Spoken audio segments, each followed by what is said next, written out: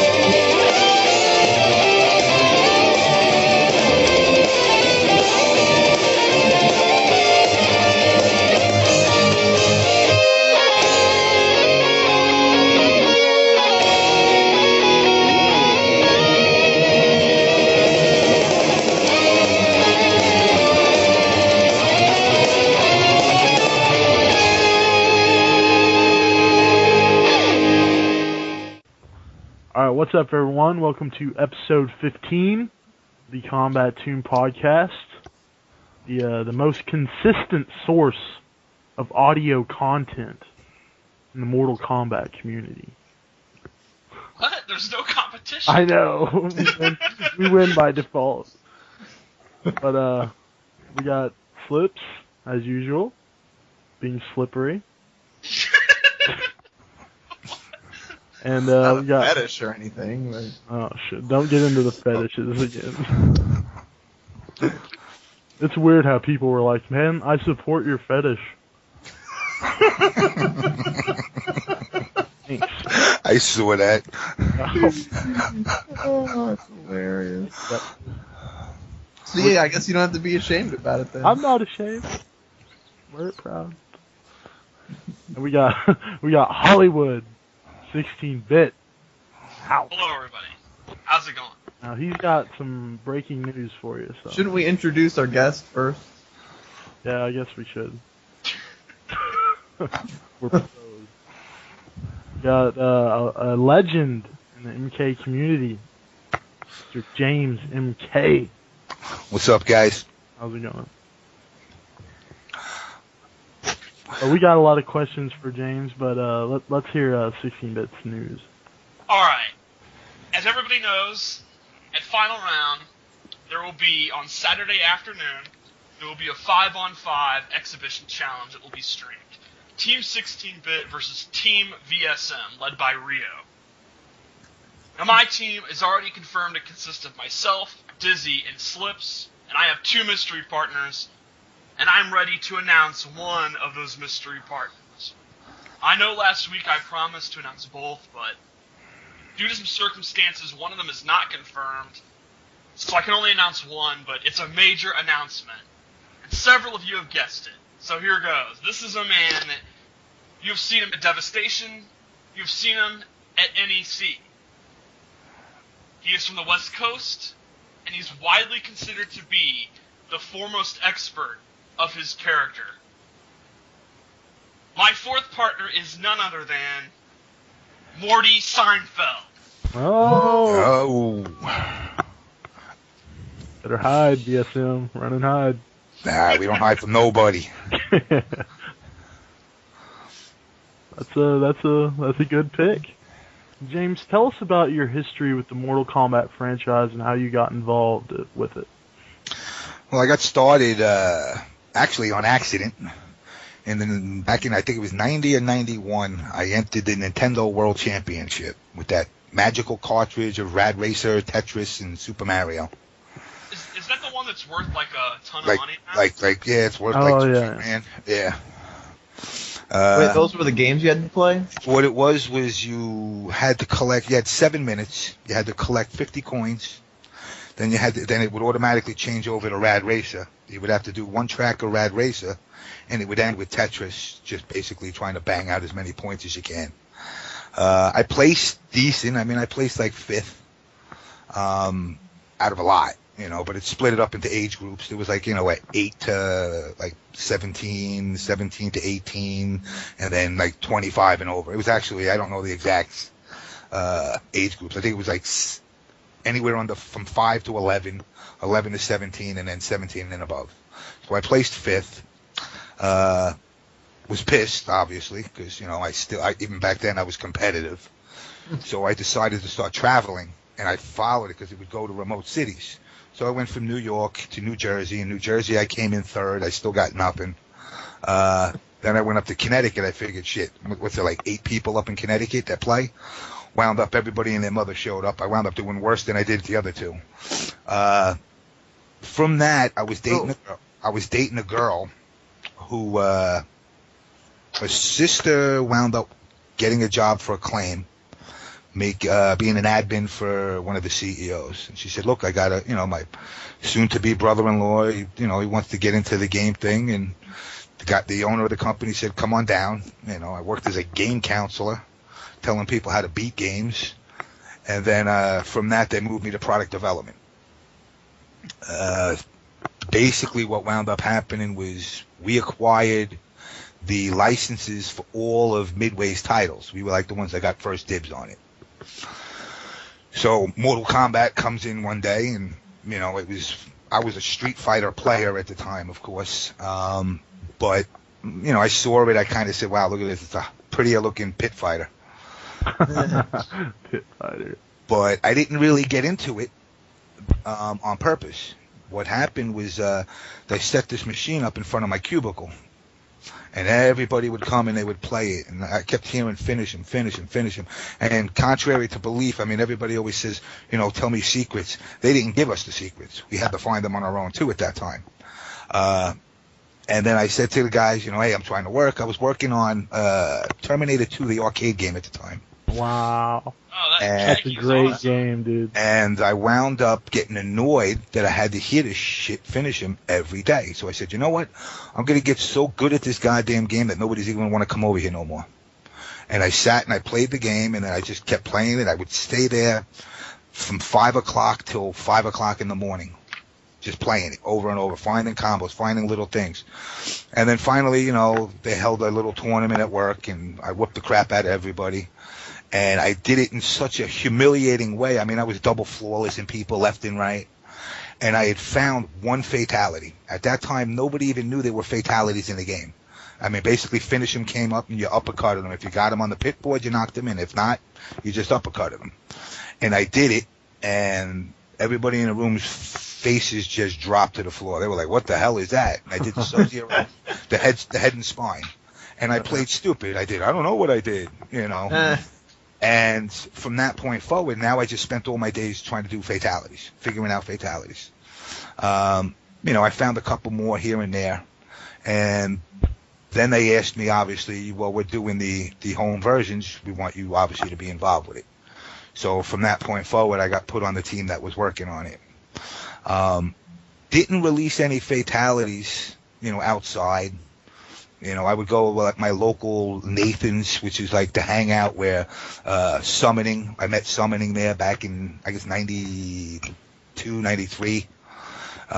They all kind of latched on to me. Of course, back in that time, you could smoke in an arcade, so I had my own personal ashtray, and I would come and I would sit on the game, and guys would come and spend money just trying to beat me.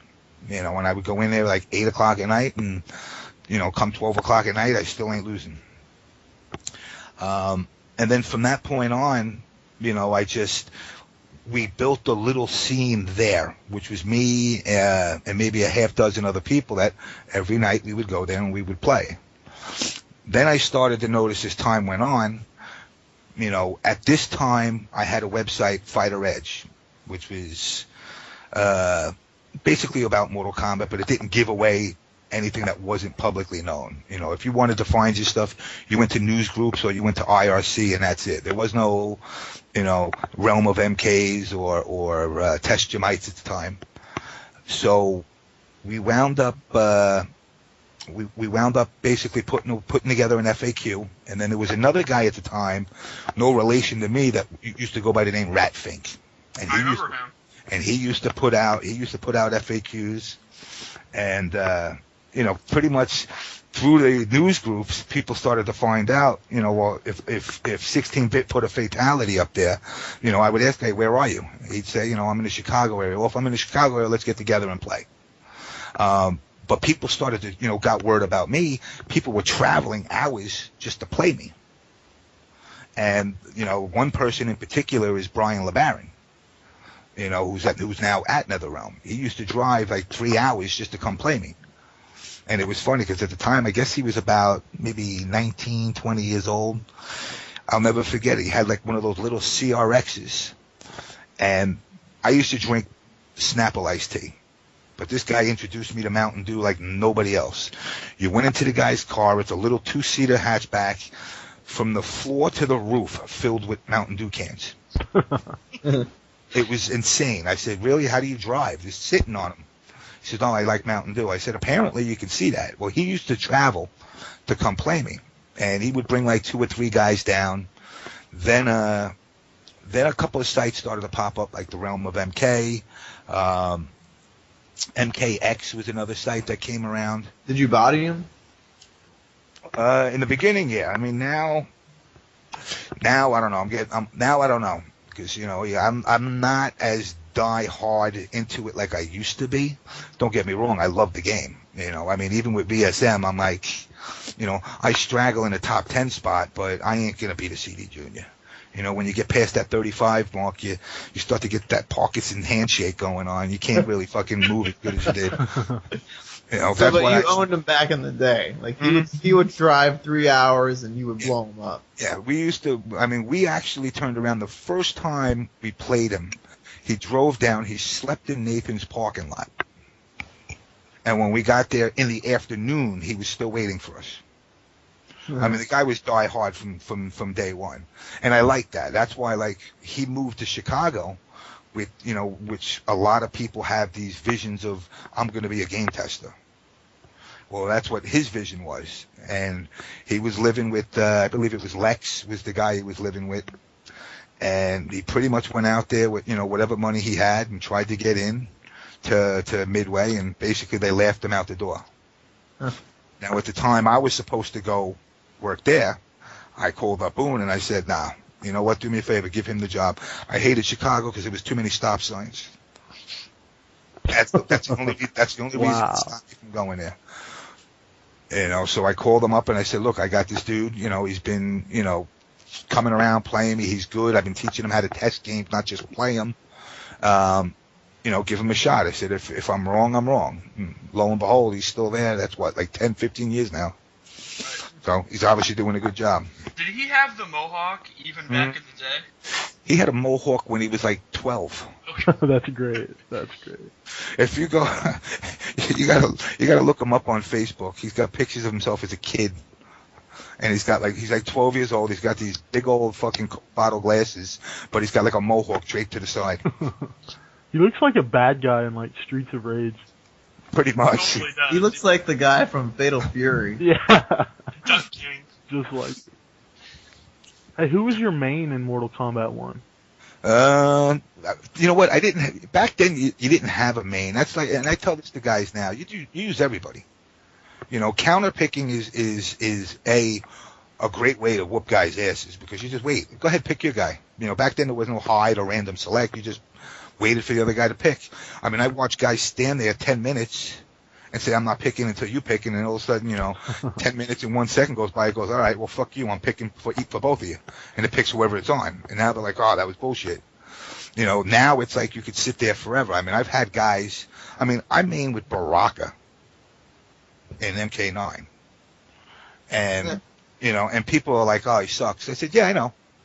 I said, I know he's not a top tier guy. I don't believe in the tier system either.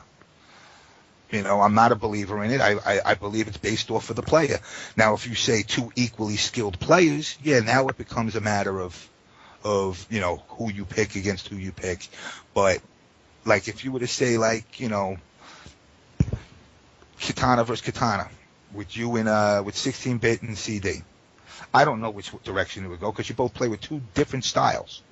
Now, I can't turn around and say because you beat him spamming on the fans, and he likes to mix it up more, Now, mixing it up can cost you, especially if you got somebody that's spamming fans at you, trying to zone you. Because one wrong oops, especially with Katana, you're getting 40% right away. So you can't say, well, like, oh, well, because you beat him once, that makes you the champ, you know, or he beat you once, that makes him the champ. You kind of got to say, hey, look, you know what? You got to look at it almost like in like the baseball leagues, you know, in Major League Baseball, because your team beat me today, well, tomorrow I beat you. So, you know, it kind of, you know, I want to see the MK community kind of take on to that and have, you know, I got like Detroit. I gave Detroit the belt at NEC. Since when is Evo declared the World Series? Because it's, you know, because it had more of a turnout. You know, I mean, you had Street Fighter players that probably never played the game before going in and playing because there's money up for grabs. So, I mean, when you break it down, the best way to find out who the top players are, which I do think this final round is going to be a determining factor, because I think this is going to have the high concentrate of true top players. Yourself, the VSM guys, Detroit Ballin, Morty. I mean, all these guys are the top players. I don't know if Perfect Legend's going to appear or not. I have no idea. He's not. He's not going to be there. No. I mean, I love the guy. The whole Paper Legend thing, you know, I mean, it kind of took off, you know, Man from the Future and all, but it was a jab at him for not defending the belt and then declaring himself the MK champion. One thing, you know, a game's brand new. You win it and you're a champ. You know, and don't get me wrong. I'm not saying the guy's bad. He's good. He's good at the game. But if you're going to declare yourself, quote unquote, the best, you got to play the best guys. You know, I mean, I seen some of the Frosty thing. Yeah, he looked like he surprised people with Raiden. Okay, but now do that at an Evo. You know, he says he's going to Evo. You know, I hear today he's playing, tomorrow he's not. He'll be at Evo. I think for sure. He's going for the big money. He's just picking and choosing right now. He said, but you're right. I mean, when you played in like, what was the example? Oh, like, what was that game? Saturday Night Slam Masters. After you beat the game and you won the belt, you had to go through it all over again and defend your belt against defend it. You know, and that was the whole Paper Legend. I said, you know, he's a paper champion in my eyes. I just gave him a belt. And the belt, you know, the belt that was given to him was, you know, basically something that was sitting around NetherRealm. It wasn't like they were like, hey, let's go make a belt for this. You know, they got a closet full of belts sitting there. I want one. You got to earn it, man. I know. I wonder if he'll give up the belt if he loses it ever. He won't. He said he's keeping it, dude. Yeah, he says it's his trophy. Yeah. Which is fine, you know, but yeah. I know this for a fact. I know Nether intended for it to be like a WWE belt. That's true. Yeah. You know, I mean, you got a little freaking porcelain glass trophy. You got some money. The belt was, you know, something that was supposed to be for the community. Then NRS should, like, sponsor the champion and fly them to all the tournaments to defend it. Let me tell you something. I've sat and I've argued with these guys about that for a long time, you know, and they, you know what, when they made the game and they said it's tournament type game and all that, let's be realistic. It's fallen a little bit short of that now. But I thought the support was going to be there. You know, I mean, I'm going to Winter Brawl now, and, you know, Namco's setting up there. You know, the companies themselves are coming to set up. I don't see NRS. You know, you send Hector and Paulo there, which, you know, is nice, but it's almost like PR. You know, they need to actually support the game. The community has grown as a whole. I mean, since I've come back to this community, you know, like I said, it's night and day. You know, I mean, like I said earlier to you guys, you know, I'm used to taking my controller and smashing it on the back of the guy's head for beating me. You know, but now I get up because I'm older and I'm supposed to be the elder god. I have to get up and shake his hand and say good game.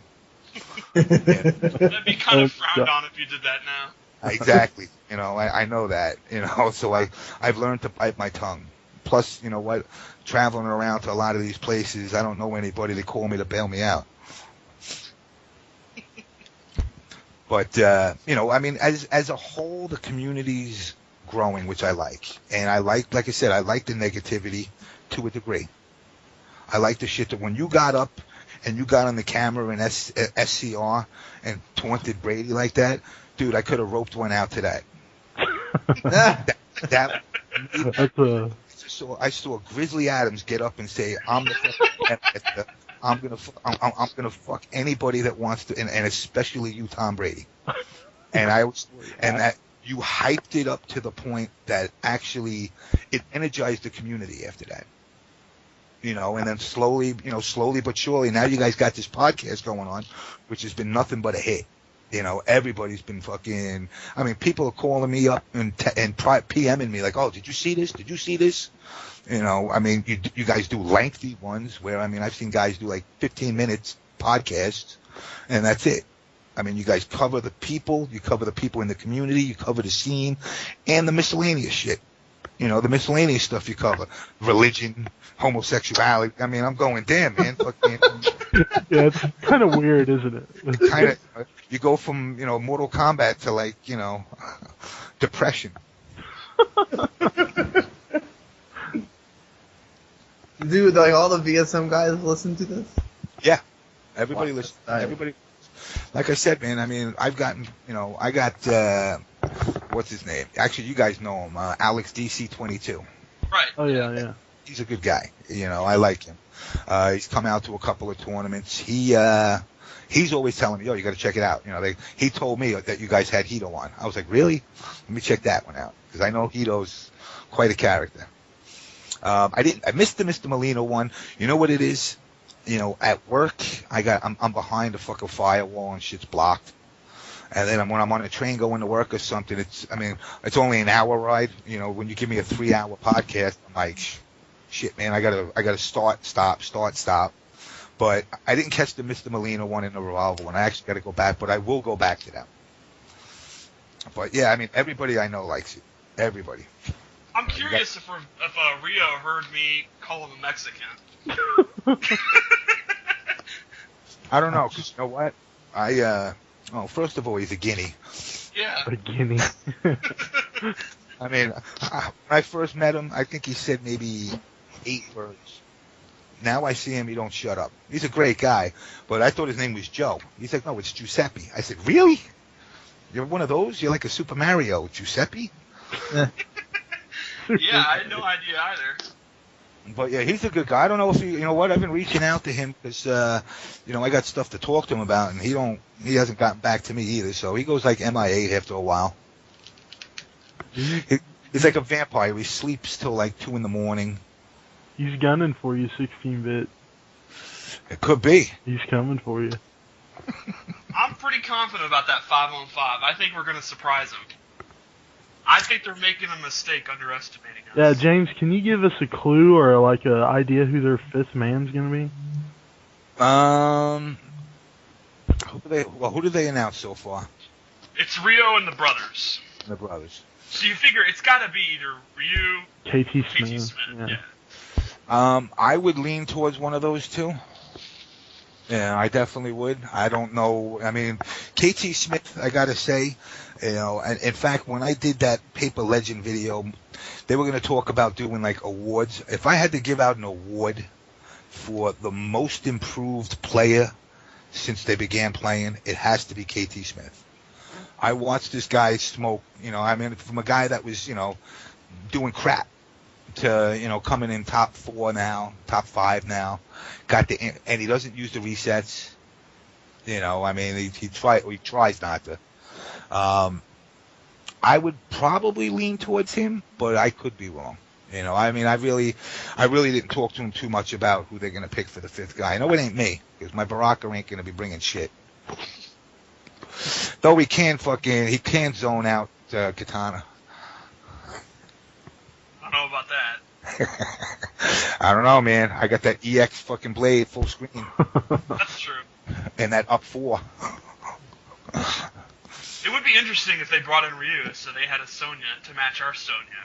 Yeah, well, that's what I'm thinking about too, but you know what? I think they're going to try to counterpick that. Although, of course, our Sonya would be the superior Sonya, as we found out at NEC.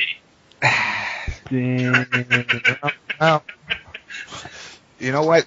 That was then. This is now. This is the future of then. So, as Paper Legend and the guy who travels between the times, I could say his Sonya's gone up big time, and his Cylax is something vicious too. I'm surprised Cyrax hasn't made more of a shake on the scene. You know, I'm you know what it is? Come time to produce, I find a lot of the Cyrax players drop their magical resets a lot more. I guess maybe the pressure of actually competing, they screw up. But I mean, I watch Crazy is successful with his Cyrax because he doesn't go crazy, no pun intended. He's very calm with, he opens up with the EX kick all the time and always catches it on somebody. I'm going, is somebody going to realize like his first move is always the EX, what is that, the roundhouse? Ragdoll. Yeah. EX Ragdoll. He does it every time. It's really annoying. And that's why, like I've told players now, the high-level players, it's time to stop worrying about the matchups of characters. I said, just like in football, go watch the videos. Go take a 16-bit in every video he's got and watch what he does. That's what you got to counter. You don't have to counter the character he uses. You all know the matchups now. I mean, it's 6 months into the game. Like when Detroit came with Shang, and ain't taking nothing away from him, but we ain't got a Shang Tsung, period. Not one person used them. So when he came, guys were just dumbfounded. They didn't, everybody looked at Shang as the scrub until Detroit put him on the map. Now Alex Vi used him a little bit here and there, but nobody did the shit that he was doing. So that's why, like I said, if you asked me like what percentage of this game is actually out there, I'd say 70%. I still think 30% of this game is untouched as far as techs. I agree with that. I agree, yeah. In fact, I think you might be going too high, actually. I don't know if I'm going too high. There's a lot out. It's not that in depth anymore. Now it's once a game becomes footsie. Once a game's based off of footsie, now you got to start kind of to say, well, really, it's becoming footsies and crossovers. Unless you're a zoner. Any good zoner can keep you out, but once you get to the point where it becomes footsies, you kind of got to say, did we really find everything? And a lot of the resets, these are stuff that are getting stumbled on accident, but I'd say we're pretty much up to 70% fact. I think one of the biggest deficits in the community is kind of the more obscure punishes that people aren't used to. Like, if you don't have, Katana is the example we bring up every week with, Cutter. If you don't have a local Katana player to practice that, you're not going to do that. And who knows what kind of punishes. We just found something about Sector last night. Well, Slips did. I didn't find it. He did. And, who knows if there's a way to punish Shang Tsung Soul Steel that no one's thought of, or, some Quan Chi punish that no one knows about. Like, there's probably a ton of those kind of arcane punishes that no one's really aware of. Oh yeah, there's definitely going to be little things here and there, and it's going to be character versus character. Like for example, with I'll use Baraka as an example. Everybody says he's garbage. I would put him on an average, to an average player. I'm not saying like one of these amazing Sub-Zeros or one of these amazing Cyrax players, but the average Cyrax and Sub-Zero player, 8-2 in favor of Baraka. What? 8-2 in favor of Baraka. You know why? Two Why? reasons. If you play Baraka right and you zone yourself, but you come in not that aggressively, you use meter. That's the one thing that you got to understand. If you're playing Baraka, you're going to use the shit out of meter, but you're also going to build meter. Get him in the obviously like Sub-Zero, you want to get him in the corner, but if you put yourself at the right distance, every blocked freeze you can counter with a freaking dash, with the blade dash. Every one. Same thing with the nets. You could throw nets at me, but on my wake up, it goes through. If I'm close enough, it knocks your net out. Or I do the EX one and it just goes right through it. Now you got to get on top of them, So now that's where you got to start to know the player that you're fighting. You know, if a guy's aggressive and he's going to get up with a wake up, or is he going to try to just get up? You know, you push him in the corner, you mix it up with him. It's, you know, his forward 4, his 4-4. Do 2 of them. If the guy don't jump, fine, you're going to keep trapping him. If he jumps, do the spin. You put him right back in the corner. And I found a lot of the people that I play. I mean, those are his 2 best matchups.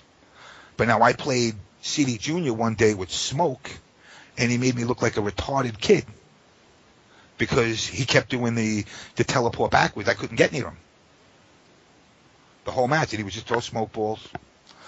And it was, you know, even though you do the EX dash, it's not truly full screen. Right. You know, so it's like, just as I would do it, he would go backwards just enough. I couldn't hit him.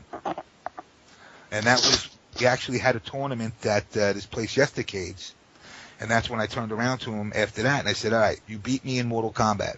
I am going to beat you in every other arcade game in here. Mm-hmm. And I did. I said, I don't give a shit if it's Tekken, I don't give a shit if it's Pac-Man. I'm going to beat you. But, you know, for Baraka, like, you know, I mean, Baraka, Sindel are like the 2 undiscovered characters still. Nobody's really touched them. You know, there's a lot of people out there that use them, but, you know, in a tournament, you know, out of 50, he's like 49th. You know, I mean, he's getting knocked out right away. I've used him. The best I've gotten with him is at the Rev X, actually. I did 5th. You know, and that was I think we had about 20 people show up. That's it. You know, he's not really a feasible character when you're playing somebody like a Jax or a Katana or a Cyrax. He's just, point blank, he's garbage.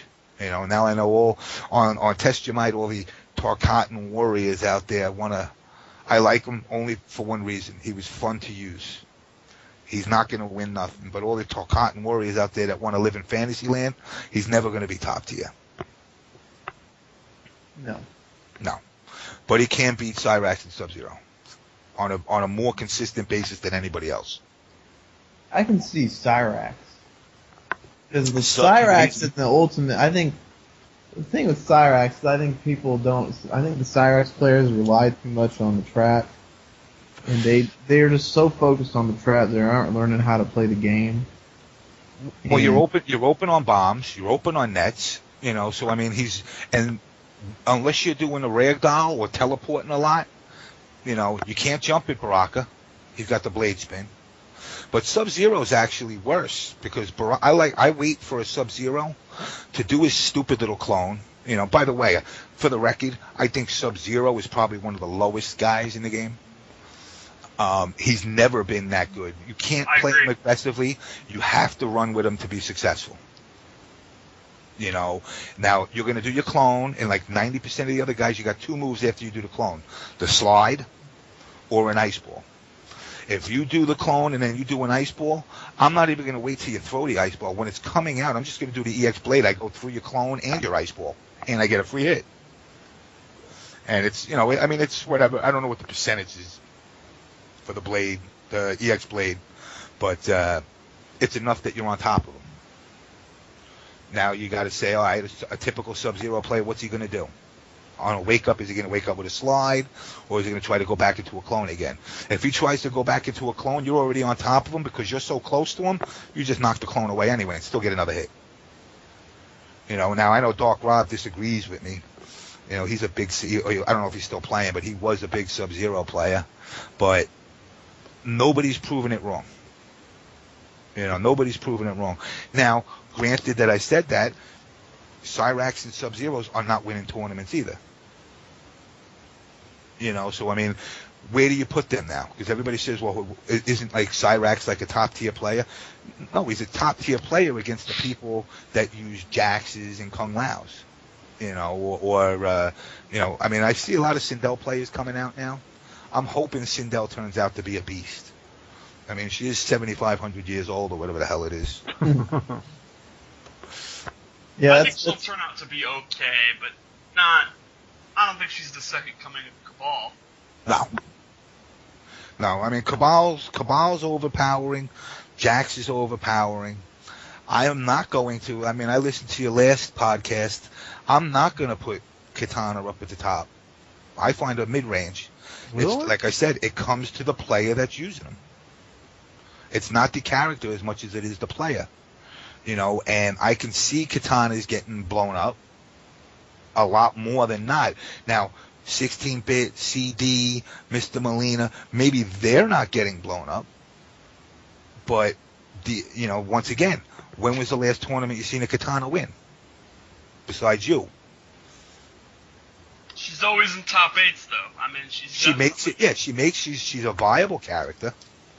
But once you get to the top 8, you're sorting out all the Barakas and the Jades, which Jade, by the way, I think is another undiscovered. You know, I was screwing around with it today, and I kind of think she's got some stuff up her sleeve. I don't know. I think she's terrible. You know what? I thought it too. I mean, I don't know. She's a goofy character. With nice tits. That's about it. Yeah. That wind pose. But I mean, the Johnny Cage kick, I mean, she's not a big damage. That's her only good move. Too bad it does no damage. I mean, she's got a good variation of the pole thing. I mean, the up pole, you can do a lot off of it. But even with that, when you do the freaking throw in the Kroll star or whatever the hell it is. Kroll.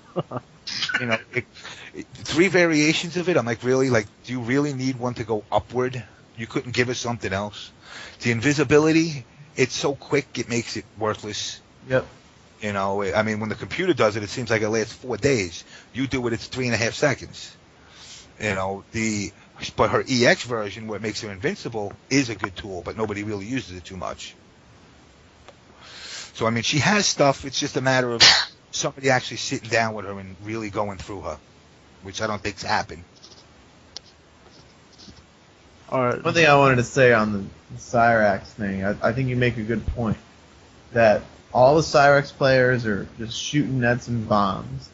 And I think they need to understand that there's a lot of matchups where you can't shoot nets and bombs. Like, maybe the most you can do is shoot a bomb.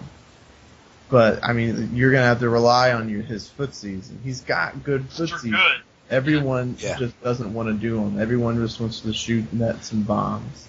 He's got a really good down 4. He's got, good strings. People just ain't using that shit. And his teleport, people only use the teleport to come behind. People use the teleport to attack.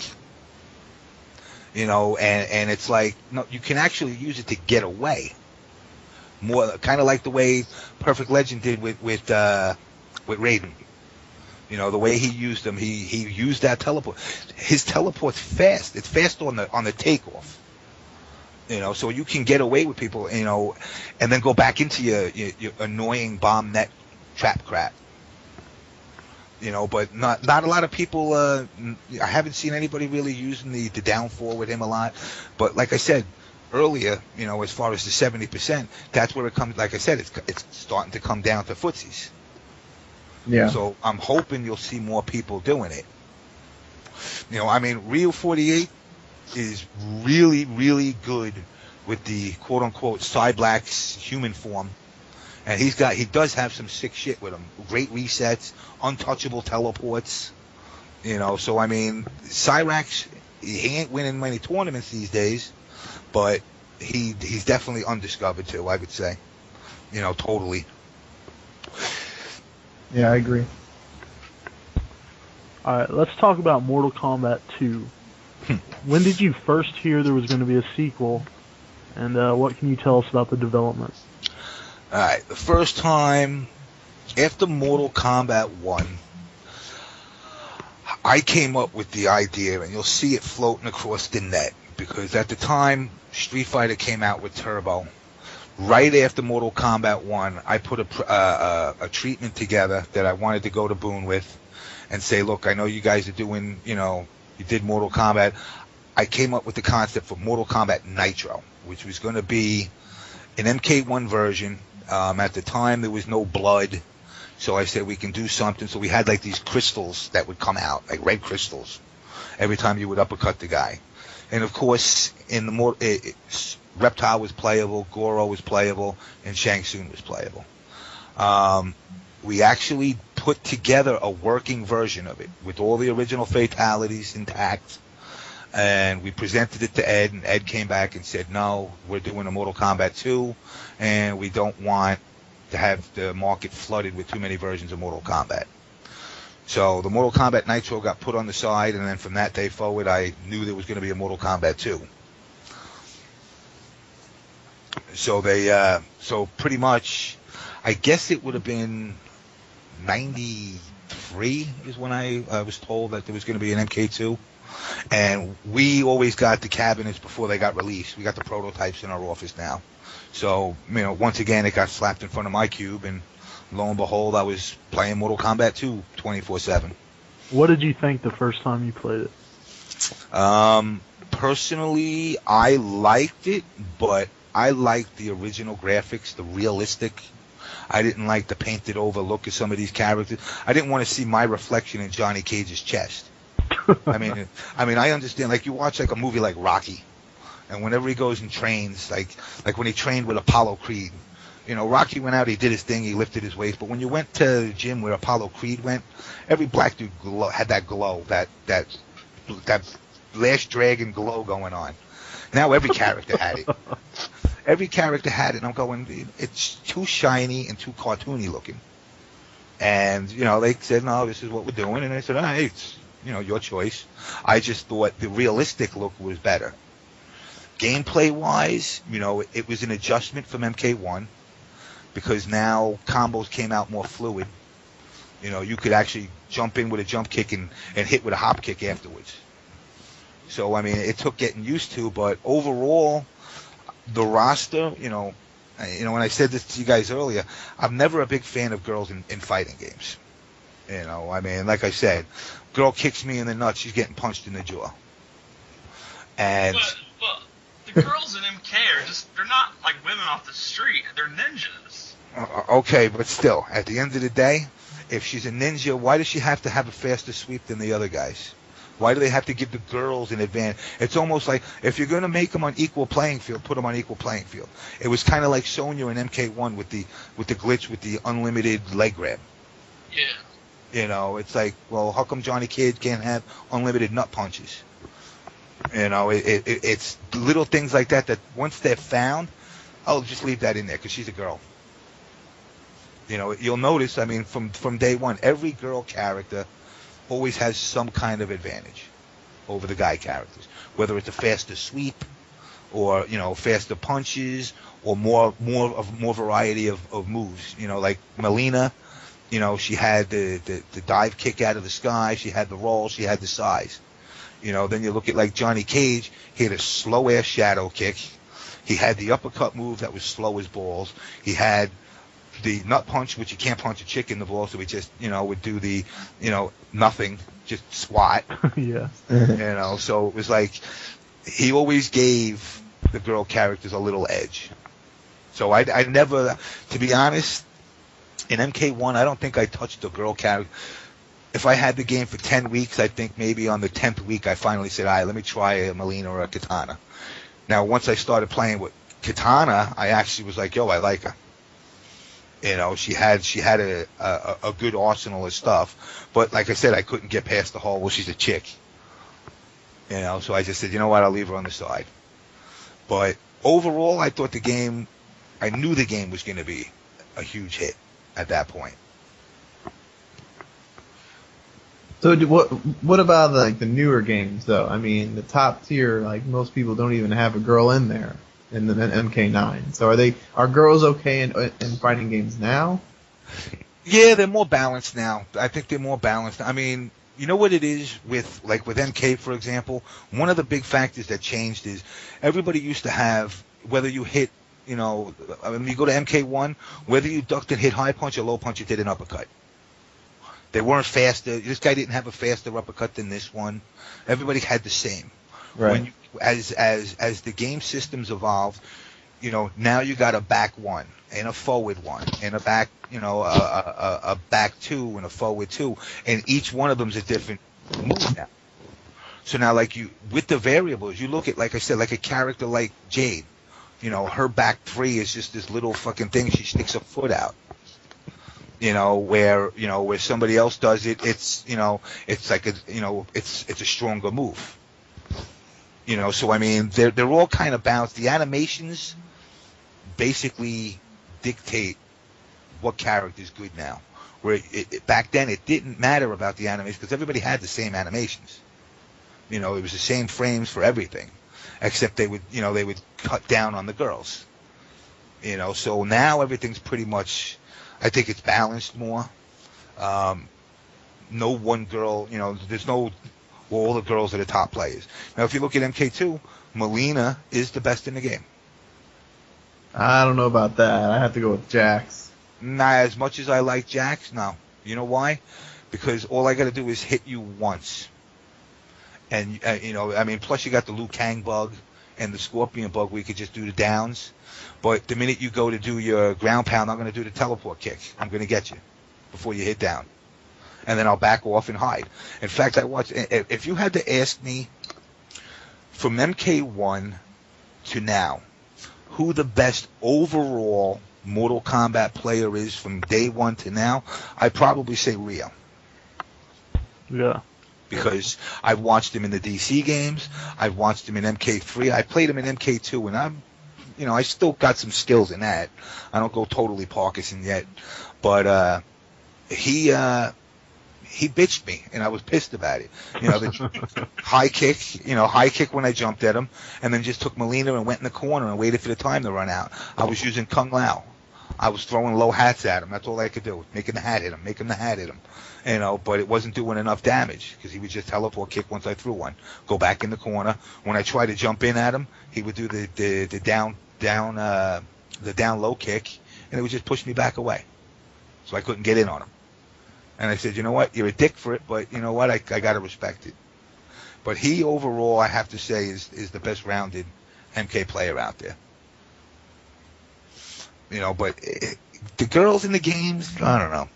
And it's funny because one of the things I've noticed, and I know you guys hit up on this in other podcasts, unlike Hito, I will say the gay community is rampant in Mortal Kombat, which I kind of think is cool. That's true. Let me tell you something. If I was gay and Dominican, I'd be the best fucking player in the world. Yeah, probably. But I would take, to each is his own. I ain't judge, jury, or executioner for anybody. But I gotta say, it's unexpected. I see that. I'm like, really? Oh no, that dude's gay. Really? It's like, you see guys, and you're like, really? You are? The first time I came back to the community, there was some dude, I don't know, there was some black dude that dressed up in like a katana leotard and shit. I was like, oh yeah, Cookie. I'm like, really? This is what the thing is? This is what the scene is? I could go to the village if I want that. Wow. Cookie's awesome, man. But I watched him and he whatever happened to him? He beat some dude with Sindel, and he got up and did this fucking pirouette and fucking like. I was like, yo, I got to give the guy props, man. First of all, I give him props for coming to a tournament in a leotard, but second, I got to give him props. He won, and it's like, at one time I was talking to 9.95, and I wanted to do an online tournament. And what I want, because everybody's so anti-online, and I say, look, there's people like Detroit Ball and they come out, they're good, and they're online players. It doesn't wreck you to learn both sides. But I said, let's have like an online league, and the people that win will get airfare and tournament fee to whatever tournament they want to go to. Yeah.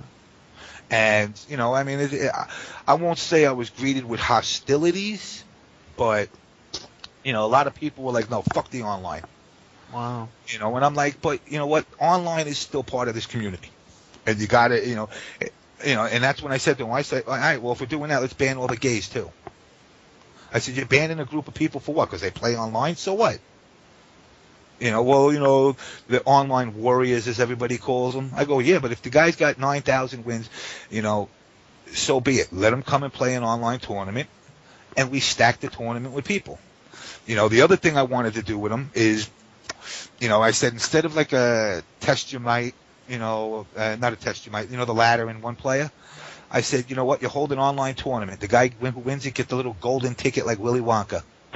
That Willy Wonka ticket gets you a chance to play the VSM ladder, which means you're going to get stacked against the 15 of the best VSM guys.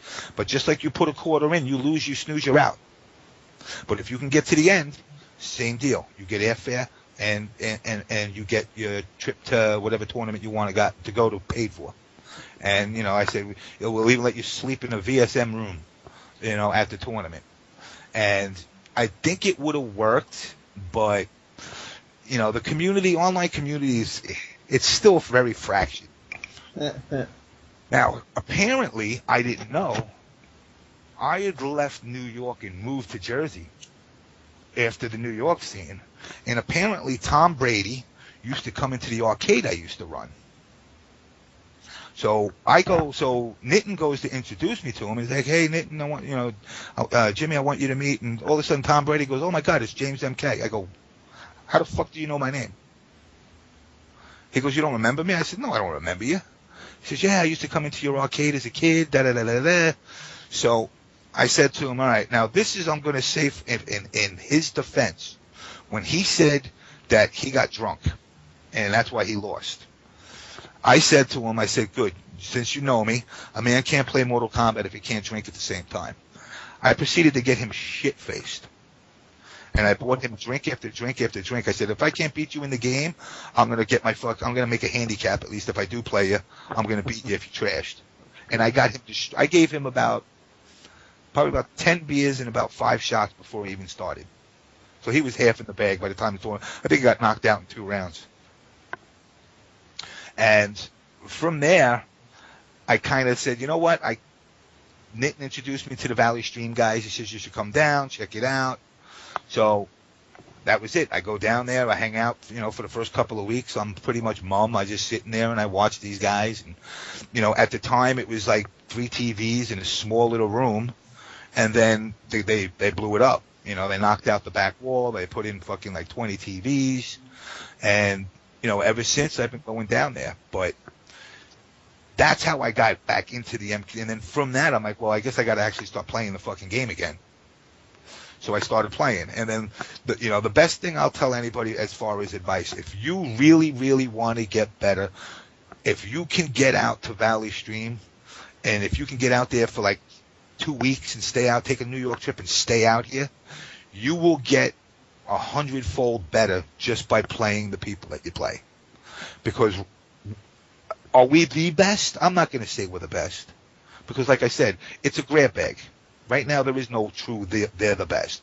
But pound for pound, if you took the guys from VSM and did a top 20, at least 10 of them would be in there.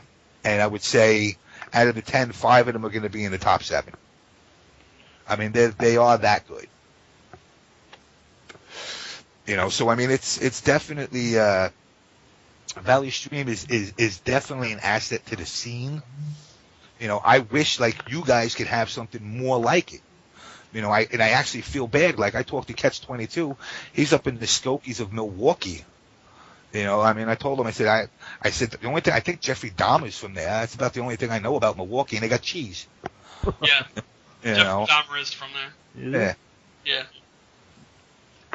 Who would Jeffrey Dahmer main in MK9?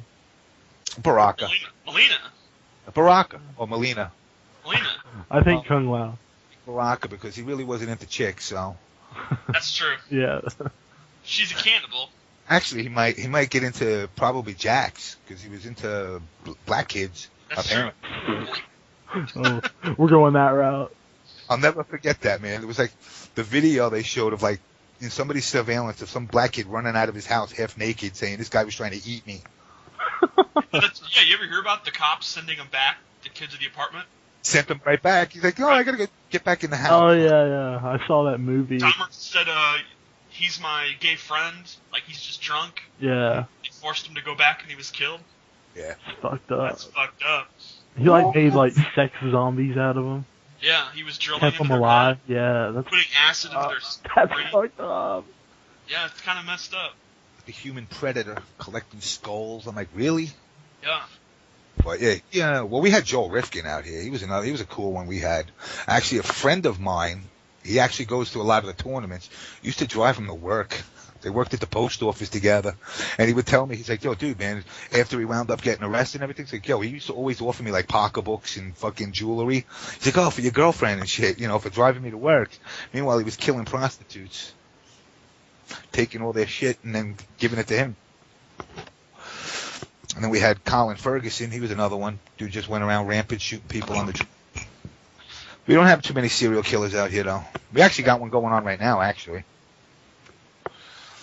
And they can't figure it out. Chicks, they're picking up chicks on Craigslist, and then they're winding up on the beach. Oh yeah, I heard about that. That was the one thing about Mortal that they were always very hesitant about back in the day is what they can do, who's going to get in trouble. Like, I hear people bitching about DC. I'm like, well, dudes, not for nothing. What did you expect? A lot of these people... it's kind of like going to a Trek Fest, and seeing guys dress up as Klingons and actually trying to talk it as if it's a real language. I'm like, the TV. I mean, this actual language translators that I had on my iPhone, and it actually has translations for Klingon. Yeah, Klingon's an actual language. What a waste of time. Actually, no, let's do our prediction game. That's our new game. Okay. So I'm going to read some matches. And you, without thinking, say who you think would win. Alright. First match. Hang on. I think Slips and I should play too. Alright. Get everybody's opinion. Alright, first match. Foxy Grandpa versus CD Jr. CD Jr. CD Jr. CD Jr. America! Fuck yeah! Eric Warda versus Detroit Ballin. Detroit. Detroit. Damn, K7, your boys. Oh, man. Ass. I have faith, Eric. He's gone, man. You can't just He'll come be back and back. start owning top players. Yeah. I dropped him off the last time, and he said, I'm never coming back again. That was from Ohio. Shit. Done with MJ. Alright, how about Tom Brady versus Tyrant? Tom Brady. Tyrant. Lord of the Fly versus Mr. Molina. Mr. Molina. Mr. Molina. Fly's gonna be pissed. He is. But he can reflect the fans. He doesn't like that match. No, it's... Alright, how about this one? Swift Tom Hanks versus Mustard. Mustard. I'd say Mustard. Alright, how about Michelangelo versus Clint the Beast? I have no idea. I go Clint. I'll say Michelangelo, but then he stopped playing, so. Yeah, I mean... Plus, I haven't seen that much of Clint. I don't know. Abstain. He's good. THTB versus Pig of the Hut. That's a Look at good the one. hut. It's gotta be Pig. I mean... It's Reptile versus Molina. Yeah. Yeah, I go with Pig, I think, on that. Alright, last one. Perfect Legend versus Rio. Perfect Legend. Rio. Perfect Legend. I think Rio. Rio won't make the same mistake he made last time. That's right. Alright. But with the guys at NetherRealm, or Midway at the time, when they became NetherRealm, one of the other games I did was The Simpsons. Matt Groening is the biggest dick. DC comic people are dicks. Why are they dicks? Because they're so wrapped up in whatever they create. You can't kill Superman because he's the Man of Steel. It's a fucking game. At the end of the day, it's a game. So what if you rip Superman's head off? That's what kids wanted to do. The brutality thing or whatever the hell they call those things. I was like, nah, man. Heroic brutality. That was horrible. It's horrendous. When I played, even though I was out of the scene, I did play the 3D versions online a little bit until I found out, like I said, when I was doing my little trolling of my own name, and I found out people were apparently using my gamer tag online as me. I said, really? And the best part about it was when I confronted the other person, basically, why he gave me the why so serious, and I'm going, well, wait a second, you're using my name. I said, you got a pair of my underwear at your house? Why, 10 years later, why are you still talking about it? All because I did the MK4 book. And when I did the MK4 book, I went to Indianapolis. I was doing it with Brady. And I worked straight through. I actually drove 4 hours up to Chicago, hung out there, drove back, finished the book in a weekend. Got back to Westbury, Nathan's, which was the arcade that we all go to. And, Red Saline was playing Mortal 4. And they'll come play me. And he was beating me. I'm not going to make excuses. I lost. But I don't mind. I'm not a sore winner, but I am a sore loser. If I beat you, I'm not going to stand in your face go, ah, ha, ha, ha. But if I lose and you make a smirk, trust me, I'm going to do so. I ripped the cord of the machine out of the back of the cabinet, and I put my knee through it. And I smashed the whole front of the cabinet with my knee. And he just went, I said, next time it's going to be you. And then we never seen each other ever since then until, I came back to the scene. There definitely is I don't want to say a violent side to the earlier versions of MK, but, I think one of the guys, I think Midway did, or NetherRealm did a video. They were talking kind of like the history of it. And one of the guys on there came out and said, like, if you were a fighter out on the street, then you better be good at Mortal Kombat. And that was kind of what the attitude was. Where now it's all, kind of peace, love, and harmony, which, I mean, at the end of the day is nice. But I kind of miss the thuggery of having of having to see two guys, even if it's not you, just to see two guys square off after freaking playing the game and say, let's play Mortal Kombat for real now. Or seeing I watched a guy get thrown through a store window because he threw somebody in Street Fighter, though. So I mean, it's definitely a scene change, but overall, it's much more relaxed. Wait, what is the craziest shit you've ever seen in an arcade? I had a gun pulled out on me for beating a guy for $500. Wow. What? And he tried to tell me. What'd he do? He said, "I'm not." I said, "All right, pay me." He said, "No, I'm not gonna." So, basically, he said, "Give me your money." I had $20 on me, and I ate it. I took the out, and I said, "Look, you want? You have to cut me open to get it." Now, no, I didn't crap it out and try to get it back. But I'll tell you this, it wasn't easy to pass out either. It doesn't break down as easy as you think. But that was probably, the next day we went back there. I went back there with about 10 of my friends. And we pretty much, we fought. And at the end of the day, we all got banned from the arcade for like a week. And then 2 weeks later, we're all in there playing again like nothing ever happened. See, that was a whole other aspect of it. You could fight. That's where, like I said, with the rivalries here, you can fight with each other and say, you suck, you suck, you suck. But at the end of the day, you all play the same game. Go out and have a beer. It's I hate to say the life's too short, but it is, to spend your whole day hating everybody. But that was one of the worst. The guy getting thrown through a fucking on 42nd Street, getting thrown through a store window. That was pretty bad. That once again, also seeing a guy get a beer bottle broken over his head. Unlike the movies, it doesn't shatter. How often was the guy throwing? Was he just belligerently throwing, or was it, or what? Yeah, because you know what, the way it worked was this. I mean, unless you did like the guile handcuffs or fucking like the Dalton shut the machine off, pretty much you would if you threw me, you would give it back. That's how it was. Like you step back, no, take the throw back. I didn't mean it. Unless you use Zangief. Zangief was the only exception. It's like, well, what else do I got? A lariat? A lariat jabs. So with him, it was accepted. Now that they changed him, though, I'd imagine now that they changed Zangief the way he is, he wouldn't be accepted. Yeah, he would be. Back in the old day, he would be like top tier. If he was the only one that could throw. Yeah. But I mean, I've seen fights of 25, 30 people over the game. You beat me, 10 of my friends are there. Why was throwing looked so downed upon? Because the reason was, and this is, really what it comes down to is the amount of damage it did. So you got to remember, in the arcade, my goal as a game developer is to make money. Because you got to remember now, and this goes hand in hand with another thing. Just not to totally spin off subject. I used to get my balls broken because I wouldn't give out fatalities and secrets. And even though I knew them, and basically beyond the fact that I had a fucking agreement with the company, if you were a distributor or a vendor of arcade machines, Mortal Kombat 1 cost you about $12,000 to buy.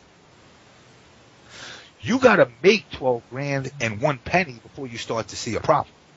So if I leave stuff in there secret, it gives you an incentive to keep playing it, as compared to the home version where you own it. That's it. You do what the hell you want with it. It's the same thing with the damage. I want to make the matches over quick. So a throw does, a quarter of your energy is gone off of one throw.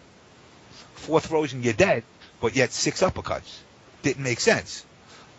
And because of that, you kind of, the other people that you were playing, you kind of said, well, we want it to last. I want to get a combo, a 3-hit combo off of you, or a 4-hit combo off of you, and do damage that way. But throwing just did so much damage that it made it to the point where people were just like, it's not fair. Now, even though in MK they changed it where you can stop it, it originated with Street Fighter where you couldn't. I just come in and block throw you all day. So I mean, from that it kind of just spawned. But I mean, now, like you said earlier, yes, you can stop it. But a lot of the old school people kind of say, well, I'm not used to having to try to stop it. So I don't even. I mean, sometimes consciously, I don't even do the down back. At least now, though, you could do the push off. So I mean, it's more than just down and away. I can actually, if you do get it, I can push off of you and stop it. But of course, you got to have a fucking ninja reaction and assume the guy's gonna throw you. I mean, the first time I played the game, I forgot who I was playing at VSM, and somebody just walked up to me and threw me nonstop. I actually played a kid in, what was it, the one in Ohio, Summer Jam or whatever the hell it was, and I played a guy in MK3, and he was using katana, and he threw me. And I said, you know what, let me just see how many times he's going to try to throw me. Do you know I just let go a block, and I watched the motherfucker throw me like 8 times in a row, and I'm like, really? Do you feel good about that win? I hope you do, because you're not winning it, because I knew Shock was going to win it anyway. But, I kind of just said, like, to me, that's not being competitive. I like the shit talking, but I want to see you fight. I don't want to see one move dominate the game. It's kind of like what happened to MK3 with the block jabs.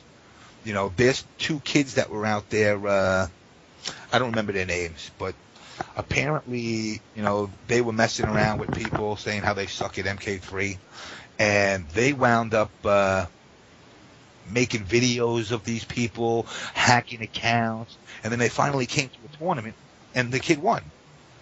But he did the block jab the whole tournament, where everybody else kind of had that unspoken, like, well, this is kind of banned, but it really wasn't. And, now the guy walks around like, well, I'm the MK3 champion. But now he won't show up to any tournaments because now they like banned him. I forgot what the dude's name was. Mr. I Got Base or something. I think his name was. Or what do you mean by the block jabs? Explain that to people. What it is you can actually run in with block, and if you can go between block and the high punch, and you can't stop it. You can't stop it. I mean, pretty much you can't get a move out. You try to get out, my jab will knock it out. So you're pretty much just sitting there getting punched in the face and chipped down no matter what. Now, of course, you're going to try to fight me. Every time you let go of the block, it's what? You're getting more damage done. And the jab would do like, well, we called it the golden punch. There was that one jab that you could hit where it like sucked your energy down. And it was bigger in MK2. Same exact premise. So you could just pretty much keep running in with the mixing up the low punch and the high punch with block while running in, and they can't stop. Just when you get the guy in the corner, you can get him trapped. In fact, this dude Arion, he did it to me. I didn't know. There's a lot of shit in the game that I didn't know. he did this thing to me where he put me in the corner, and he did it, and I just kept, I wouldn't even get out of that, like, convulsion animation. I couldn't block, I couldn't do nothing. I just watched myself get my energy chipped down. And I'm going, really? I mean, you guys, when I left the scene, you guys, every possible thing to expose, and they found them. You know, they found every possible thing that made the game not fun. You know, and then they kind of look at it and say, well, when I hear people say MK3 is the best, I'm like, compared to what? You know, I still say, you know, and me and Boone have disagreed with this, I still say MK1 was the best, obviously because it was the original. MK2, I would say, is the second. I would put this one as the third. You know, this one, MK9, I would put as the third best. Everything after that, to me, is irrelevant. Actually, no. You know what? What was the one you can make your own character? That was Deadly Alliance? Oh, that was Armageddon. Yeah, I like that. You know why I like that? The make your own character. I made a Hasidic Jew. Had Kung Lao's sword, which was like a spin. I had Sector teleport punch. I had the dude die, whatever his backdrop, and I had a slow black fireball. And it was cheap as fuck. It was cheap as fuck. I mean, I called the blade the Shalom blade. You know, you had like a little winning quote, so I was telling everybody read the Torah. And he just fucking, he was cheap. And when people said he's cheap, they go, but he's a Jew. That was cool that you could like create a fighter and then take him online and play him. That I thought was like really cool. Yeah, that was great. I mean, look, Soul Calibur supposedly has it. Yeah, you could do that in 4. Yeah, I see like, you know, games like Soul Calibur, I'll play them a little bit, and then I kind of, once I start getting my ass whooped, I kind of say, you know what, let me go fucking play Pac-Man. At least I know I can win at that. You know, it just kind of, those games never really, like, Mortals always pushed me. If I lose to you, I say, oh, I want to get better. A lot of these other games, I said, fuck it, I don't want to play it no more. I mean, I'm playing freaking Super Puzzle Fighter for the first time. You know, I mean, I like the classic games. I tell everybody this. An old school guy has a better chance of getting better at new games than a new guy getting better at the old school games. You know, the old school games, maybe graphically they weren't as pretty, but let me tell you something. They were 100-fold harder. I told the guy to sit, a young kid that was at the Revolution X, show me how to play Defender. The guy couldn't play it for like 2 seconds. He was getting killed left and right. I said, what, too many buttons? I said, you guys got a controller with 75 buttons on it. I'm back to the day 8B. I was happy with that. You know, and a game like Defender, you know, it took a lot of skill. I like the old Karate Champ, you know, which was the original fighting game. Yeah. I wish I could get my hands on like an HD version of it or something. That would actually be kind of cool. Should do a reboot of it. Problem is, I heard it was actually pretty good. It's a great game. You know, you collected chicks. What better? Little geisha girls every time. You're the guy, you get a geisha. You know, and at the end of the game, you had like 300 freaking geisha girls. But they went bankrupt. They went bankrupt. That kind of disappeared. That and Karnov. Oh, I love Karnov. And they had Fighters History. They got sued for that one by Capcom. Yeah, I remember that. For being too similar to Street Fighter. I mean, it was pretty much identical. Yeah, and Karnov was the final boss of that game. Oh, it's fucking Karnov. I remember I played as the character that had blonde hair, and he would shoot a tornado, and he'd call it baked potato. Baked potato! Baked potato! That's cool. Yeah. But, yeah, it's definitely, you know, I think the older games, I don't want to say take more skill. It was more pattern-oriented, where now your AI, I mean, look, let's be real. How many tries did it take you to beat freaking Shao Kahn when you first cracked the game open? Fucking million. Really? I blew up. This game? Maybe like 10 tries at the most. Oh, this game? I just spammed him. Yeah, I just did low fireballs and just kept them away. When he threw the spear, I can duck that without actually hitting block. and I just did that the whole match. I was like, really, this is it? But then I started to go to other guys, and it was like, it's not working out so well. Then you had to actually start to figure out a pattern, like when you use Baraka, you know. But Shao Kahn and MK2 was fucking hard, man. Yeah. Him and Kentaro, too. Yeah, Kentaro. About not being able to finish the game. We wanted you to spend the money on the game. So it was like, what are you going to do? I mean, then you figured out, like, I could beat it with Kitana in the corner. I could do the lift and freaking the fans. So people just started only winning with Kitana, because then they would try to do it with, like, Scorpion, but like it's spirited and sticking, So you're like, all right, well, now I got no move, really, except to teleport. So you wound up basically trying to cheap them. But a lot of the, that's what I was saying, is a lot of the people that don't realize that when you do the arcade version, people got to make money. They're making their living off of this game. You make a shit game, guess what? He's going back to his distributor going, I just paid $12,000 for this piece of crap, and I made like $8 in like 9 weeks. So you try to make it where the game kind of, even like when I was talking before about working on the Terminator 2, there's no way. I mean, I've had guys lie to me straight faced. Say, I finished Terminator 2 arcade game on 50 cents. And I'm going, you're out of your mind. I said, because you know what? The code is actually told that if you get from point A to point B so quick, jack the level up. Wow. Get killed. Make you get killed. I always wondered if they did that. Mm-hmm. I remember playing the Teenage Mutant Ninja Turtle arcade game. Same thing. If you were to keep going and like you weren't dying, like the foot soldiers would double. Yeah.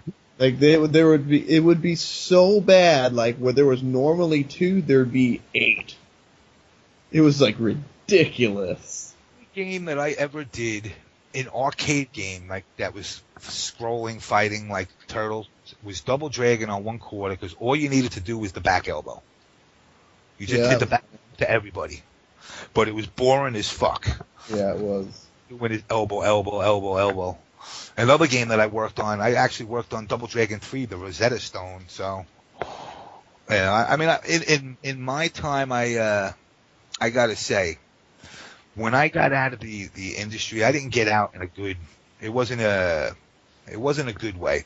And this is where, like I said, I go back to Brady, where Brady had put out a video the other day, kind of pissed at people in the community.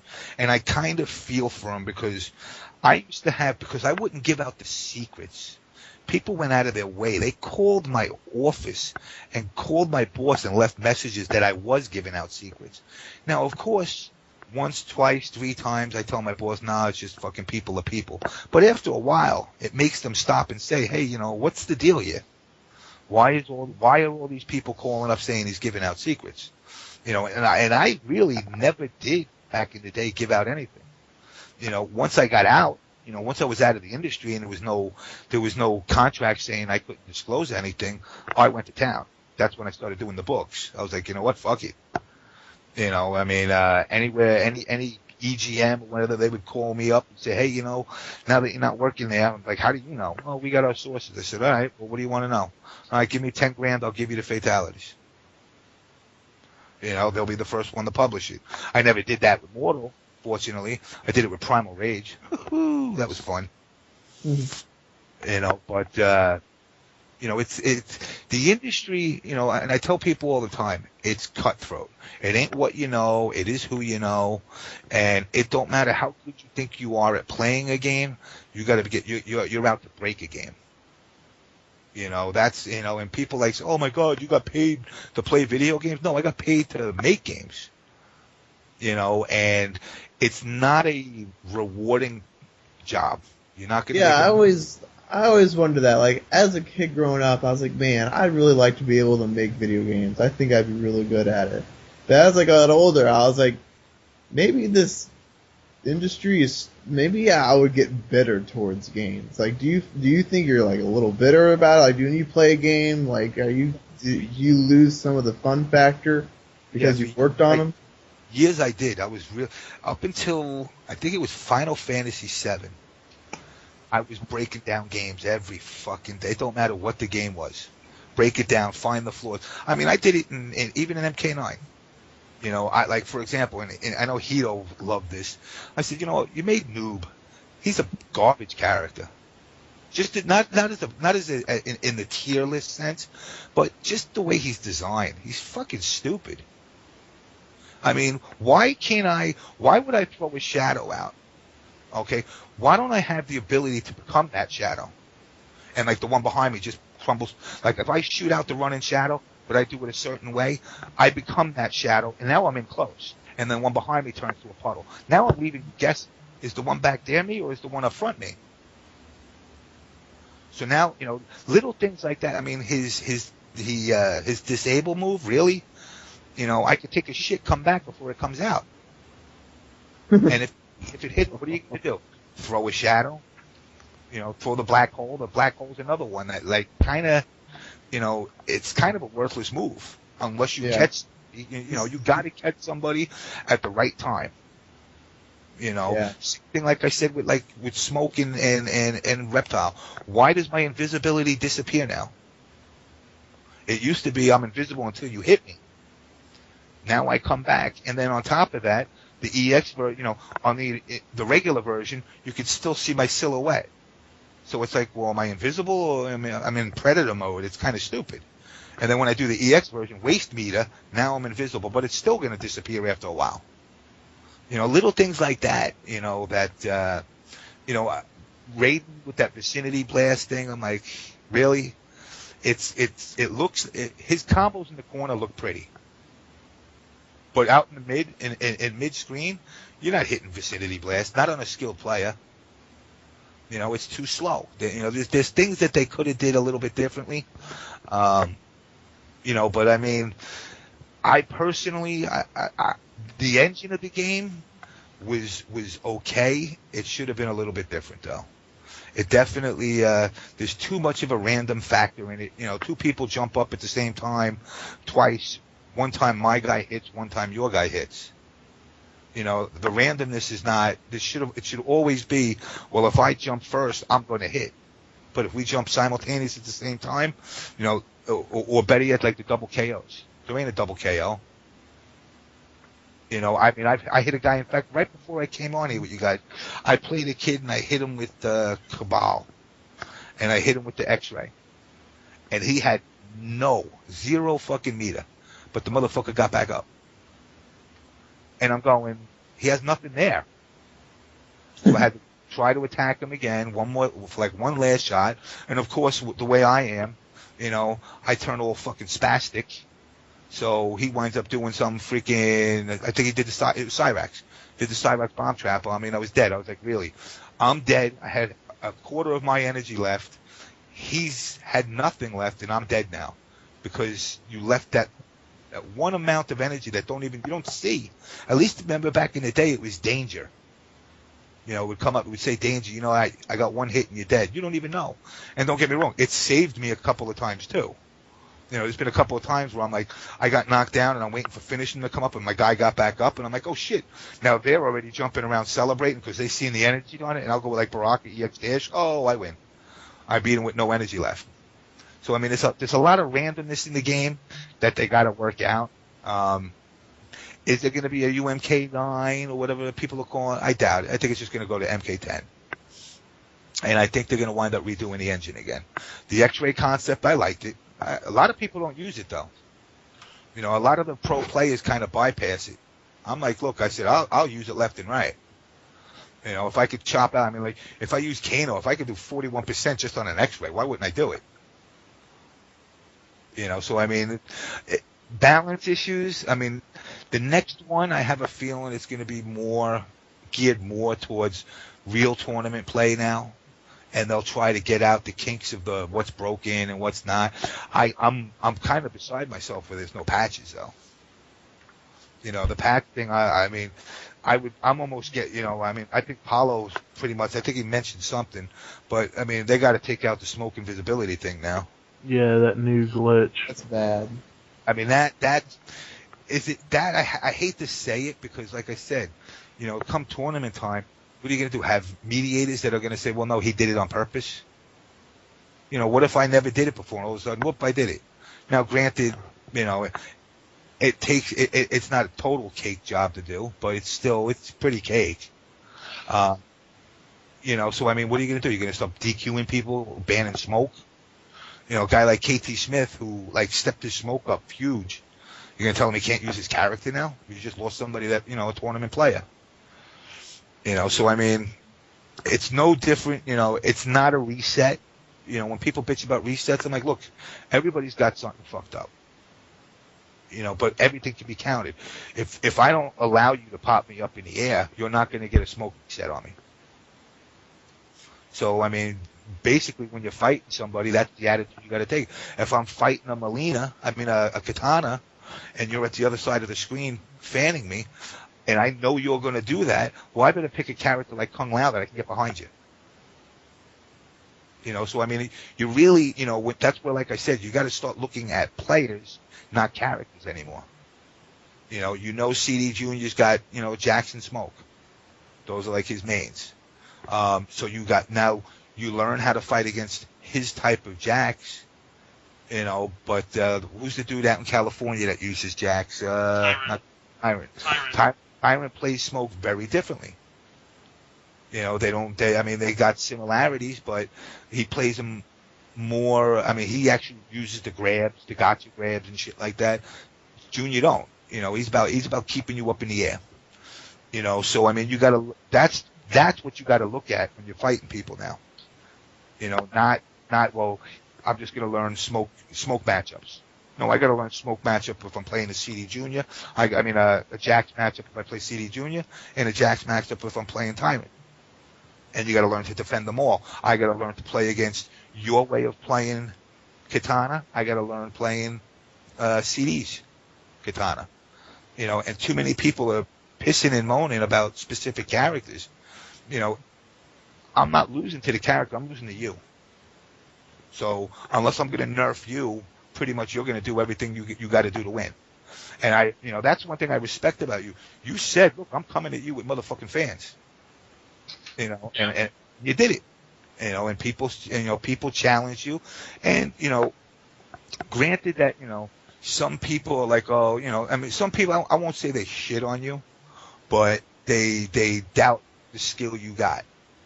And it's like, that's why the whole Hollywood thing, be the bad motherfucker. Do whatever you got to do to win. Because even with me, with all my bullshit with the throws and not throwing and all that, even for me, it went out the door. This is a new generation. So they'll bitch about you, but you know what? At the end of the day, you go, look, I made the 10 grand. You can go back home and you can spend $100, $200 to take the plane home, but I'm going home in a limo. And that's your way of playing. Don't let nobody tell you differently. I tell the same thing to CD Junior. When Maxter actually put out the CD Junior tech and everything, I said, don't tell nobody shit. Because at the end of the day, all of you guys are going to be loved and hated. Just like I was. People loved watching me play, but they hated when I won. So now it became a matter of they're not rooting for you to win the tournament. They're hoping little Joe Blow from fucking Idaho comes out and whoops your ass. And when you send him home crying, they're mad at you. Like they did to Brady. Oh, yep. Brady only wins with Sub-Zero, and then Brady stopped winning with Sub-Zero. Everybody started to level up with him. But in the beginning, Brady was the man to be. Now, like I said, I love the guy. He's a great guy. He's, I know he's got some shit he's going through, and he gets moody. He does feel like the community stabbed him in the back. And, like I said, in a sense, I kind of agree with him. It's like, if he doesn't win a tournament, he's shit. And it's like, well, wait a second. The guy consistently gets top 8. Everywhere he goes. Yeah, he's not winning. But he's still top 8 everywhere he goes. Who do you think Tom's new character is? I don't know if he's gonna go new. I definitely think he's gonna fuck around with Kung Lao. I think Kung Lao's still untouched. I definitely think Kung Lao's untouched, and I also think, he fucked around with Cage. I know. I mean, he can play every character, but I think I'm looking at the hat guys. I'm thinking maybe Raiden and Kung Lao. Well, he's saying it's someone that we've never seen him play before. Is he going to pull out Goro? Yeah, DLC. You know, that's another thing about this game that pisses me off. I'm like, yo, where are these? I see these videos of like Shao Kahn ripping the guy's fucking chest in half. I'm like, why can't I do that? That fatality. That is the best fatality. Best fatality in the game, hands down. You should put rib cage. I go, fuck you, I'm ripping you in half. It's awesome. So, Alright. I mean, if you follow the clues, I think Tom's character can only be... there's only a handful of possibilities. They're top tier, they don't have a face in the community, he's never played them. So, could be Raiden. Some would say that B-Wiz is the face of Raiden, or PL. Yeah. Tom did clarify that he meant by faces and they're getting big wins. I don't know. So, I don't know. It could be... What about Cyrax? Maxter's the face of Cyrax. Yeah. I don't think he's going to go Cyrax. Maxter's Johnny Cage is an annoying fucking frame-trapping bastard. He got really good with him. Now, a lot of people don't realize he used Raiden too a lot. Actually, Max. You know, I think Raiden. I'm having a feeling he's going to go Raiden after PL with the Frosty. I think he's going to Raiden and Johnny Raiden, Johnny Cage, and Kung Lao are going to be his three guys. I think. It's male. He keeps referring to him as a him. Yeah, but you know what? I got to say, Brady he is one of those tricky dickies that like. He'll say male the whole time, and all of a sudden he'll pull out Sindel. He could. I mean, he could be tricking us. You know, but I mean, I got to say though, you know, it really does. That's the one thing about this scene, and I'm glad you guys got your rivalry going. You know, that's actually, to me, a healthy rivalry. Now, I don't know, you know, beyond the game, if there's a hate thing going on or not. Absolutely not. Tom's one of the most entertaining people to hang out with. He really is, and like and Hito said it on your last podcast. I took him out to a titty bar. We hung out, had a great fucking time. Of course, you know, he gets in his mood. You know, I had a girl that was bartending that was a lesbian, and he says, "Oh, I can convert her." I said, "Yeah, all right, go. Good luck." That's so. That is so Tom. Yeah, that's awesome. She's smoking. She's a gorgeous girl. I said, "You're gonna convert her, huh?" I said, "You and the other 15,000 other guys that said that too. That only left the bar disappointed." But you know, he's a great guy, man. He really is. You know, we're beyond the game, and the game you get caught up in it. Like I said, you got this reputation of being like Darth Maul. I guess he would be, because he's the bad guy that everybody's kind of like. Well, he's a bad guy, but I kind of like him. Yeah. You know, before you were like, yo, he looks cool. I mean, he got fucked up, you know, but you kind of like hood now too. Yeah, exactly, old gangster. But he's definitely. I'm hoping he does well at Winter Brawl. You know, he's definitely going there. He said so. I mean, I wish you guys were coming, because, like I said, I'm, you know, like I said on Test You Might, doing a film, which is going to be shot, you know, at as many locations as I can get. But it's basically going to cover all these rivalries. You know, I mean, obviously 16-bit, I have to get you all Grizzly Adams and angry on this. You know, I mean. So this is like a documentary. Be a documentary. It's basically going to be like a road to Evo. But like I said, now that MLG's here, I don't know what direction it's going to go. But it's going to basically cover like the whole VSM thing. It's going to cover the tournament here. Going to try to get down to final round. Going to try to get out to the California scene. I'm going to try to hit as many as I can and get as much footage as I can of the top players and the characters. I mean, there's people that come to these tournaments. You know, I mean, I got to say, the MK scene as a whole, and I know, you know, Street Fighter players are probably going to shit on me for this, but you know what? I don't give a fuck. They're thugs. They're thugs. They don't bathe. And it's like, I brought my wife to a tournament, and my wife was like, yo, I can't fucking breathe. And I said, oh, that's because of Street Fighter players. You know, and in fact, when I went to East Coast Throwdown, I entered, I think it was Tekken 5 or some shit, and I lost, and my wife had called me. And as she called me, she goes, well, where are you? And I said, I'm with the stinky people. And my wife, and some kid turned around to me and goes, what did you say? I said, first of all, scumbag, don't be listening to my phone call. I said, second of all, I called you a stinky person. Why? You don't smell? Because I can smell you from the other side of the room. And then like 3 or 4 of his thug friends come over, and I said, I don't care. I said, just remember this. One of you die with me. I said, 4 of you will come after me. One of you I'll bite your fucking jugular, and then the other 3 can stop me. But I'll be leaving with a piece of your flesh in my mouth. And then that's when we're like, oh, he's crazy. Leave him alone. You know? Well, that mentality, it's like they got all ghetto on me, and I'm like, yo, you know, I'm not saying because I'm a white boy, because they weren't black, so I'm not going to go all that route. I'm just going to say they were actually Asian,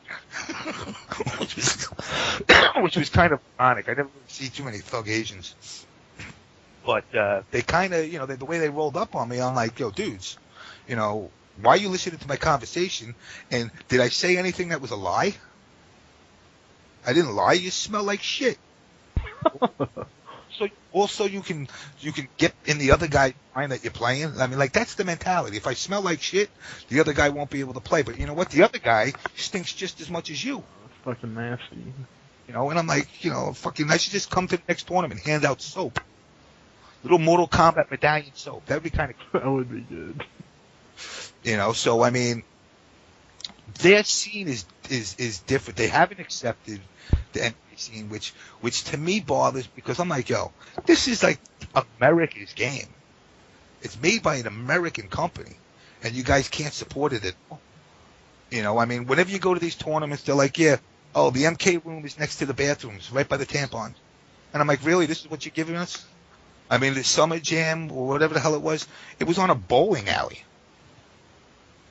It was on a bowling alley. Meanwhile, they had the big blow up for everything else. Even Blaze Blue gets more props. So now that MLG's kind of accepting it, I'm kind of like, you know what? I'm hoping it'll grow from there. I mean, even if it gets these people thinking they're just going to come in, I hope these people come out of the woodwork thinking they're just going to take the money. And I want people like 16-Bit, CD Jr., I want them to shut them out and say, you know what? You shit on us for all these years. Don't think you're just going to come walking in here because you're a Street Fighter player and start dominating. You know, Justin Wong, Long Island Joe. Long Island Joe is funny because Long Island Joe, I knew him when he was like 12 years old. And he used to turn around and he would come in with his father to our arcade. And he used to have to stand on a milk crate to play. And his father used to stand there and just give him money. And then from East Coast Throwdown, I seen him, and he's like, oh, my God, JamessMK. Hey, what's up? Who are you? Long Island Joe. I'm like, okay, what the hell does that mean to me? He goes, yeah, Joe, something Italian, ended in vowels, Pomerico or something. I said, all right, I don't remember you still. He's like, oh, yeah, when I was a little kid, I used to come into the arcade. And then he mentioned his father. And I'm like, oh, shit, yeah, man, I remember your dad was that hippie dude with the long hair and shit. He's like, yeah. So, I mean, it's funny to see, like, he's like an OG now in this community.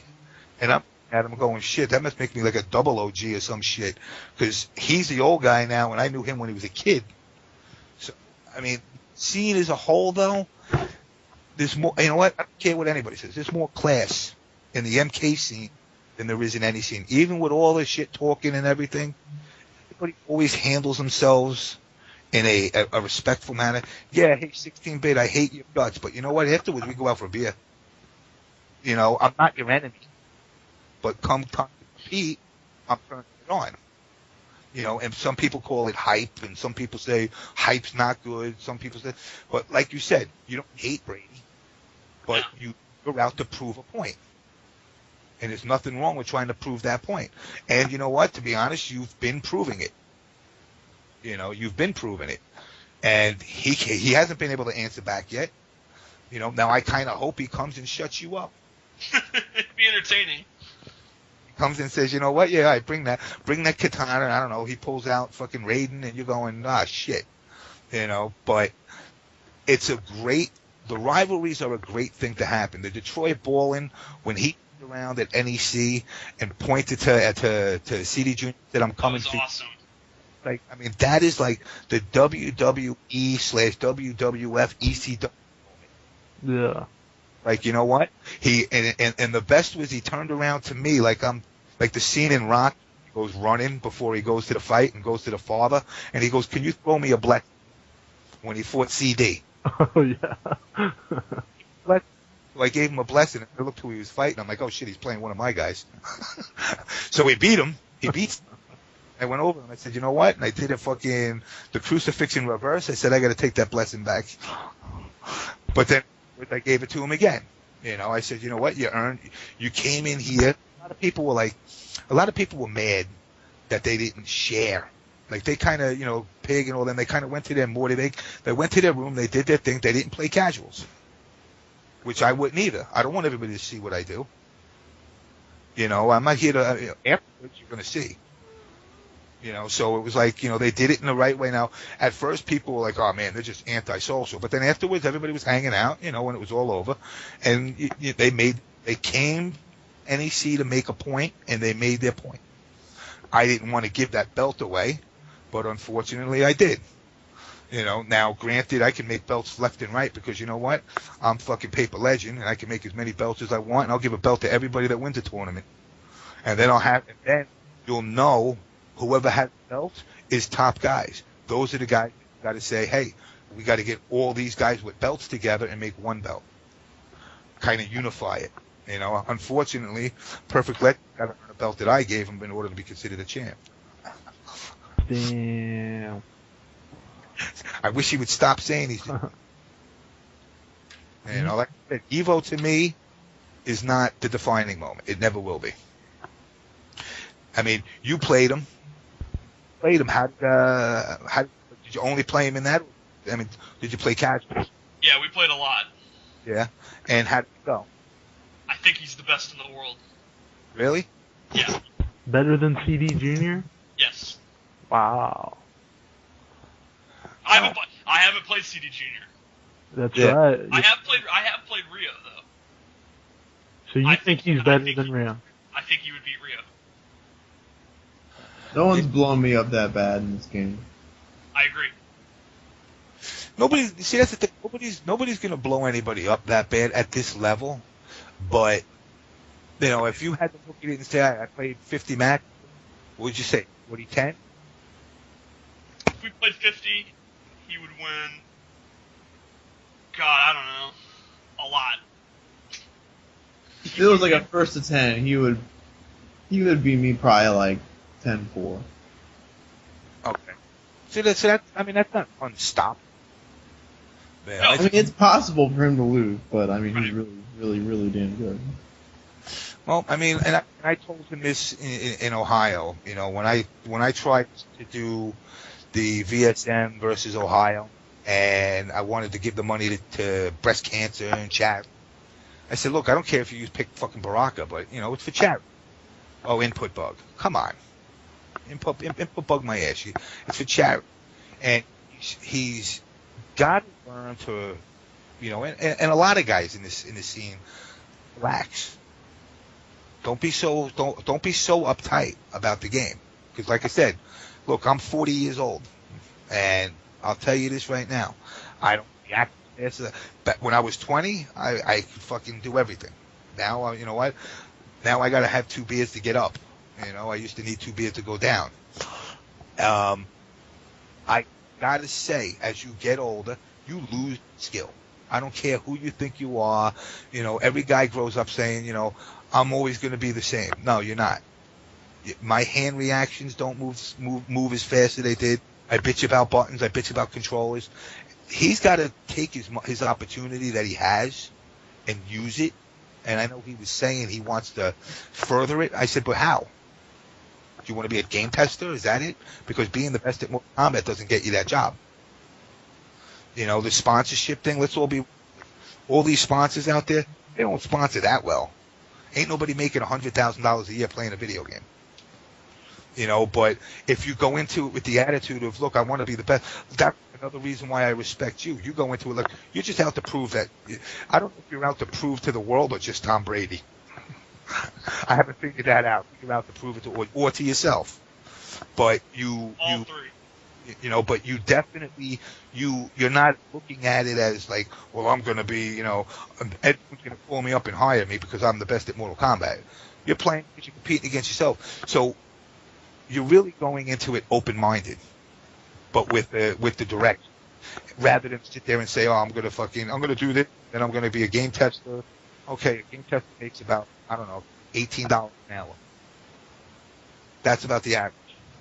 And you're on salary, by the way. You know, so you'll be working, you know, fucking 20-hour days and only getting paid for 8 of them. But you're making games, and you get to have your name in the credits. I mean, I got my name in over 100 games, you know, that I've done in my lifetime. You know, at the end of the day, you go, all right, my name's in the credits. Big fucking deal. You know, I spent... Video games actually cost me a relationship. I used to take my girlfriend, well, who at the time was to be my wife, and, you know, Acclaim would turn around and say, no, crunch time. So I would bring my girlfriend, and I taught her Mortal Kombat because I was working on it, and I got her so good, she used to go in the arcades and whip motherfuckers.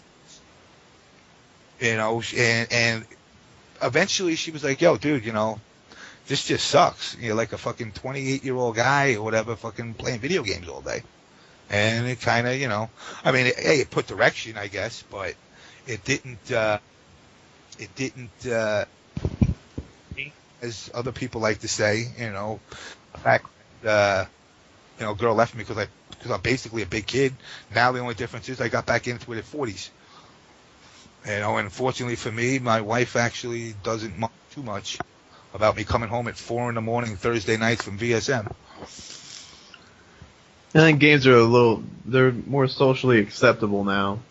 Yeah, they definitely are. They're definitely more socially acceptable.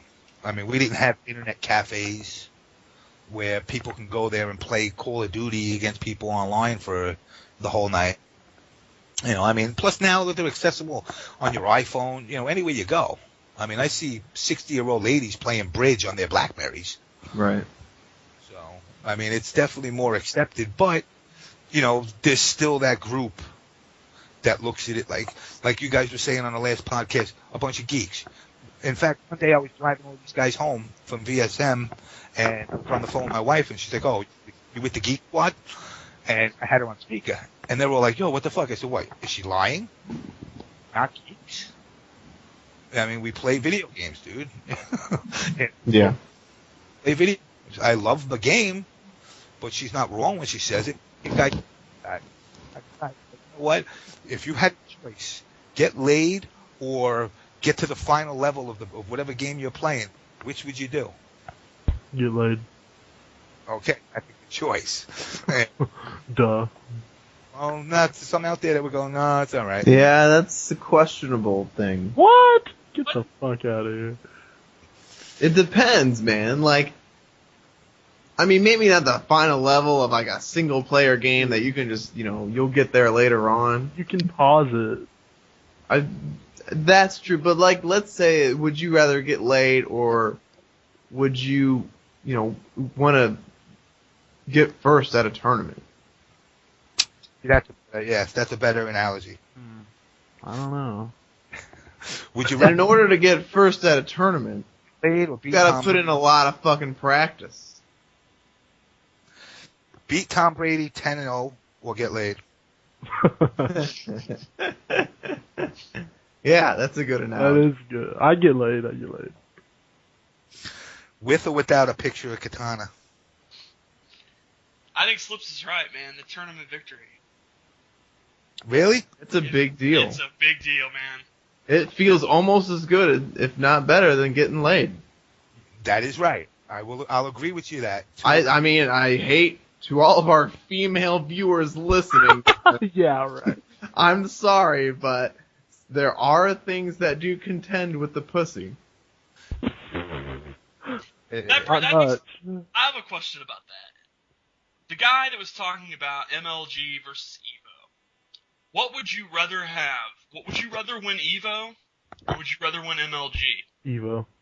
Evo. Evo. I would say Evo, but I would like to have the money. I was talking to someone, Dizzy, and I was bringing this up, and he was like, "You're crazy," and I made the point that it's not about the money, man. Not about the money. Yeah. And None of us are playing Mortal Kombat for money. No. It's ridiculous. No, It's a bonus. Even in my best heyday, I wasn't playing for money. I was playing because I wanted to be the best. Yeah. I had this conversation with PL too. I was like, I was asking him. I was like, after the Frosty Faustings, I was like, dude, why don't you come out to more tournaments? Like, I don't understand. He was like, he was like, pretty much I won Evo. I pretty much proved I was the best. I was like, yeah, that's true, but everyone's questioning it now again. Like, everyone's kind of like, maybe you aren't the best anymore. Don't you want to? Aren't you playing? And then he was just like, well, there's no money in it. I was like, dude, were you really playing for money though? I was like, it's not about the money. It's about saying that I'm better and I'm smarter than the other person. He was just like, yeah, but I feel like I've already done that at Evo, and I'll do it again at the next Evo. But I'm out. But yeah, a lot of it is pride and shit. That's really why we all play. My prediction is I don't think he is going to do it at Evo at all. I don't think so. I think there's somebody, and it might not even be any of you guys. There's some fucking idiot savant sitting somewhere in like Topeka, Kansas, living in a shack somewhere that's been playing the game since April, going on Test Your Might, reading shit like that dude in South Park when they were playing Warcraft. That's just sitting there eating Hot Pockets and working on shit. That's going to turn around and come out and people are going to be like, yo, who the fuck is this? And he's going to know every combo, every counter because everybody's laying it out for him. It's Bryce. It's all there for your picking. Anything that you want to learn is right there. Go to Test Your Might. Every counter video, every tech, every tactic. Back in the day, we didn't have that. Like I said, you would get a little FAQ of one page. High punch, low punch. Woohoo. That's what you got. So I mean, there's going to be some surprises, I think. And I hope there's somebody that comes out of the war. Either that, I wouldn't mind seeing him come. To me, as far as the hype goes, I would like him coming out and whooping everybody and say, see, I told you I was the champ. But I just don't see it happening. I think that's what he's planning on doing. He's going to make his grand reappearance at Evo. He's going to be like, listen, all you fuckers, everyone who doubted me, I'm going to win Evo again, and then I'm never coming back till the next Evo. And he'll just be like this, literally a legend who just comes around and blesses. He would cement himself as a permanent legend. If he could do that, he will be a permanent legend in this game. I think that's his plan. But I mean, the fact that he didn't like really do much after was kind of like a letdown. Because, like I said, every champ is supposed to kind of you're given that honor. You're supposed to defend it. I mean, back in the day with me, like when everybody said, "Oh, you're Mr. Mortal Kombat," I didn't care where you were, who you were. I'll fight you. I might, they would say like, I mean, oh, this guy's from Chicago. He's hanging out with Lex and all this. I said, so come play. And end of the day, it's a game. I want to beat you. Did I lose? Yeah, I've lost. I mean, everybody fucking loses. Nobody could turn around. There's nobody that's undefeatable. With this game, especially even back then, the randomness that can happen. I might get on a machine with the high punch is a millisecond slower than yours. Because, on your side it's got a cherry switch, and on mine it's got some crap hap switch, so, but the only way you can truly make somebody the Mortal Kombat champion is to take on all the people now that have won. And that's my goal. Hopefully everybody shows up to Evo, and I mean, do I want MLG to succeed? Well, that's big time. I mean, that's how you got to look at it. I mean, I'm hoping that I can go to it. I was just bringing up that, I thought it was interesting that the guy saying which was bigger. Evo's still. Yeah, Evo's until there's a bar to set MLG's version. I mean, like the one that Rio won, what was that? Like down somewhere south or whatever, Virginia or some shit like that. There was no turnout. Right. And I might take nothing away from Rio, but it wasn't like there was a 500-man turnout. Right. We all want MLG to do the fighting. We all want them to do a fighting game, but it's because we know there's a lot of money and all that shit, but it's like MLG just doesn't quite understand the fighting game community yet, and it's a problem. Well, that's because, it's just like the industry as a whole. When you work inside the industry, you find out half the people that work for these companies are tits on a bull. They just took the job, a musician that turned around and said, hey, I get a job playing games. Now, he don't know shit about games, but he's thinking while he's doing his musical career, he's going to get a job where he can wake up, come to work in shorts and sandals and play a game all day. Now, is that constructive for the industry? No. That's actually destructive because you got some guy that never played a game before trying to tell you how to make a fighting game. Or just because a guy's a programmer doesn't mean he knows how to make a game. Yeah, it's unfortunate that in order to get into the game industry, it's pretty much who you know. Exactly how it is. I mean, you will not fill out an application, send it somewhere. You will get the letter, dear Joe Blow from Idaho, thank you for applying for us. We'll put your name in the file, and if we get everything, we'll call you. That's pretty much what you're looking at. I mean, like I said, the only reason I got into it was the Nintendo World Championship thing, and the fact that my ex-girlfriend's sister was an admin over there. But once you're in the door, the headhunters call you. A lot of companies, that's how most of these companies acquire people. It's like, oh, let me steal you from Acclaim so you can come over to Capcom. Yeah. My friend James Goddard, he actually did that game. Remember the game Weapon Lord? Yeah. Oh yeah. He did that game, and he actually designed DJ for Street Fighter. That was like the first time an American was allowed to design a character for a Street Fighter game. That's good. He wound up leaving, and I don't know what he did now. I know he did the Weapon Lord, which the engine was great, the concept was great, but it just, it was SNES days, so, you really weren't getting that much. I mean, now if you gave him the graphics you have now and the engines now, he'd probably make a phenomenal fighting game. Just like everybody asking about Killer Instinct. When's Killer Instinct 3 coming out? How about this? I'll give you all the answer now. Never. It's never, ever going to come out. You know why? Nintendo owns the right, not Rare. Nintendo owns the right to. Have you ever seen a Nintendo game on PlayStation or Xbox? Yeah. Now, it's not happening. They're too much about kiddie shit. Well, it's not even that as much as it is, the way the game worked was Ken Lobb, who was Treehouse, was like the developer for Nintendo. They had Rare programming it. Midway released it. All Midway did is put the cabinet together. Right. So everybody's like, well, Midway owns the right. No, they don't. They just put the cabinet together and put it out for Nintendo. Nintendo's the one that had it. Now, Rare was bought by Microsoft, but they still have no dibs on the game. So it's like, everybody keeps saying, oh, it's going to come, it's going to come. It would be nice if Nintendo said, hey, Microsoft, you want to buy it? I mean, I have a feeling one of the consoles are eventually going to drop out. And I think Nintendo's going to drop out soon. I don't know. Because see, the other one's got something they can fall back to. And what's Nintendo going to do? Start making playing cards again?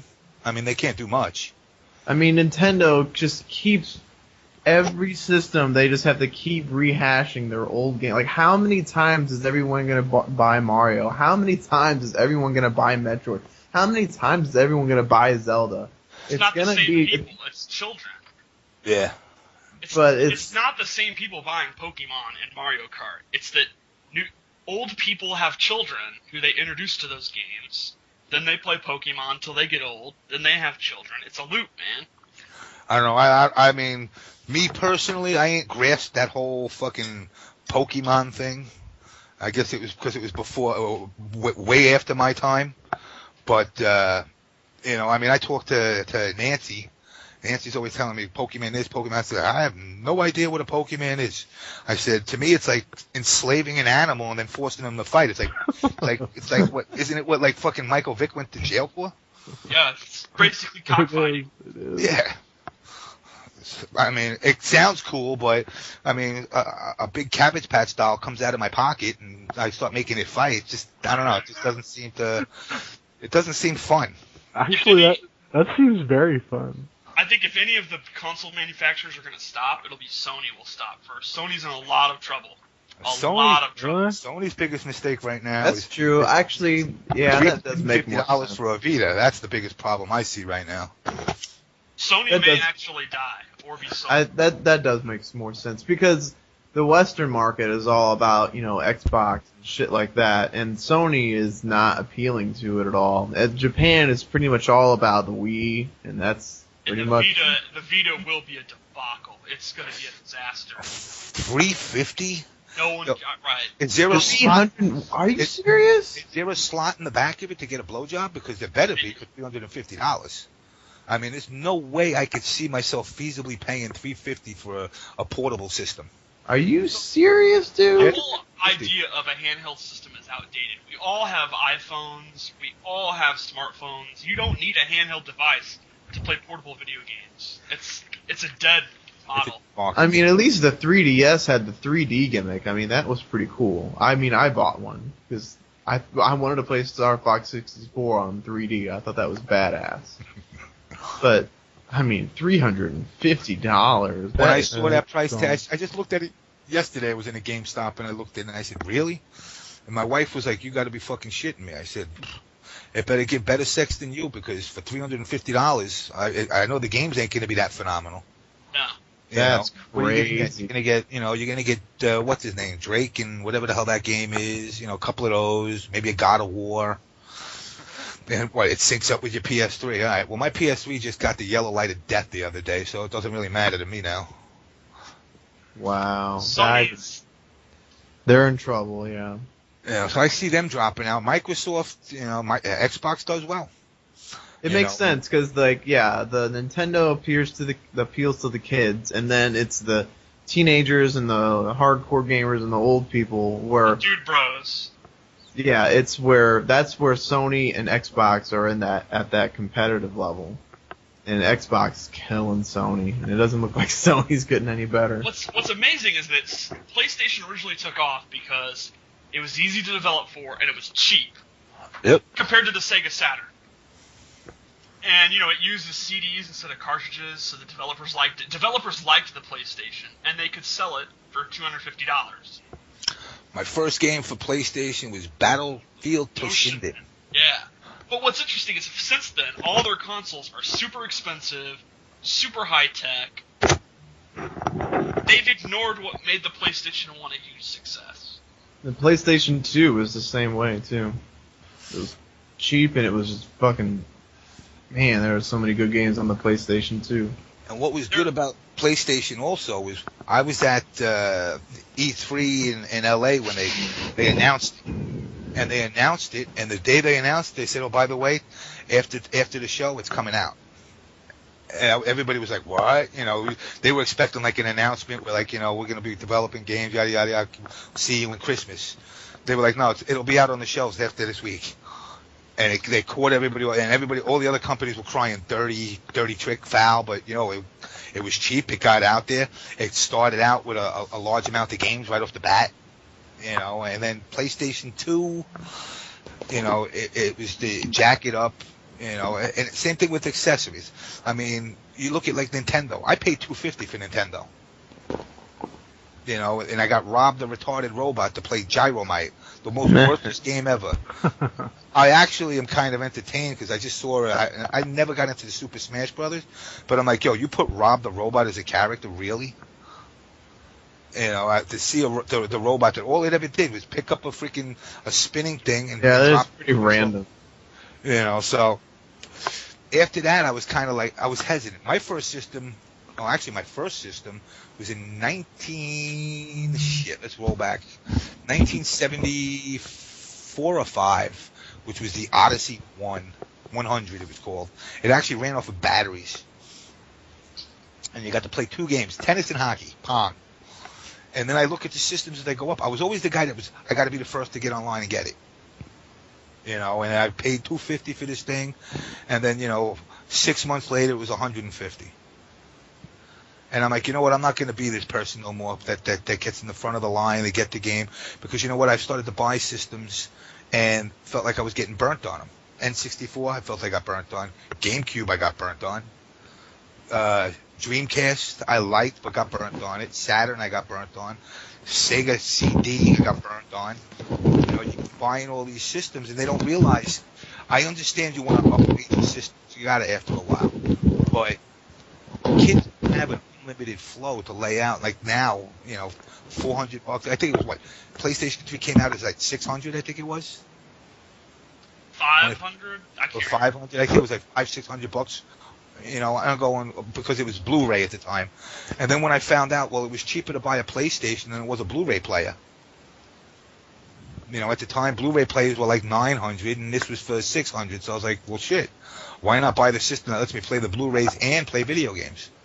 So I wound up and I broke down and said, oh, I'll get it. Now it's what, $299? You know, now you get it cheap again. But I think they're going to be the ones that disappear, especially when this fucking Vita blows up in their face. And that Blu-ray thing was the worst mistake they ever made. Yeah. It made the price of the PlayStation 3 just skyrocket. And it just, I mean, it was just ridiculous. And no one, I mean, Blu-ray isn't as popular as they thought it was going to be. I mean, granted, now whenever I buy a fucking DVD, I always buy the Blu-ray. But, you know, to be honest with you, for the extra $10, it don't make that much of a difference to me. No, it's not nearly as big as they thought it was going to be. I mean, you're appealing to a market that was pretty much, you know, teenagers and young adults. And, I mean, we don't have a lot of money. So you're making us buy this $600 or $500 system, whatever it was.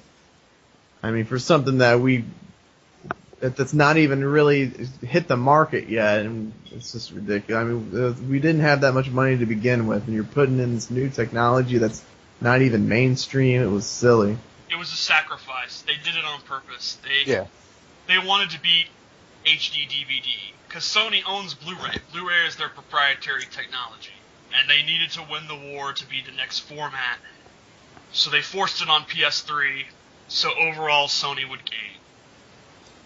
But now what kills me is you don't see any Blu-ray games. You don't see any games in Blu-ray format at all? Sometimes, like Final Fantasy 13, stuff like that, with a ton of... But all they do is put in a ton of voice acting and shit. Yeah, but now they got the space. Right. They got the space to do fucking phenomenal amounts of fucking gameplay, and but they're not. They're not using it. Right. They're using half of it. Right. And in the end, they just end up making the little PS3, which they should have done to begin with. Well, I mean, I'm now that I had the old one, and this is why I'm irked, because it was backwards compatible, and then they changed that. I'm like, yo, come on. I mean, every once in a while, I'll crack open a bloody raw from fucking PlayStation 2 or 1 and want to play it. You know, and you know, if I go out and buy the new one, if I go buy the new one, I'm stuck, and I'm like, yo, that's kind of fucked up. That's true. That's true. I have the opening day PS3 or whatever the hell you call it, and I mean, I get people asking to buy it from me. It's like, oh yeah, I mean, I'm looking right now for an old one. You know, I got the guy trying to reflow my chips and hopefully freaking figure out what the hell the problem is. I haven't called them because, you know, I'll go down there because the guys at Gamer's Edge, which is where VSM is, that's what they do. You know, they'll do all the modding, all the bullshit, fixing, and they actually Sony will get like, you know, 20 PlayStations thrown at them, and they'll send them out to this guy. They don't fix them in-house. They send them out to these guys, and then they fix them and ship them back. So, you know, he gets paid for as many pieces that he takes care of. But mine, he was like, yo, he's like, I open this thing up, there's burn marks all over it, it's fucking fried, it's this, it's that. I said, can you fix it? That's all I give a fuck about. He says, I don't know. So we tried, it didn't work. So now he's going to take all the chips off and reset them back down. So hopefully it works. If not, I got to go fucking eBay hopping or something. I got to find the old one because, like I said, I don't like the fact that you lose the PlayStation 2 stuff. I don't even know why they would change that. You know, does it make it that much cheaper? No. Yeah, it does. I mean, that's really what it was, is because they couldn't emulate the PS2 at the time. They literally had the PS2, you know, the main engine built into it. Right. Yeah. Fuck Sony. They don't take care of me. I mean, I thought it was kind of cool when I got the the Ring of Death on my Xbox, they sent me a little coffin to put it in. I thought that was kind of, I was like, well, that's kind of cool. And they actually took care of it and sent me a new one, which they didn't even fix it. I thought that was actually cool too. They were like, no, we couldn't fix it, so we sent you a new one. I'm like, all right, cool. But Sony, I mean, I was doing, when we did the Gamer's Edge, you know, I did all the wiring and shit for it, and I was trying to get through a switch, multiple PlayStations up and running online, and it wouldn't get the IP addresses. Even if I put them in manually, it wouldn't get outside. So I call up Sony's help desk. It's got to be the biggest world of retards I've ever met in my life. They're like, well, you know, did you plug it into the modem? I said, what part of it's going into a switch do you not understand? Well, plug it into the modem. I said, well, I don't want to plug it into the modem. I plug it into the modem, nothing else is going to work. Oh, we'll just get it working at the modem. I said, I got fucking 12 PlayStations I need up and running. And then the guy couldn't help me. All he kept saying is plug it into the modem. I'm like, this is your help desk? Really? Sony, multi-million-dollar company? The one who actually sent me out a recall on my TV, which I thought was kind of cool. And they're like, yeah, you can bring your TV back, and they were going to replace all these parts and upgrade the firmware. You know, and I'm like, at that time, I was like, wow, Sony cares about me. They could give two shits about me. It was probably because some freaking government agency turned around and said, if you don't fix this, we're going to go public with it. So they sent out notices to everybody that bought a Sony TV saying they'll fix it for free. You know, so Sony can blow themselves for all I care. I hope they do go bankrupt. I want my PlayStation back, god damn it. I like it, man. Everybody says Xbox. You know what? I always looked at fighting games for PlayStation, everything else, Call of Duty type games for Xbox. I agree with that. You know, but now I mean, like, I downloaded all the Street Fighters, and then I didn't have a stick for Xbox at the time, so I was playing on that fucking annoying pad. I mean, I'd spend like 40 minutes trying to do a fucking uppercut. I'm like, really? This is how you do me? Microsoft poorly designed that controller. It's terrible. It's the worst. You know, I mean, and that's the thing, you know, with the industry. Like, doesn't anybody do a fucking focus group anymore? No, Well, apparently Nintendo had a patent on their D-pad. That's why everyone's D-pad is different. Oh yeah. Like Nintendo's got it was recently absolved now, so I think anyone can do it now. But yeah, that's why the PlayStation had like 4 buttons, and like the Xbox, you know, it was just fucking weird and shit. Because yeah, Nintendo had a patent on that shit. What do you guys think of the Hitbox? I can't get used to it. What's his name? Sunk, I think his name is. He makes them. Me and him debated about this at NEC, and I'm a firm believer that it should be banned. I do got to admit, though, after sitting with it, I liked it. You know, as far as, but to me, it gives Instant Air Fireball true meaning of Instant Air Fireball. You know, and then I hear people say, well, what if they play on a keyboard? You shouldn't play on a keyboard. You know, there should be a set way to play. Everybody play on a stick. You know, or everybody play on a pad, one or the other. I mean, even with the pad, I don't want to ban it. You know, I wouldn't ban it, but, you know, you kind of should get used to playing a certain way. You know, and I've argued with guys over it, and I'm going, look, it's just a matter of making the playing field level. If everybody plays on the same thing, there ain't nothing nobody else can bitch about. Except maybe, oh, my button didn't work. You know, they'll always find something. But they can't say because you used the pad and I used the stick, you beat me. You know, and a lot of the time, in fact, I had one guy turn around to me and say, oh, because you can't afford, you know, he obviously didn't know me. He goes, because if you can't afford a stick, I said, listen, motherfucker, I'll buy every stick on the planet. I don't give a shit. And I'll smash them all in front of you. I said, but it ain't that I can't afford it. It's to me what's fair and what's not fair. You know, because you can afford more. It's like when you see games like Halo or Call of Duty. What? Because I can afford an i7 fucking 12-core processor, and I could put, you know, a couple of NVIDIA with fucking, I can do the SLI with like, you know, 30 gigs of freaking memory on them, and my processor's faster, and I'm less lag than you. Does that make me better? Because I could afford it? You know, and the Hitbox to me isn't an issue of affording it. It's an issue of it. It basically wipes out that controller, which actually speeds up your inputs. I mean, I watched Rio do fucking 12 fireballs compared to 6 on a pad. Now he still does them, but he ain't doing them as fast. I mean, he was doing I guess when he was playing Mr. Molina, he was doing them so fucking fast that the one in front was disappearing before the fucking one got to him. Yeah. Because the computer's like, yo, what's going on? Because it's not told that somebody's going to come and be able to get out 12 air fireballs before he hits the ground.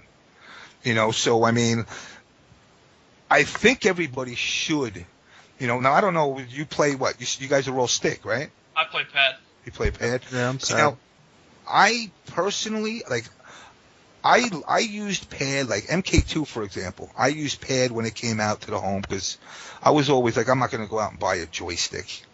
And when the PDP came out, I bought it, and I was happy with it. And then I started to say, you know what, it still doesn't feel the same. So when I went and I ordered new buttons, and, I remodded it myself, and now I could say it's like, now it feels like the arcade. I mean, Dan Cock comes around with a podium. Yeah, I love that. I think that's the coolest shit. I'm like, yo, the guy, he wants to have that arcade feel. And to me, it's kind of like, yeah, everybody brings their own sticks and their own pads, but I would rather see like tournaments ran where it's like, look, we're supplying you what you need. Everybody's playing on a stick.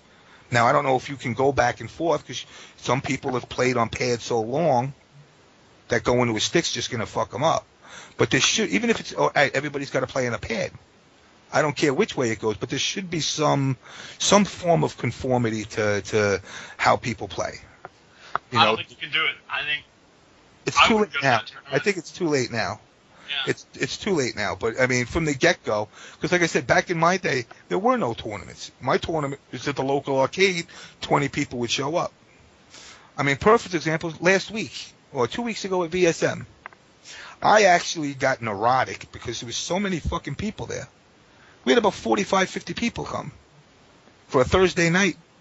And I'm going, dude, this is more than a fucking tournament.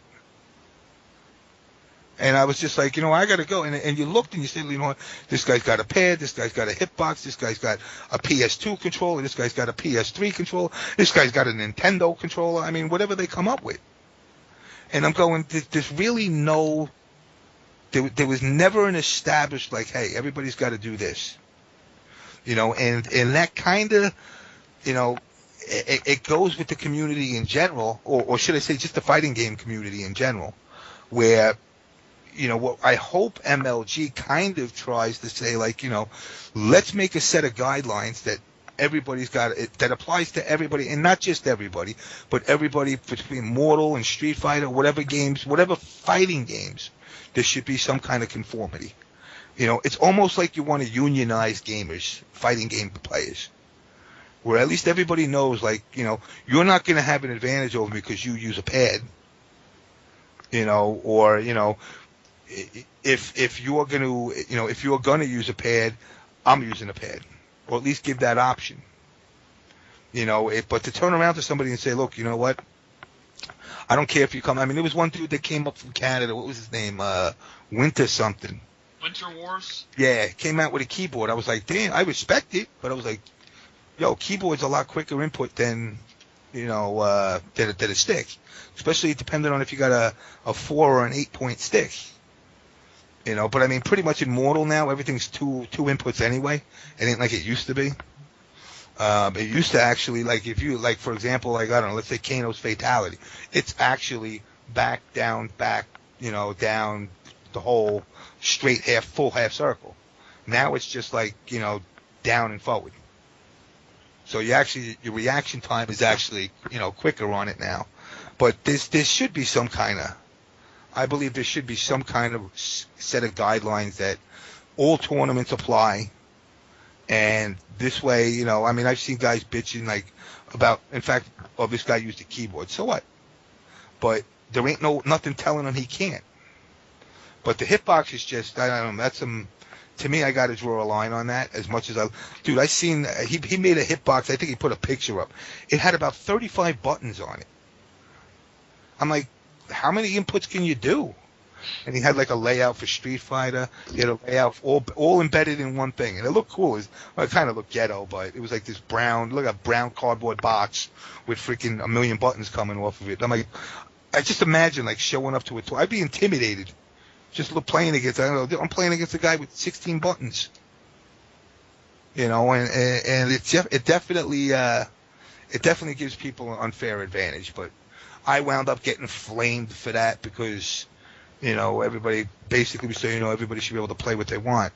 You know, and my attitude was, well, if you're going to say anything goes, and then that's what, oh yeah, anything goes. I said, all right, so before the match I punch you in the mouth. Does anything go now? You know, well, that's violence. I said, but anything goes. You said it. I didn't. You know, you got to have guidelines. And for this community to grow like the Call of Duty type crowd or the Halo crowd, there's going to have to be sets of guidelines that people are actually going to apply. But right now, everybody's just kind of fractured, slowly coming together, but they're kind of fractured. I mean, you got 5 scenes. The New York scene, the Atlanta scene, the Arizona scene, the California scene, and the Chicago scene. That's it. So we're like the USFL of fighting game community right now. There's only 5 teams. You know, I mean, everybody else that's in these other scenes kind of got to get closer to those scenes. I mean, we got the guys in like Boston and Massachusetts area. They come down to New York. You know, the Virginia guys go either way, Atlanta or up to New York. Chicago, you got like, you know, the North, you know, Detroit, you know, Michigan and what's the other place? Wisconsin, kind of covered. So they all got to come down, which it's still fractured though. You know, there's still little squabbles as far as who's the best. You know, is VSM the best? I don't know. I mean, I'll be honest with you. From what I've seen of players, you know, and I've only seen you on video, you know, a couple of times, you know, but I always see you doing well. You know, Morty's good, Detroit's good, Pig's good. Alex DC kid thinks he's not good. I'm like, dude, you are good. He actually plays really well. You know, that was a whole other thing I wanted to bring up. What was the deal with all that little squabble that was going on down there? Well, there's these guys that are like trolls. They're not really part of the Chicago scene. They basically just troll. They go on the forums and they act dumb. They do these YouTube videos. I mean, they admit it. Like they openly are like, we're trolls. They think it's funny, and they are harassing him. And I guess he did a video where he exposed one of them. Yeah, well, I seen, because I went into a room and I see, you know, and like I said, I mean, I've met the guy through this tournament, and you know, he's a pretty stand-up guy. The fact that, like, as a father, he took his son to the tournament, I was like, yo, would your dad do that for you?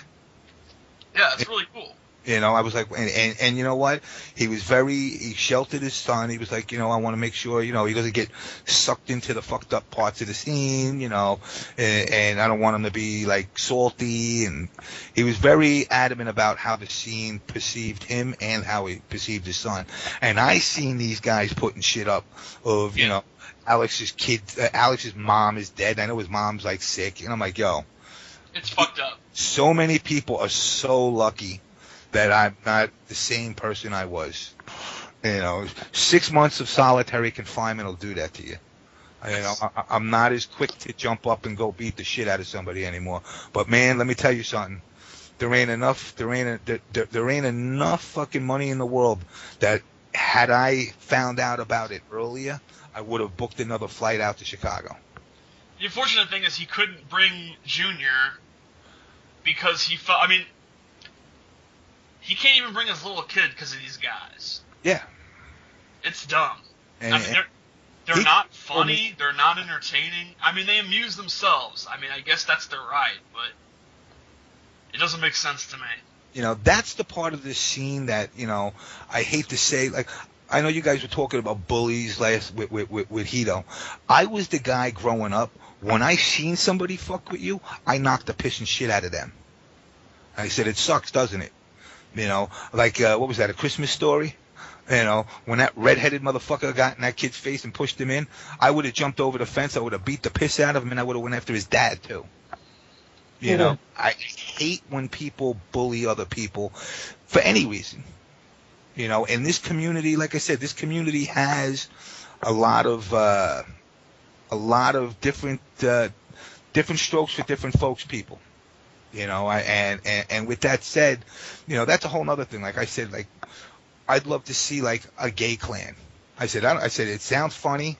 I said, but you know, a gay clan of guys that, you know, I said, you know, joking around with a couple of guys that are gay in the community, and I was like, look, I said, you guys should get like patches, like with Shang Tsung's Rainbow Friendship getting done, and you should wear that like emblems. Yeah. You know, I said, but unfortunately, the way this community is, that might be a badge where somebody will single you out.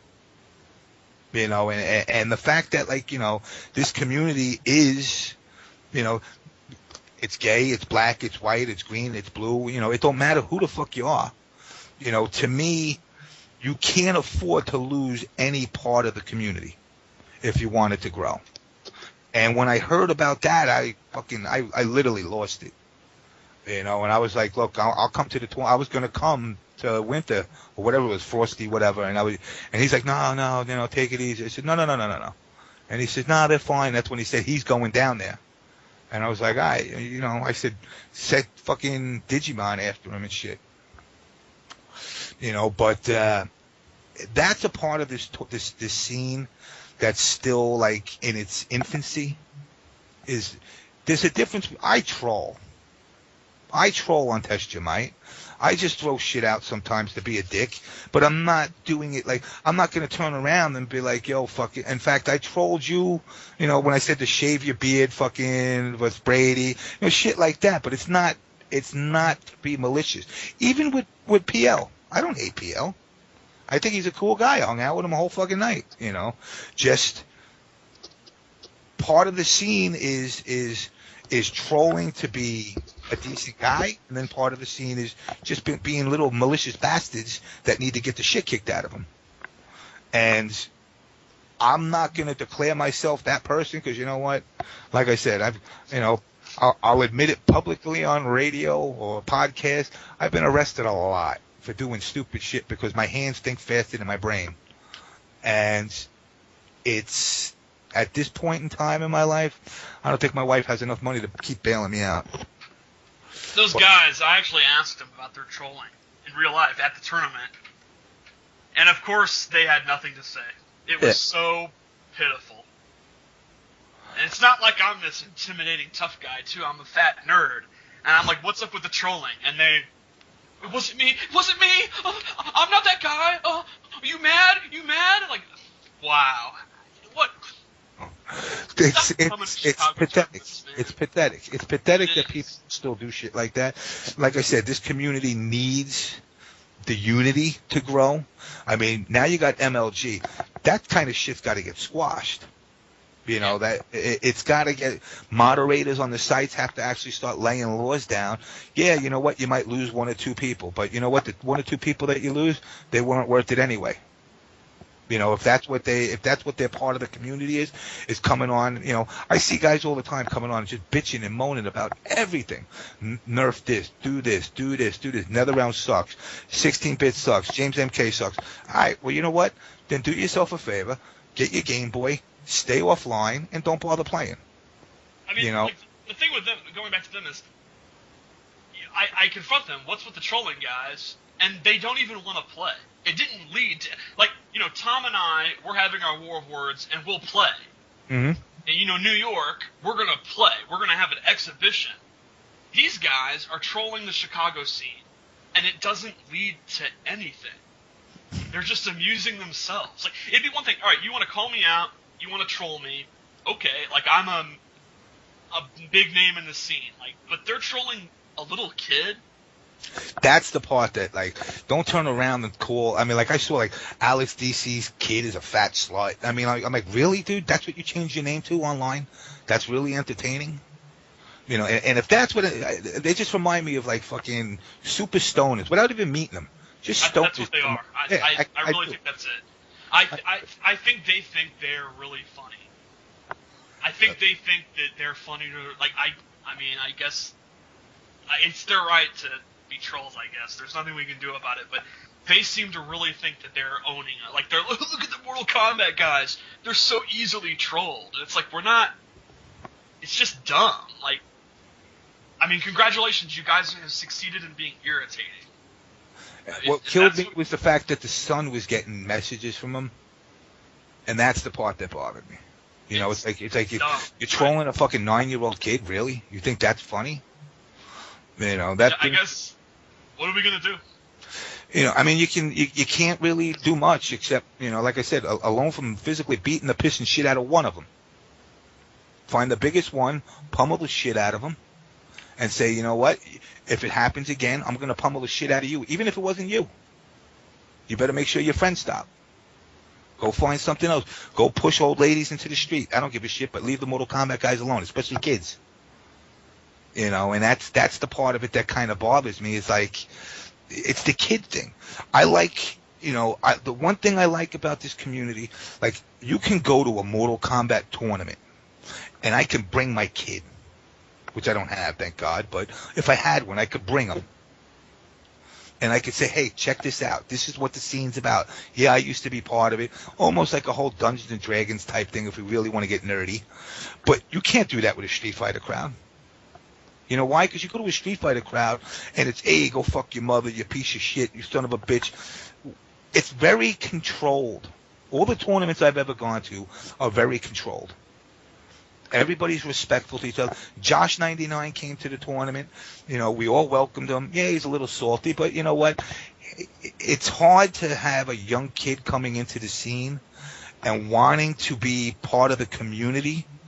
And yeah, we are still truck drivers. You know, we still swear, we still curse. But to have a 9-year-old kid tell you, "Oh, you suck," I was just, you know, you're kind of like, well, I don't want to give him the impression that that's okay either. So you kind of got to, you know, like, perfect example is with you. You know, what is that? I forgot what the fuck movie it was, but, you know, it was something to do with, like, you know, with power comes great responsibility. I forgot what movie it was from. Spider-Man? Maybe that was it. Yes, it's Spider-Man. You know, you've become a face. All three of you have become a face. This podcast has become, you know, a serious pillar now to this community. You guys can't stop this now because people are actually getting on this every day that you do it, and they're sitting and they're listening for 4 hours. I mean, Jesus Christ, it's like Howard Stern on freaking Sirius Radio. They're going out of their way. They're going out of their way. Really surprising. I remember like a few weeks ago or something. I was like, shouldn't we shorten it? Isn't it a little long? Yeah, I kind of keep thinking that. You know, I mean. And we posted about it, and everyone's just like, no. Yeah, I mean, dude, you know what it is this. You talk about a lot of issues. You talk about shit that make other people go, wait. It's not only about Mortal Kombat. We're not only a bunch of game geeks. We have political opinions. We have opinions on God, you know. And that's what's kind of cool about it is we're not, you know, we're not sitting here saying, all right, well, you can only talk about Mortal Kombat and, you know, you can't curse and you can't do this. Now, granted, you know, sometimes you guys come off a little too much on the, you know, I really didn't need to know you rope one out to Katana. You know, I didn't need to know the texture. That technically wasn't our podcast, though. Yeah, I know. That was Nancy's. I don't need the texture, the preferred texture of lotion. Oh yeah, Jergens, man. What did she say? I heard that. She's like, Sprite. I was like, really? Yeah, Sprite. No, she asked if you could use Sprite. I said. But no, I mean, this, as a community, now that you guys are taking central roles, like I said, you get kids. You know, I used to be embarrassed. I did a book signing in I think it was Carmel, Indiana, when I think it was the Mortal 4 book, and like 200 kids showed up. I was like, what the fuck?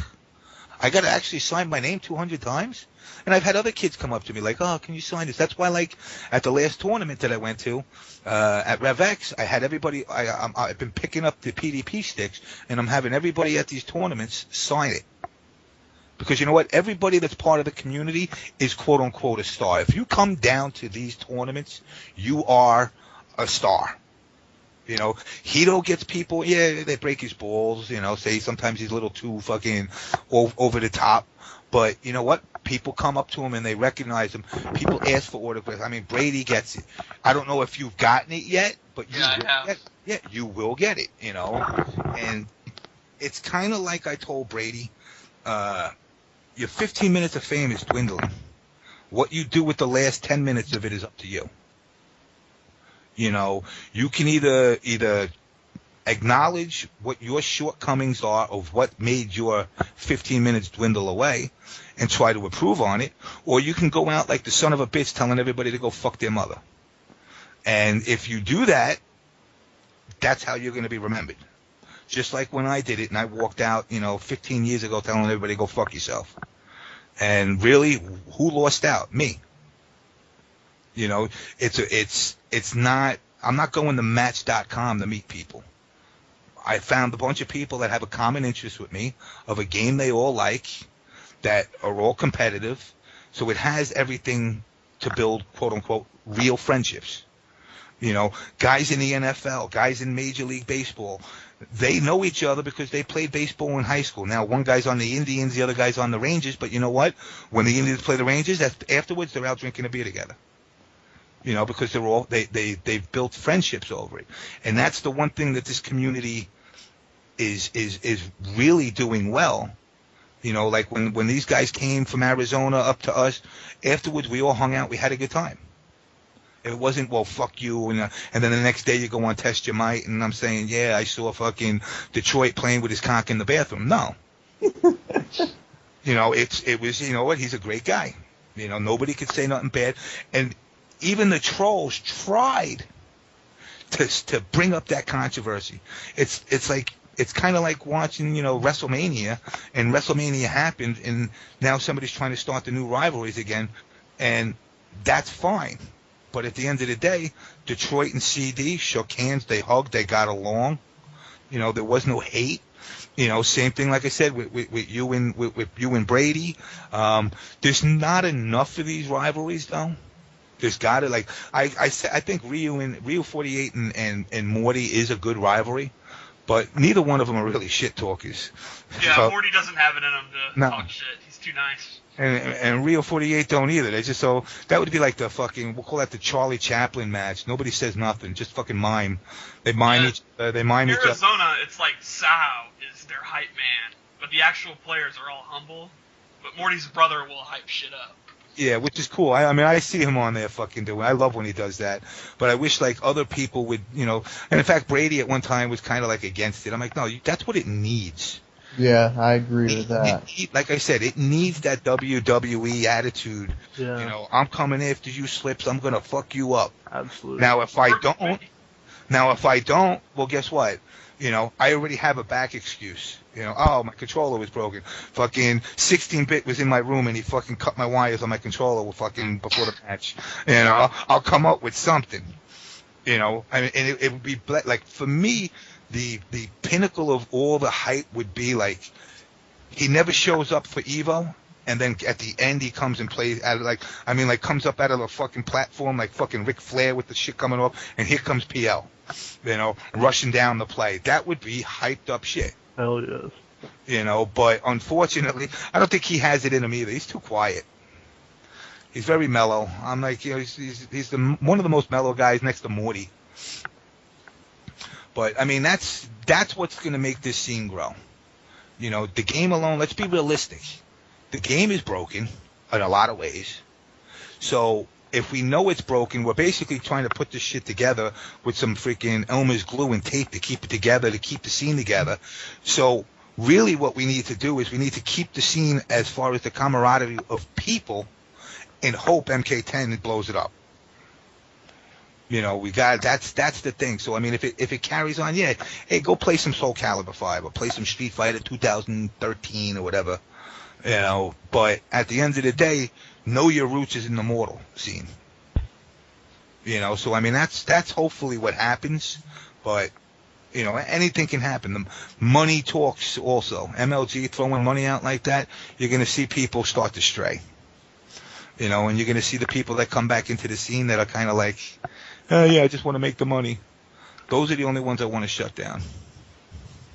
Anything you want to talk about before we do the name game, wrap it up? Anything you guys got? Like I said, man, just as far as, you know, the next couple of tournaments, follow Test Your Might. I'm going to start putting up questionnaires for people to answer who actually want to be in this film. Obviously, we're going after the big name people and their opinions of the scene, their rivalries, why they've gotten into it, you know, a whole bunch of roundabout questions. Going to be bouncing around in a couple of scenes. Actually, I'm thinking of maybe even hitting up Chicago scene. Depends on cash flow, of course. But starting off at Winter Brawl, then Final Round, and then the doors open to other scenes that are having tournaments come up. So Cool. If you want to get in, hit me up as a PM or something. Let me know who you are, and we'll get you in on the movie. Cool. Alright, the name game. The main event. So, I'm sure you know how this works. I'm going to say some names. You say the first thing that comes into your mind. Basically insult everybody. Okay. Yeah. Alright, first name. Tom Brady. Cocksucker. Wow.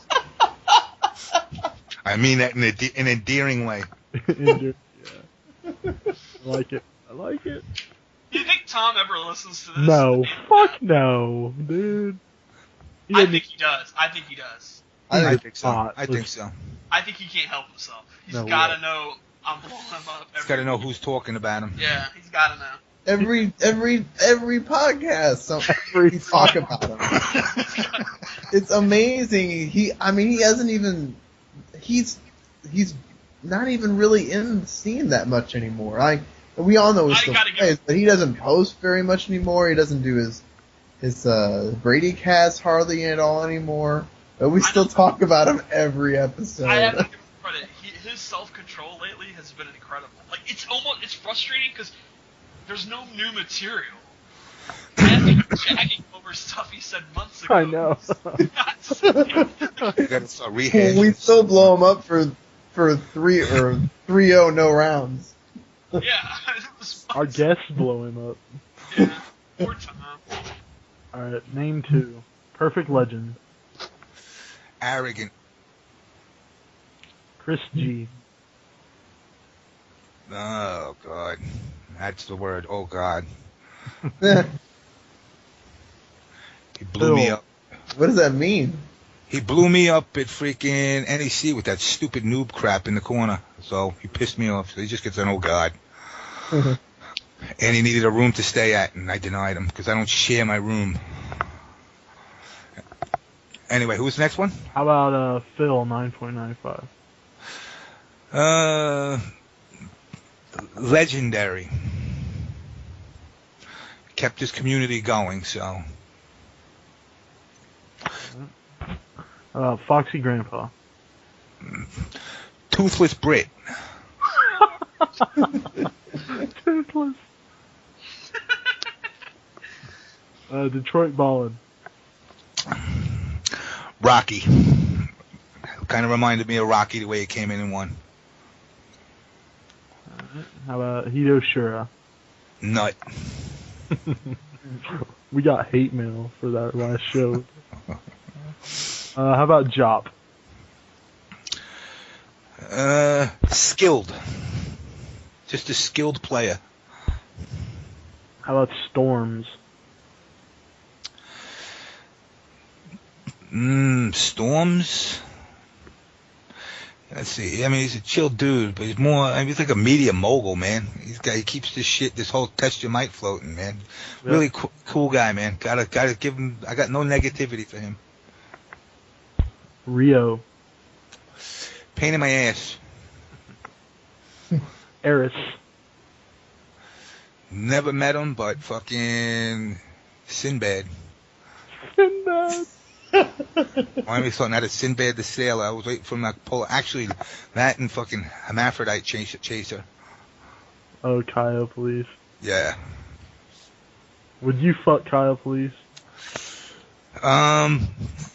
Do I know or not? Yeah, you know. No. No. No. I mean, if I did, if I hooked up with it and didn't know, and I can't take no blame. It's gonna be like an episode of what is that, Pet Detective, the crying game, whatever the hell it was. It's up puking. Would you let her blow you? Absolutely not. Mm. That would still make me gay. Sorry to all my gay fans out there. I don't know. I'm not sure about that. Yeah. All right. How about Morty Seinfeld? Mute. All right. Don't say shit. Yeah, that's true.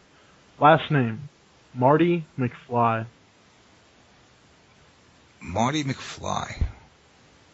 Why do I know this name and not put a picture on it? Back to the Future, man. Dude. No, see, that's not Marty McFly that I know. I know a different Marty McFly from fucking playing. Oh wait, no, it is a McFly. I was thinking of Marty McFly though. I don't do the Back to the Future thing. Everybody wants me to be Back to the Future. Yeah. If people don't notice when I say I'm here from the future's past, have nobody picked up on that yet? Where is the future's past? The present. Thank you. I don't go back to the future, man. I ain't got no DeLorean. But no, I definitely, like I said, what you guys do for this with this podcast, man, it definitely keeps this scene alive, man. I'm glad that you get other people on here. Hopefully, this is going to grow more. Hopefully, you guys could turn it to video. That would be a nice touch. That would be cool. I was actually going to suggest that, do video, but I'm sitting here naked with peanut butter all over me, so I want to get that one on there. My dog's fucking running away from me. I don't know. I'm German, remember. Well, we need a favor from you. What's that? We need you to convince CD Jr. to come on. Oh, I can get him to come on. I'll get him to come on. I can convince him. He's by far our most wanted guest. Yeah. Oh, yeah. He definitely. I mean, let me tell you something. I got to say this, and I mean, with all the matchups, and I watch all the videos of everybody and their matches. The one thing I'll say about him is he is, and I've seen Perfect Legend play. I think he can beat Perfect Legend easily, and with Jax.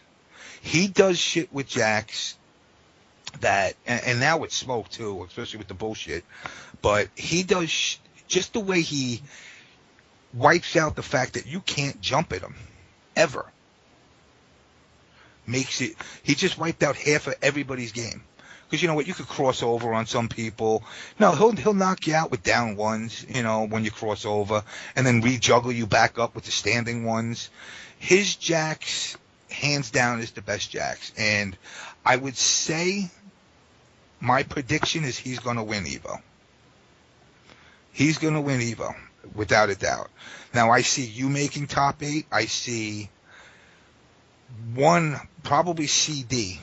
Maxter likes to drink with me, so he'll probably get too hammered, and he'll be in like top. He's always like just outside top 8. He'll be like 10 or 9. I'd like to see Brady make top 8. Perfect Legend will make top 8. Detroit could make top 8. So can Morty. So that's what? How many did I just put in top 8? I put like 6 there, right? I don't know, probably. I got like 6 of them there. So the other ones that would probably get top 8, who else stands out to me right now? Oh shit. That's the alarm clock. The other top, it ain't going to be Pig. As much as I love the guy, I see him in the top 20, especially when you stack up that many good players.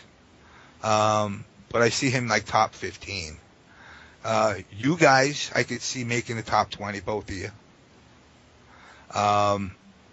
Me, no. I'd be like a top 50 out of 40. I think they'll be at one unknown or mid-level guy will step up. That's usually what happens.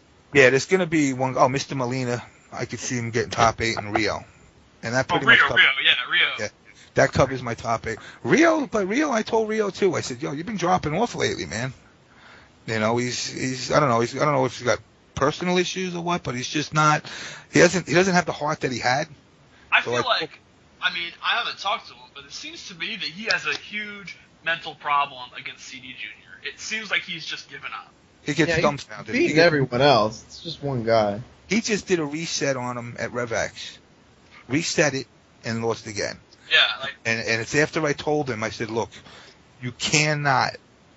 You know, and I'm giving away his tricks, but I don't care because he's got more. You cannot let him get you in the corner. Period. If you get in the corner, you're dead. And once he kept him outside the whole time, and then once he allowed himself to get pushed into the corner, voila, he was dead. But he definitely he does give up. It almost seems like. You know, I'm playing CD Junior again, because let's be realistic. At VSM, it's always those two anyway. Right. You know, it's always those two, Maxter, Rio 48, and CD. Those are like the 5 top guys right there. So that could be your team right there. In KT Smith, like I said, he's up and coming. And that's what's cool about VSM. There's like a group of people that are like up and coming, we'll call them like up and coming warriors or whatever, that are like now coming and they're leveling up. You know, because like I said, our scene compared to the other scenes, it's concrete. And that's because of Phil, that's because of the Kid Summoning and Shock and Dark Rob. They kept it all together. I mean, I came into it, like I said, kind of, you know, out of the blue. But now everybody's like, well, you know, I'm trying to make things happen. This is kind of my last hurrah. Like, I'm like, you know what? I want to give something back to this community that, as fucked up as it was for me back in the day, it was like, you know, my Dungeons and Dragon moment, and I was like level 99, you know, and I enjoyed it.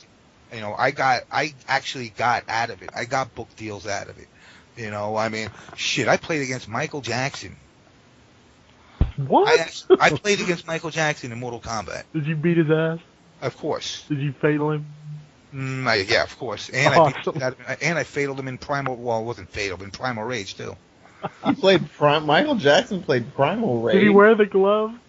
No, he didn't have the glove. What it was Sony PlayStation release party at the CES. That's who they had perform. So, like, you know, you go to these parties afterwards, they had fucking him there. One year it was fucking Seal. I beat Seal down, too. Seal. That's awesome. I mean, I'll say, like, with the community, I mean, I've met a lot of fucking people. And, you know, I've seen, you know, like when I was developing the games, like, I mean, games that I've done, Quarterback Club Challenge, which was the biggest piece of shit. But you know what? I got to hang out with all the fucking pro quarterbacks. You know, Phil Simms gave me his jersey and his helmet. My other guy that I work with, you know, what's his name for the Broncos? Elway gave him his shit. So we get all these, like, there's a lot of perks to it. I smacked the shit out of Roger Clemens. When I did Roger Clemens baseball, our company had like a little thing over at Shea Stadium where he pitched to us. It was like part of a little PR thing. And, you know, he thought he was playing against a bunch of geeks. I actually played a year in the minors. And, you know, he was throwing little lobs at me, and I started drilling him back. He was getting harder and harder, and then eventually his wife came out and told me not to hit against him no more. I was like, yo, what the fuck? What? You know, I mean, Why? Because I was smacking the shit out of him. He was lobbing like 60-mile-an-hour pitches, and I was tanking him, and so he started to go faster. And then I guess everybody thought like it was going to be a big scene if I like drilled one back at him, which it would have been kind of cool. But then again, with all the roids that he did, it probably would have just bounced off his head. Who did Michael Jackson play in Mortal Kombat? He used Raiden. That's interesting. I can see that because he's white.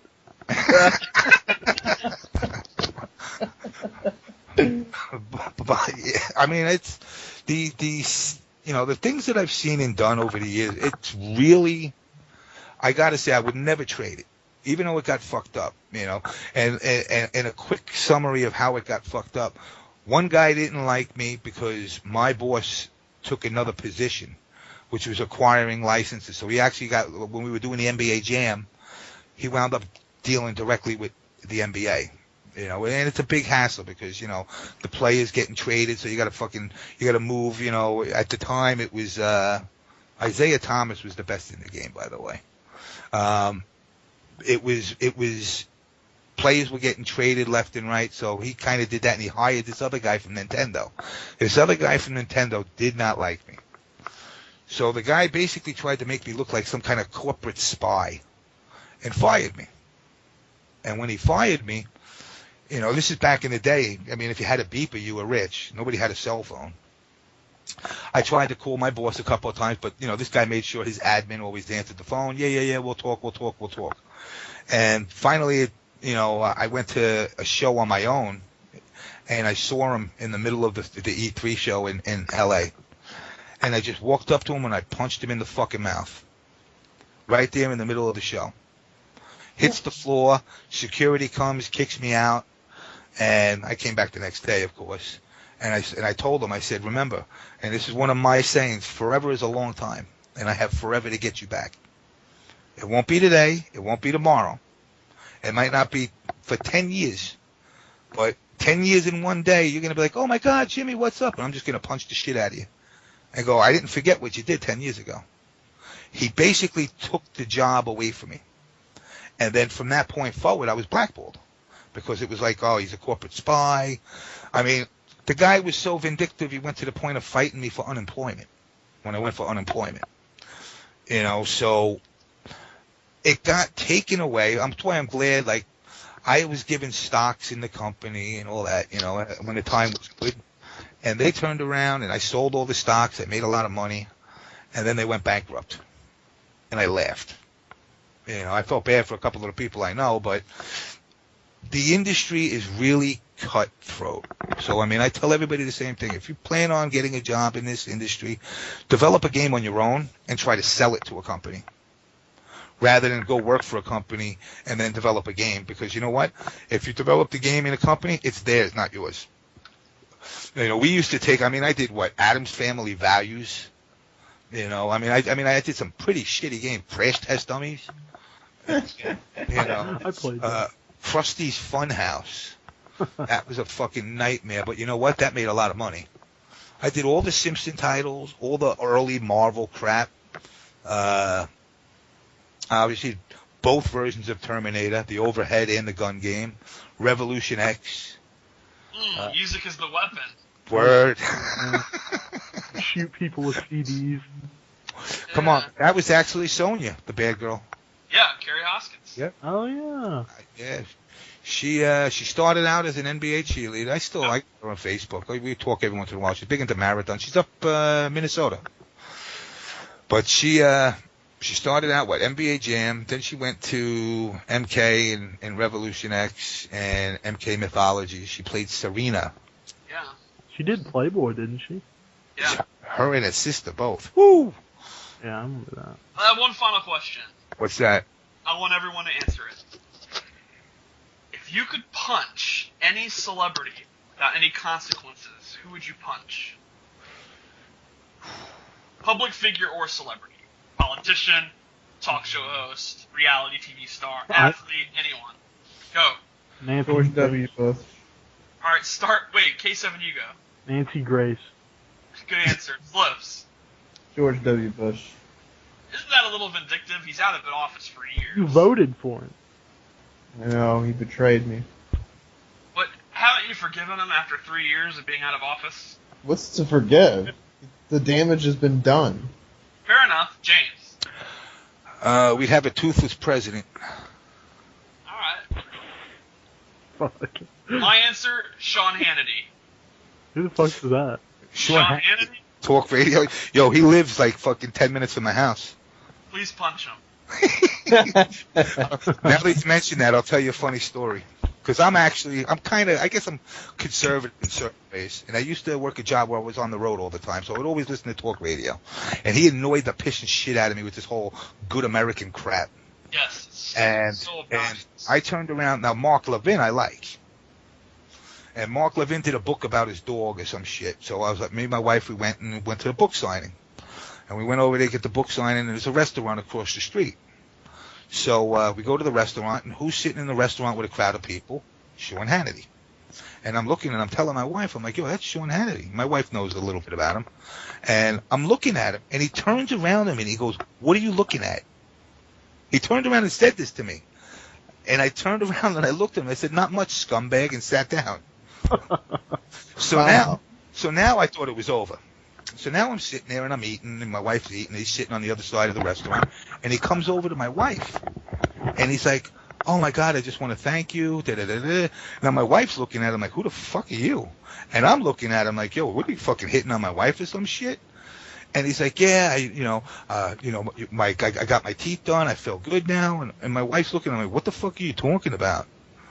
And he goes, aren't you the girl who works he thought my wife was the girl who worked in his dentist's office. So I turned around to him, I go, dude, you're really fucking pushing it right now. And he just looks at me and he's like, oh my God, I'm so sorry. I said, all right, well, at least give me your autograph. And he goes, well, give me something to write on. And I turned around and I couldn't find nothing, so I went into the bathroom and I grabbed a piece of toilet paper and I signed this. Oh my God. He looked at me, he's like, you're a dick. I said, I really don't want you to sign nothing anyway.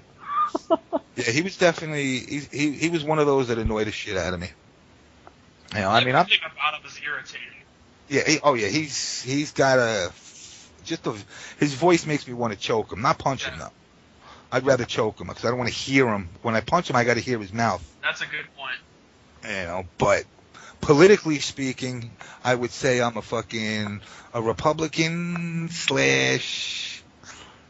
independent who believes in God but doesn't make other people have to believe in him. I'm the opposite. See, I'm a believer. I'll tell you why I believe in God. Because I don't believe in coincidence. And when I was 9 years old, I went to the local arcade. Now, we all know 9 years old, $1 is a lot of fucking money. And I went to the arcade on this one particular day. And I walk into the arcade and I play a couple of games and I lose real fast. And I'm walking through the parking lot and I look up to the sky and I go, God, can I have $1? I walked no more than 5 steps. I found a fucking dollar bill on the ground. Now, at 9 years old, I'm like, holy shit. I go back in. I play my dollar's worth. I lose again. I'm walking back out again. I'm like, I know, God, I asked you. I don't mean to be greedy, but you think I could have maybe another $1? I found a $5, $1, and another $1. I was like, oh my God, there really is a God. I went back, and now, granted, it could have been coincidence. I don't give a shit, but somebody put it there for me. And ever since then, I was like, you know what? God made 10 commandments. I'm cool with a decent amount of them. Do I obey them all? Nah, I fuck up. But I try to use God as a way to instill boundaries for myself. If not, I'll run around and run amok thinking I'm John Gotti and just start whacking people. So I say, you know what? Just like the old Davy and Goliath cartoons, fucking the dog was always like, gee, Davy, God wouldn't like that if you punched that woman in the face. I kind of hear that voice in my head sometimes. So I try not to stray away. But, I tell everybody the same thing. Yeah, you don't believe in God, you got to believe in something. I have one last question that I just now thought of. What is the one 10 commandment that you've broken the most? Oh, shit. I don't know. There might be a couple even. Let's see. I've coveted. I've used the Lord's name in vain.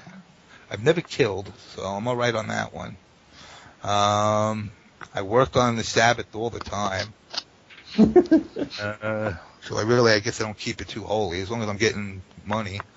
What other ones? I never coveted my neighbor's wife, definitely not his ox or his ass. I would have to go with probably the Lord's name in vain and the steal. What about you, Slips? What sin are you the most guilty of? I say God constantly. K7? Sodomy. Damn. Of course, mine, gluttony. That's a 7 deadly sin. That's not a 10 commandment. Well, what's the difference? There's no 10 commandment that says that you can't eat excessively. Then what are the deadly sins? What's the difference? 7 deadly sins is... what is the difference? Envy, You burn either way. Am I gonna go to hell because I like to eat too much pizza? Yes. No, like the Ten Commandments are like mortal sins if you break them. And then the 7 deadly sins are just normal sins. Yeah, doing your neighbor's wife, Like stealing, killing. Yeah, like I was raised Catholic. Like the Ten Commandments are like, those are like the motherfucking holy grails and shit. Like those you got to obey, or if you didn't go to confession and you worked on a Sabbath, you were going to hell. So if I've killed a man, I'm done. Yeah. If you didn't go to confession and confess it to God and do your penance, you're going to hell. Okay. Wait, if you kill someone and then like do a confession, are you saved? If you're truly sorry. Wait, that's not right. You go to heaven if you can. See, are you Italian too? Yes. All right. Well, you guys killed Jesus. So No, we didn't. The Jews killed Jesus. The Romans did. The Jews put out the first. All the Jews did was put out the first organized mob hit. You guys actually fulfilled it.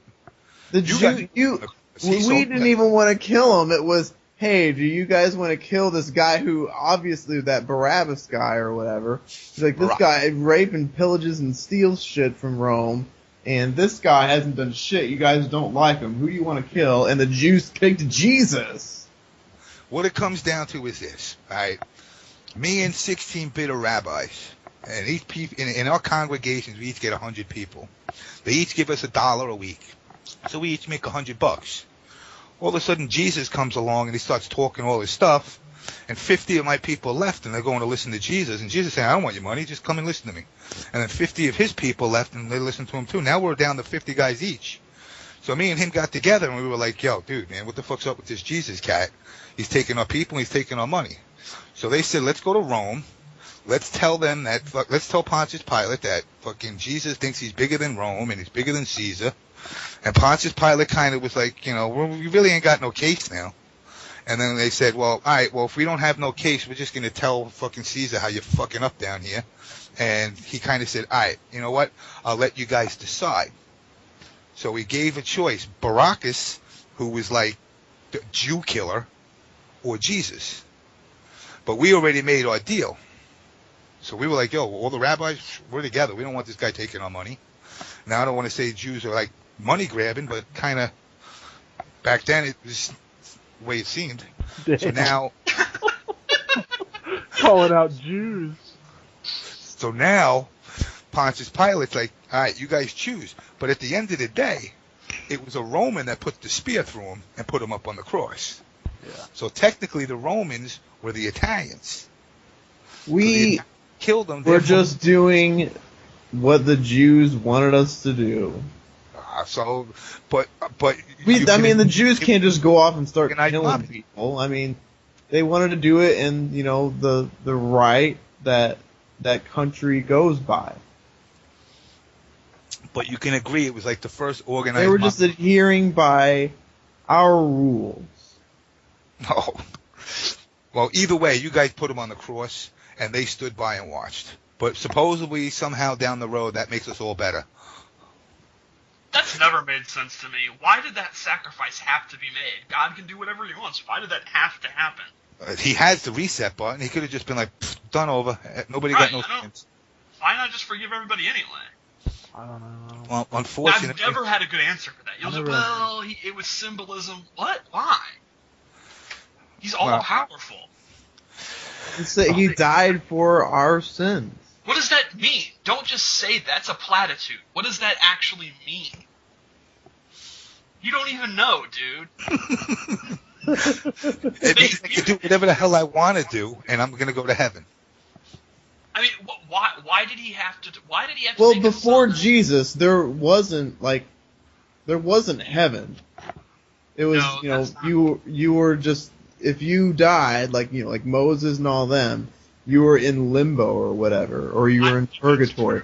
And when Jesus died, that's when the gates of heaven opened up.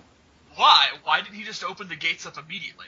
Shouldn't he have already seen that there would be a need for this before he even created the first human? I don't think God is that powerful. Then the whole concept falls apart. He's supposed to know everything. I think that's exaggerated. If you I accept, think the whole thing of God can see the future, I think that's a little too much. if you accept that, well, that's an exaggeration, then the whole book falls apart. The whole religion falls apart. If you have to make caveats and say, well, this part's bullshit, but this part's not, the next logical step is that it's all bullshit. It's getting heavy, dude. It's getting heavy. Dude, the fact that you can't even explain what any of this means is so... I just gave you an explanation. No, dude.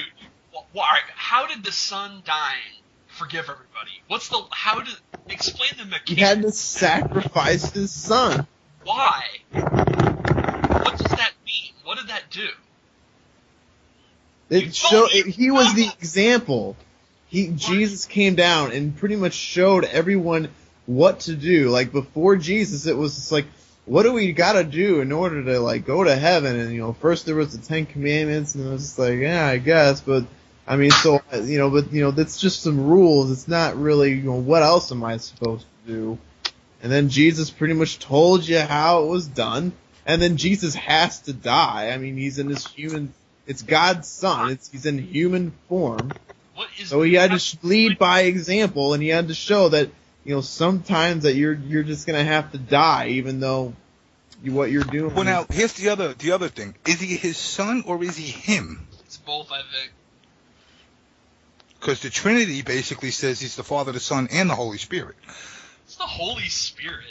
The Holy Spirit is like, at the end of like a Dragon Ball Z when they get killed and they go up to.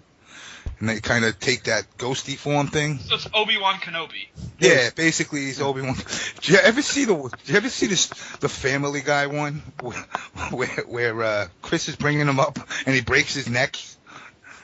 And what was that one? I guess that was something.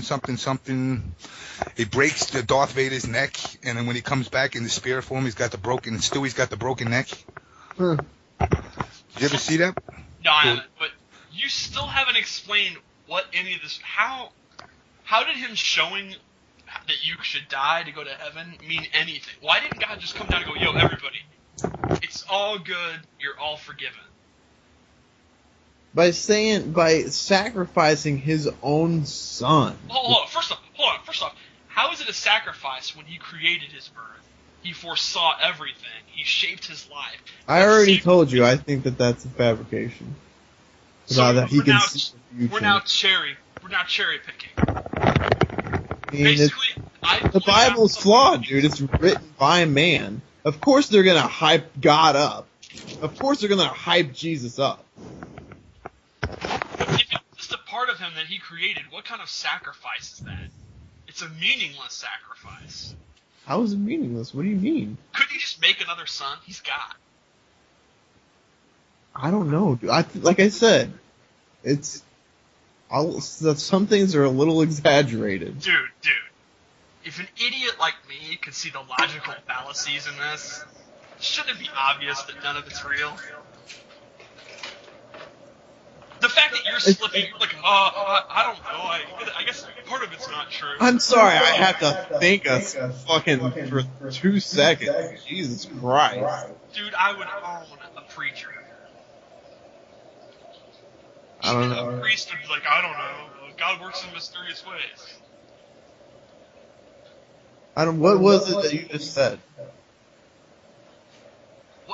What? I was about to say something and then you interrupted. How is it making a sacrifice if you have the power to just create another son? Oh yeah, I think that's still just it's an exaggeration of God's power. I don't think God is like the Q from Star Trek Next Generation. How can he not be? So you're saying he created the world, he created all this, he created consciousness, but he made one son, but he can't make two sons? Why?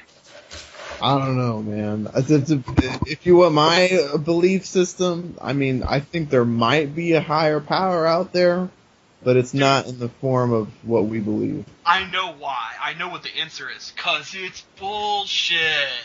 Man, hating on religion.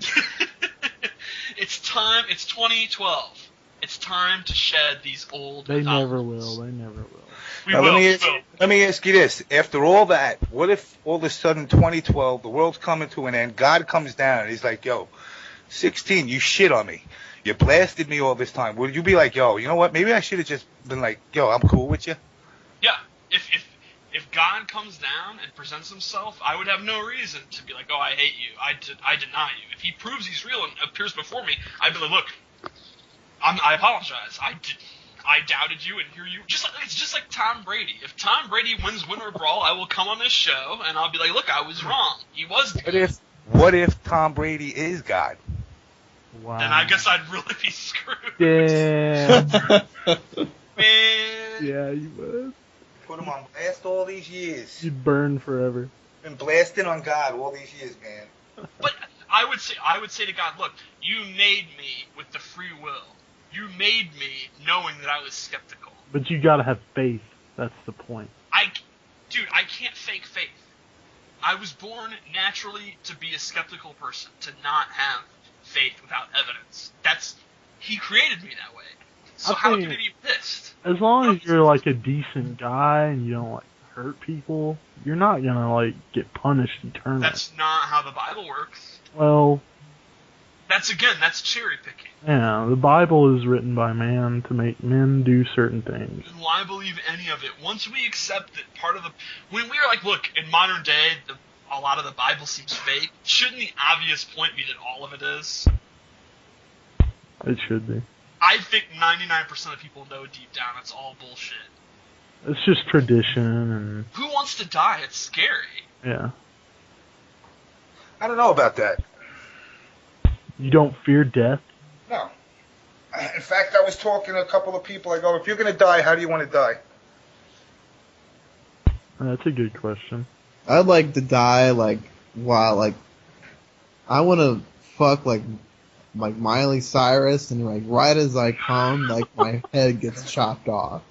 Or no, like her bodyguard shoots me in the head. Yeah, you don't want to get your head chopped. Yeah. Why don't you want to get your head chopped off? Your head lives after. No, it doesn't. Yes, it does. No, it does not. It's only in Clash of the Titans. No, for 40 seconds it does. No, it doesn't. You can feel everything. How do you know? I read up about it. I know. I'm talking. How do you know 16? Your Has your head ever been chopped off? Spinal cord is severed. You're dead, dude. You may blink. But your brain still has blood in it. Yeah. It would be. You'd still Not- blink. It would not be 40 seconds. You would not be alive.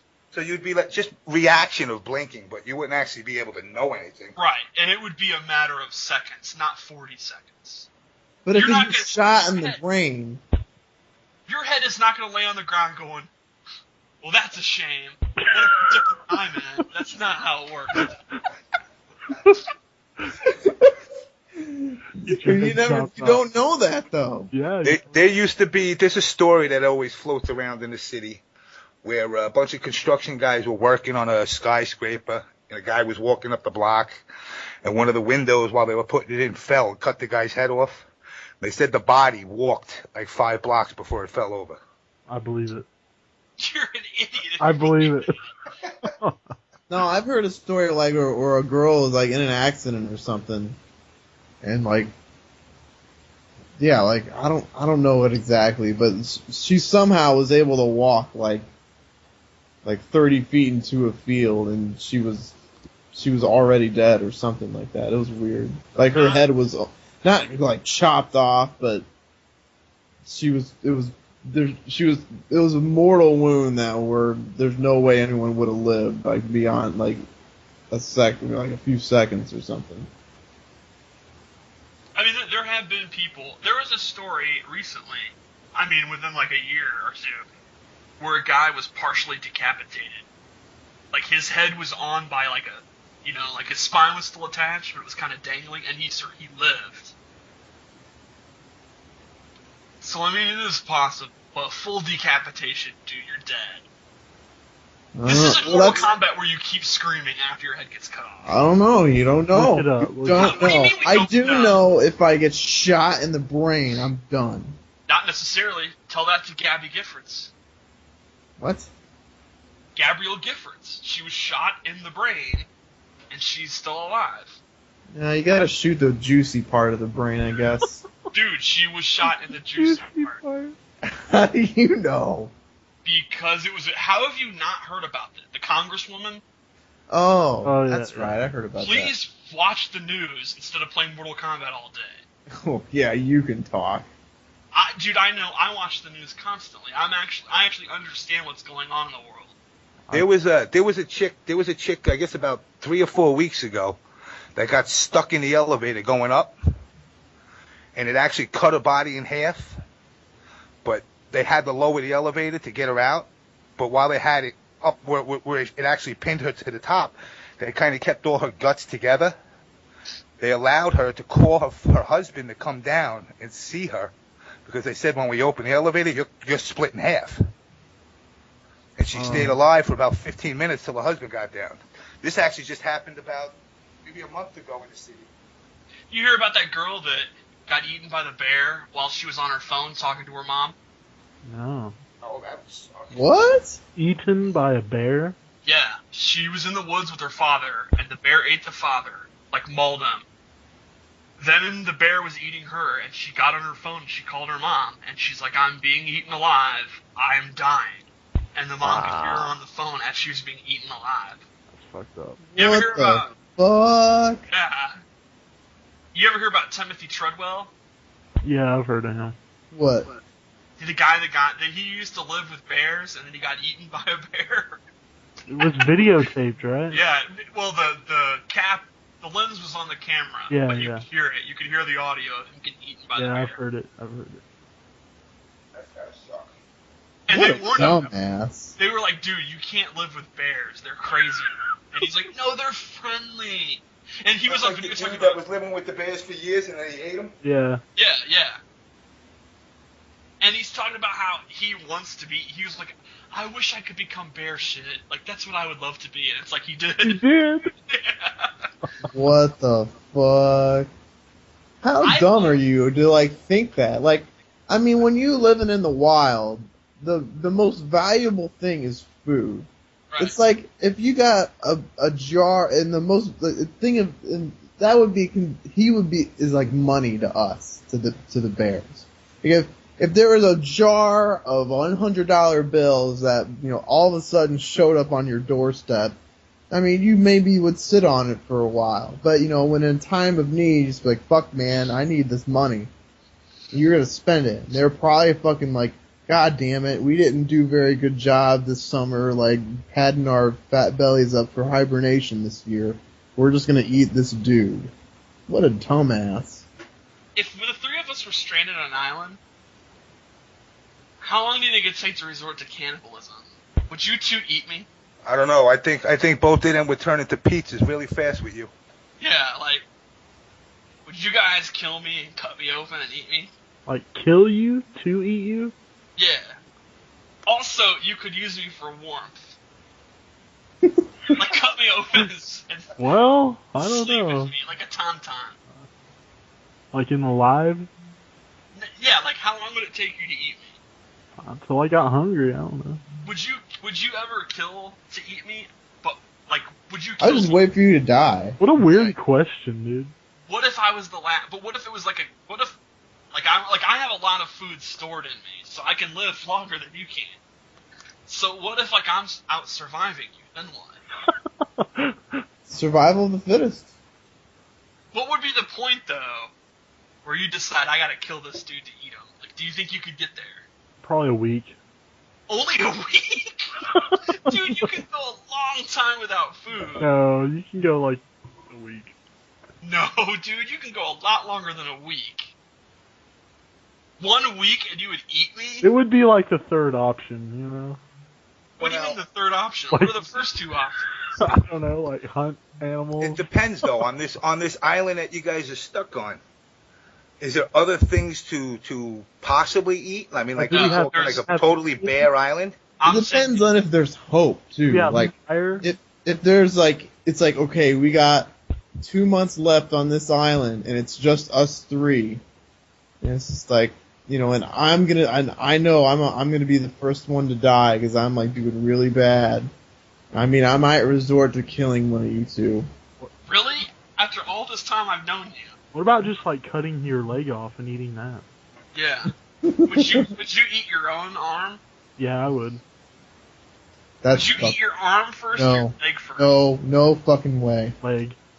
I'd No eat my way. leg first. Yeah. I'd off myself first. So we can still play Mortal Kombat. I don't think I think you have bigger problems to worry about. Would you like apologize when you killed me, or would you kill me in my sleep? No, I'd apologize. I'd be like, sorry, So dude. you'd be upfront about it? Yeah. I'll leave you, dear John. I mean, don't you think there'd be a problem where, like, everyone would be thinking about it? Everybody would like kill each other. Yeah, like, once we started to get really desperate, we'd Yeah. all be looking at each other like, I mean, I'm getting really hungry. What are we gonna do? It'd get crazy. You ever hear about those guys that drew straws? No. These sailors, they were starving, and they drew straws to determine who would get killed and eaten. I'd cheat. And they drew straws, and the guy, they ate him. Wow. And then they were rescued, like, a day later. Like, they turned That out would they suck. didn't eat. That would suck. Yeah, What? yeah. I mean, I guess that's the most civil way to do it. Draw straws? Now Yeah. play Mortal Kombat. Loser gets eaten. Would you accept it? Alright, would you be man enough to accept it? Like, if the three of us, if we agreed we're gonna draw straws, right? If you drew the short straw, would you go, well, dinner time, or would you, like, run away and jump in I'd the run ocean? away. Run away. Yeah. Run the fuck away. Nah, I'd be dignified. Now, do you guys? Now, would you other two chase him down? And if you would chase him down, are you going to give him blunt force trauma until he stops moving, or try to stab him? I think you gotta throw a rock at him or something. But now that goes. Now, if you're throwing a rock and you're doing the rock thing, that goes with the cutting the head off. What if he's still feeling it? Like you thought he's dead, but he's like half up and half down, and you just start cutting off the limb. Would you I feel would make bad? sure- I mean, I would hit him over the head several times. Yeah. I'm not gonna eat someone alive. That's nice of you. Yeah, am I not reasonable? Yeah. You ever seen Alive? Remember that scene in Alive when they eat that dude? Yeah, that was sick. They ate his ass. Yeah. That was weird. Would you eat somebody's eyeball for $1 million? No. Not for $1 million? No. I would. Fuck that. I would. I couldn't. Eat an eyeball for $1 million? Yeah. I'd take seconds. You'd be set for life, dude. I'd try, but I'd take $400,000 of that money to go to a shrink to help clear my brain, and then the other $600 I live off of. Imagine biting into it and all the ooze. the texture, Yeah. like a Wait, are peeled the steak. veins still attached? Yeah. You gotta eat them too. You gotta suck How them can up you- like spaghetti. Can you do it with, are you allowed to put condiments on it? Fucking nasty. Are you allowed to put condiments on it at least, like some mustard or something? No, raw. Oh, straight up raw? You can't heat it up though. Oh. I'm Time. reasonable. I wouldn't even waste the time heating it up because that would just make me have to look at it before I ate it longer. Wouldn't it be a great wrestling character to have like a fucked up Ted DiBiase who would do stuff like that? Pay you to do fucked up shit. Yeah, like remember how he would pay you to do like sporting events and shit? Yeah. Imagine if we had. Do you think there is a millionaire out there who's like really into that kind of shit? Oh, I'm sure there's gotta I be. think there's gotta be. There's gotta be. He just wakes up at 8 o'clock in the morning, calls the bellhop up to his fucking room and says, hey, fucking punch my wife in the mouth and eat her shit. Okay. I agree. There's gotta be at least one. One of those third world countries, there's some diamond guy, and he's into all kind of fucked up shit. There's gotta Yeah. Oh, God. That would suck. It'd suck to be the one to get eaten, though. Especially if you can't kill me in one shot. For the record, if we're ever traveling to a tournament and the plane crashes and we're on a desert island, I'm cool if you eat me as long as I'm already dead. Well, no shit. That's the first thing I said. But you can't kill me. You gotta wait till I die. Would That's you all. sacrifice a limb for the greater good? The whole party, or like, I mean, how do I feel? Like, we each have to give up a limb for us all. I'd give up a leg, not an arm. Yeah, I would too. Fuck that. Y'all just fucking kill me then. Nah. I'll just cut a piece off my side or something and give it to you. I ain't giving you a leg or a fucking arm. There's no way I could eat myself. I think we got to fill our nasty quota, so I'm gonna ask a really nasty question. I was having this discussion with someone. Would you go down on a chick during her period? I've already earned my wings. Yeah. You would? Yeah. It's healthy. Have you done it? No, but I would. I've done it unbeknownst to myself until afterwards. Wait, what do you mean go down? Lick her vagina. No. I mean, I've done it when they're having a period, but not. I'm not gonna eat out. No, I mean in the mouth, the chunks, the meat. Why would I eat out her period, man? That doesn't even make any sense. You just said you'd eat an eyeball. Yeah, that was for $1 million. Well, this is for a blowjob. I'll wait. What if it's Jessica James? And she's gonna fuck me after? Yeah. Okay. Yeah. Every man's got a price. How quickly morals deteriorate. Yeah. Alright, I think we should wrap it up. Yeah. Alright, I'm never on a desert island. yeah, you're fucked. Yeah. I just know if I'm ever stuck anywhere with you guys, I gotta make sure I bring something to knock one of you out. Cause I ain't fucking one of you could become dinner, not me.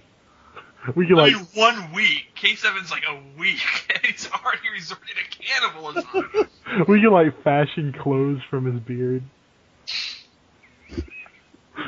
Alright. Wait, I have one more question. One more. Alright, wrap it up. This is good. Okay. If you could be stuck on a desert island, like you have to be stuck on a desert island, with 3 members of the Mortal Kombat community, who would it be? Go. K7, you go first. Fuck. Eric Warda, Rio, Michelangelo. So you just be all caballing? Yeah. You'd all be complaining about how your character's not good enough? I just like him. You'd all sit together, man, everyone thinks he's number 1, but he's really not. Just feeling sorry for yourselves. We need buffs. I'd learn all their strategies and then get off the island and leave them. You're not leaving the island. That's it. You are the Mortal Kombat champion of the island. I'd find a way. Alright, Slips, go. I pick you and Tom Brady. Tom would be great. You really want to be on an island with Tom? You will never run He will out. never shut up, dude. That's entertaining. He's like your television. I could just watch those two and be entertained, and then they would wear themselves out, and then they would die first. I think Tom would kill 16-bit like night 1. Like, club him with a coconut. No, because Tom, he lives off that. Like, first off, we'd either be fighting, or we'd be all friendly, and either way it'd be entertaining. We'd be pumping each other up, or we'd be fighting, and it could never end. We'd fight, and then we'd make up, then we'd fight, then we'd make up. It'd be awesome. Yeah, I would go pretty much with you, him, and Foxy. We gotta at least when you guys are getting along, all 3 of us can make fun of the Europe. I think Tom and Foxy would definitely resort to cannibalism in about 20 minutes. Yeah. Yo, let me tell you something about Tom. He came to VSM one day, and he wanted to go to McDonald's to go to the drive-thru, and he's like, "Can you take me over there?" I basically said to him, "What am I, your fucking limo driver?" Well, I didn't bring my car, yada yada yada. So I'm like, you know what? Fuck it, I'll break down, I'll take him. He's like, "You got $2 I could borrow?" You're not the only one that's talked about that. Tom really is a vagabond. He just lives. He's like a hobo, a Mortal Kombat hobo. I was like, "You got to be fucking shitting me. You want me to drive you and buy you burgers?" I said, "What are you gonna do?" I said, "What are you gonna do for me?" He goes, "What?" I said, "What are you gonna do for me?" So those are gonna be the best burgers you ever had in your life. So you better be ready to fucking pay up. Of course, he gives me the googly eyes, fucking like, "What do you mean?" I said, No. I said, I'm not part of that side of the community, dude.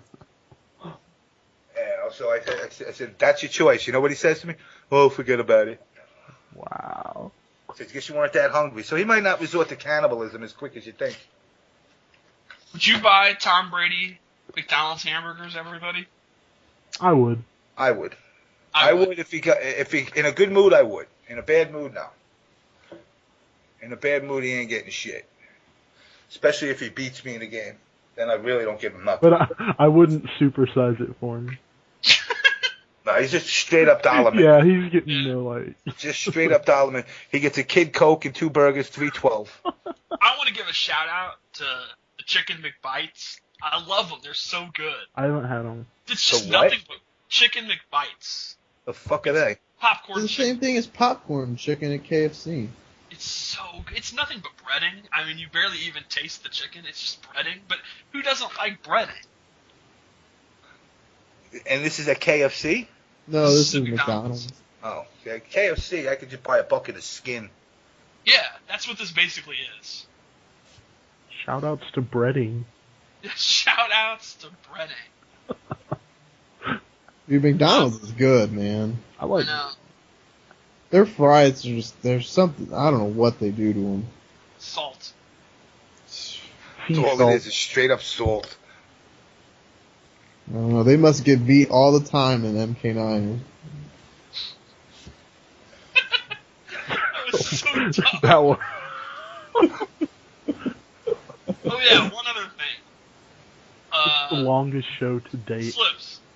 Huh. Tell everyone why you didn't play Soul Calibur 5 on day one. On day one. Yeah. Oh. I went to the store, and So stupid. I just grabbed, I saw the cover of it, and it looked like Cassandra on the cover, so I just grabbed it, and I just bought it. And then I went home, I didn't even bother looking at the cover, I opened it up, I put it in my PlayStation 3, and I was like, where the hell's the game? Like, why isn't it reading it? And I was like, all I see is my folders and this Final Fantasy 13 thing. I was like, maybe I downloaded the demo or something. And then I looked at it and I was like, oh, what the fuck? I bought the wrong game. You bought Final Fantasy? Yeah, I mean, the cover of it looks like Cassandra. No, it doesn't. It looks nothing like Cassandra. What It are looks you just talking like about? Cassandra. No, it doesn't. She's got the same hair. She's got No. a shield. Cassandra She's got has- armor. Cassandra has long blonde hair. Lightning No, has she doesn't. spiky You're pink thinking hair. Sophia. So no, Cassandra is blonde. Oh, she can't. Okay, the whole thing I heard about Soul Calibur 5 was that it was a bunch of fucking the whole previous cast's kids and shit. So I Yeah, was like, that kind of annoyed me, that game. who's trying to go a little punkish and has her hair dyed pink.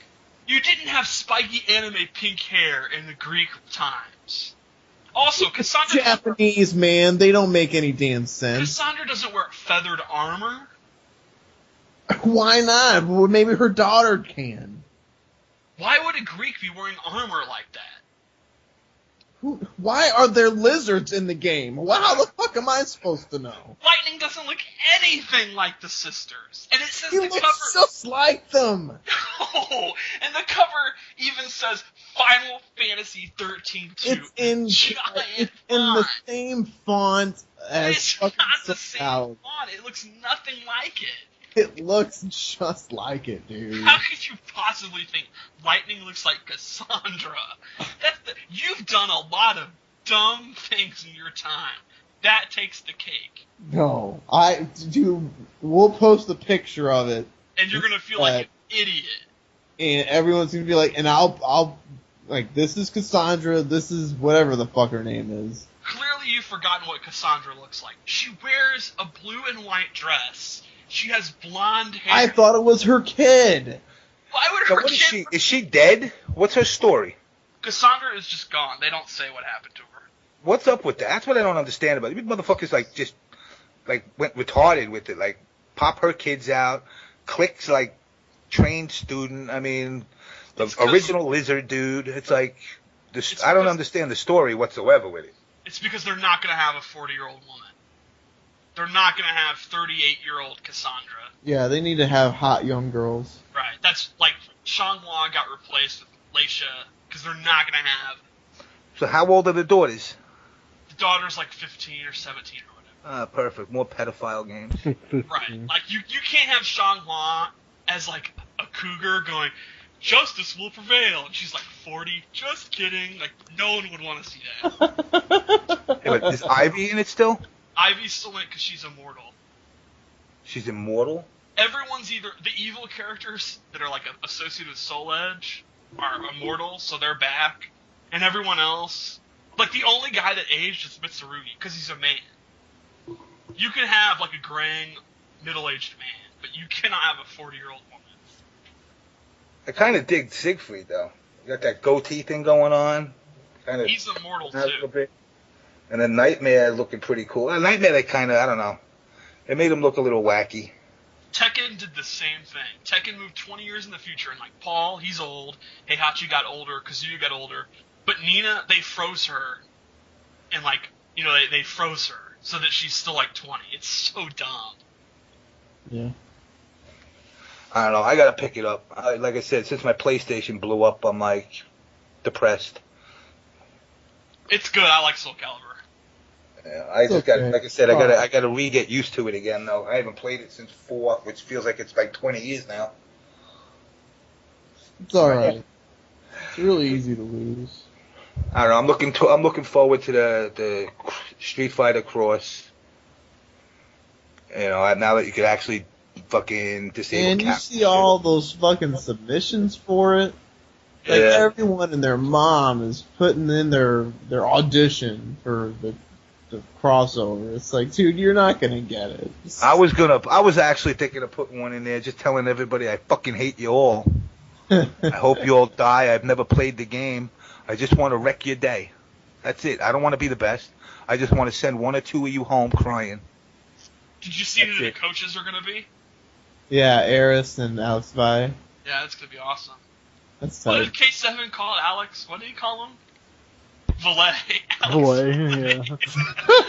Valet. I don't watch fucking Street Fighter. Dude, he's a legend.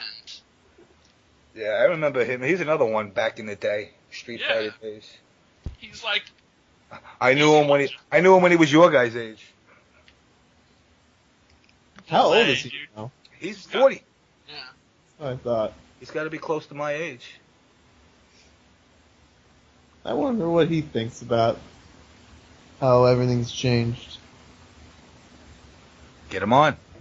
Yeah. Alex Vi is not going to be on this Ricky Ding podcast. I'd like to have him on. That'd be cool.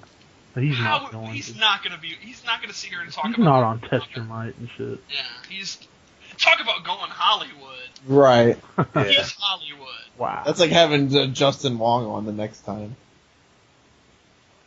I mean, Yeah, we but- can't even get Eris to come on this thing. Yeah. Alex, I think he's Peruvian. I think he said he eats guinea pig. Does he really? I thought he was Mexican. Yeah, he's Is he Mexican. Mexican or Peruvian? I thought he was Peruvian. What's Peruvian? It's a person from Peru? What's Peru? A country? Where is It's it? South America, next to Colombia and Ecuador. And Okay. Chile and shit. I'm Why actually do they going have a country named after Chile? That's stupid. It's Chile. It's not chili. It's Chile. Like the food. What do you like better, chili or turkey? Turkey. Turkey. Chili. I like Chili. turkey. The country. I mean the country. Like, would you rather live? Oh. Oh, yeah, I hate chili. The food. Chile. I'd rather live in Turkey because it's a better food. Yeah, me too. The women are easier. In Chile. Are they? That's all I care about at the end of the day. Do they really call it Chile? Yeah. I think it's Chile. Chilean government.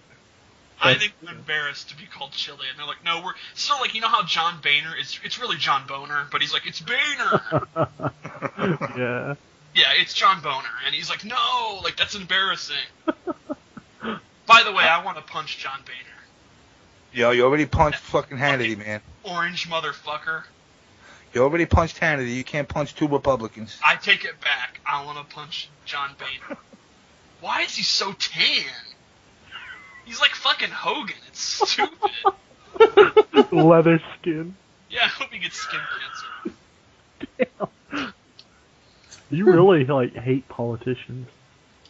John Boehner is just the epitome of, poor for the corporations. Like, I mean, you ever hear that story about him literally handing out his checks on the floor of Congress? Like, they were doing tobacco legislation.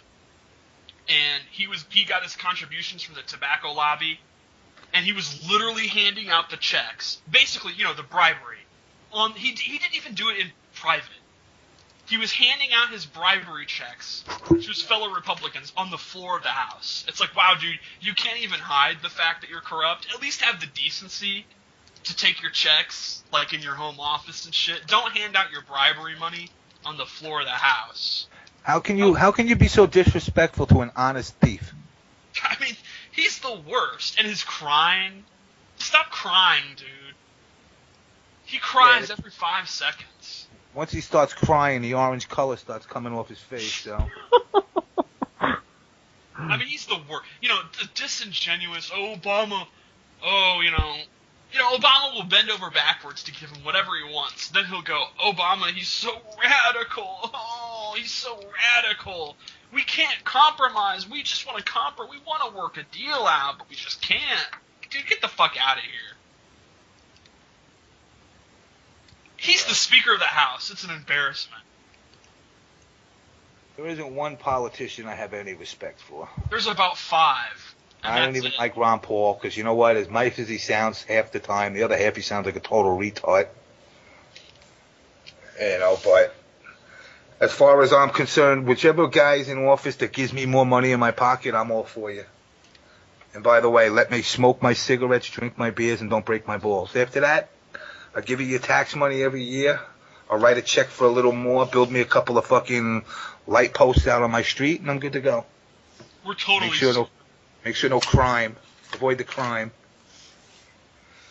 We have they no don't do. choice this election. No. Well, you guys are all where? You guys are all where? Are you all Illinois or no? I'm in Oklahoma. Oklahoma. Damn. Where nothing is. You're out in cow tipping country. Jim Ross is from Oklahoma. Are you guys proud of that?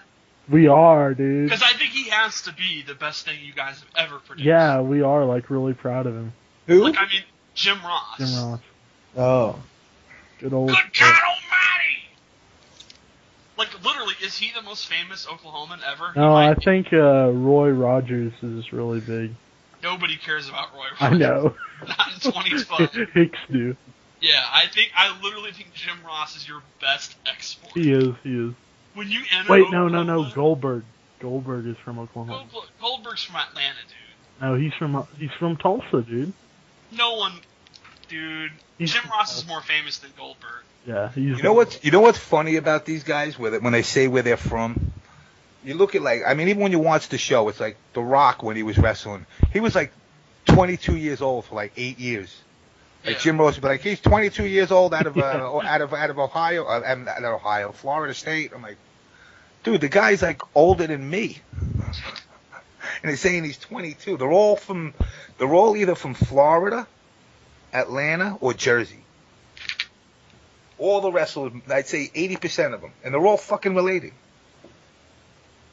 All of them are related. Hogan and Savage were related. Brutus the Barber Beefcake was related. Rock is related to Yokozuna, Rikishi. They're all part of the Rock family, yeah. The whole Samoan thing. Umaga. Remember Umaga? He died, dude. Yeah, Umaga's dead. Originally he was... Umaga died? Yeah.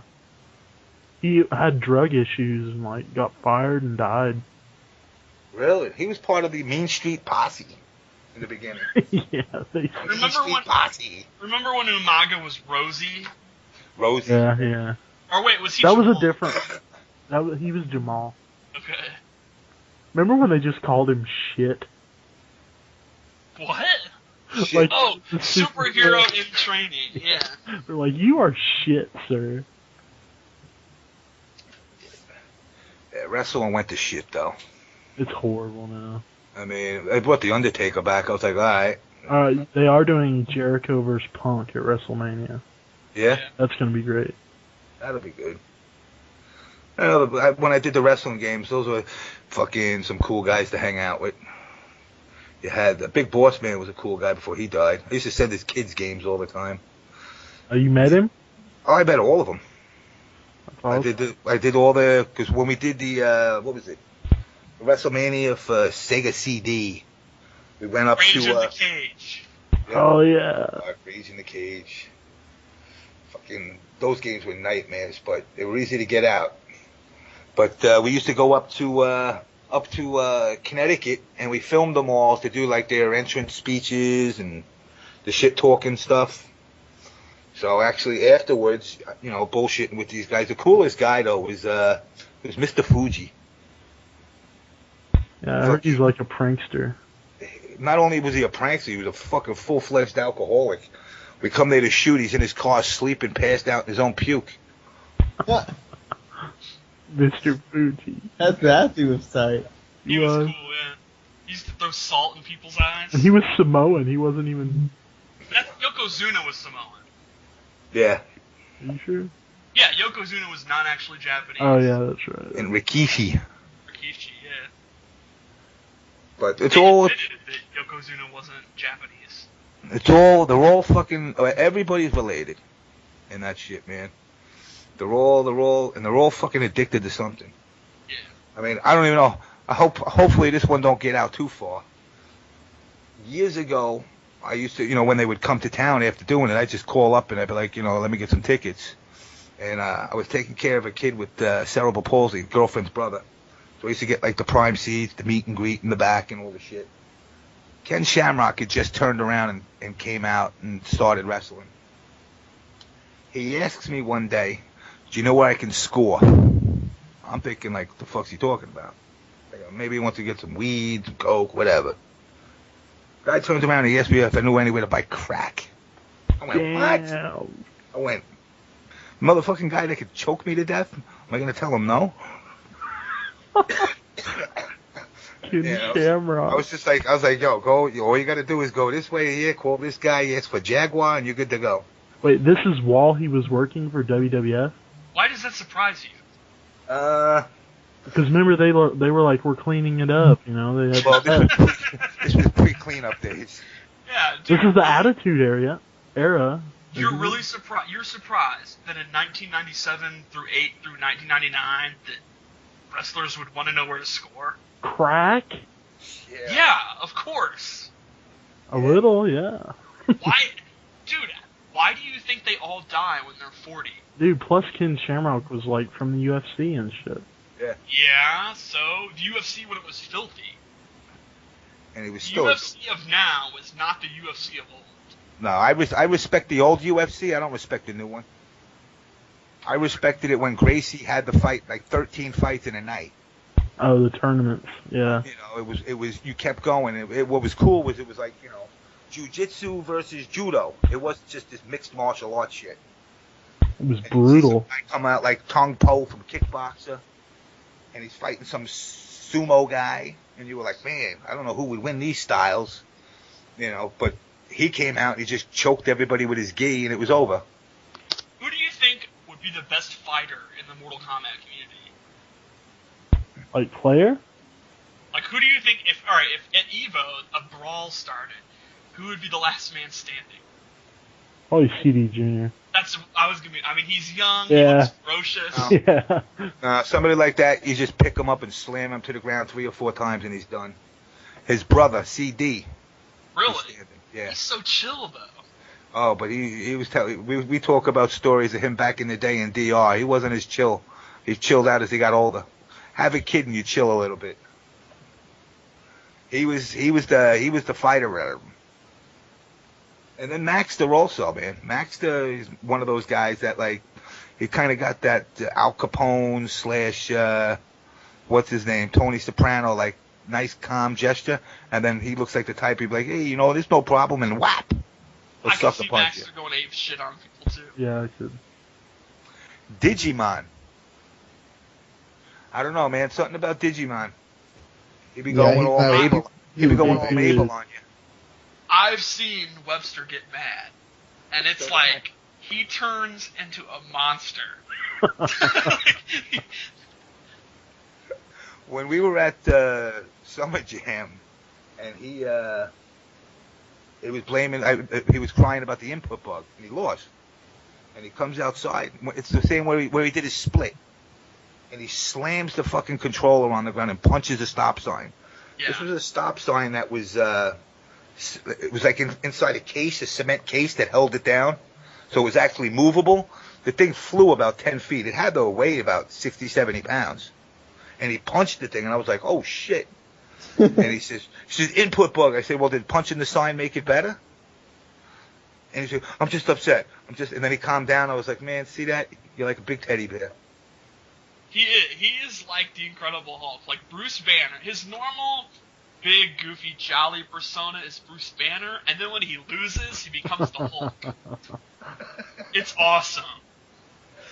Alex DC is another one, I don't think. He got some screwies loose. Love the guy, but he was telling me about he was trying to make a getaway. He had a couple of issues up in with his family and shit, and I think he wound up punching the shit out of his brother-in-law or some shit. And I'm like, well, how bad is it? He goes, well, he's going to the hospital, and the cops are here. I'm like, you can come to New York, stay with me, man.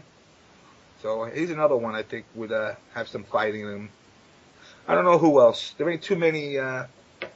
Maybe Pig looks like he could scrap. Yeah. Plus he's tall. He's got that Lennox Lewis tall, lanky arms. So. Who do you think would be the surprise? Like, who do you think would be the guy where no one would expect him to be a badass, and then he owns everybody? Like, what if Morty destroys everybody? That would be so tight. Like, what if he knows karate or something? Yeah, well. Like, he's just sitting there, everyone's brawling, and he's just sitting there, and then it gets out of control, and he's just like, wah! And, like, kicks everybody. Well, Citizen Snips, if you're going to go that route, you might as well just say Nancy. Because she comes down the VSM, you got to watch out. Ain't nobody going to want to hit her. She has the power of the Orient.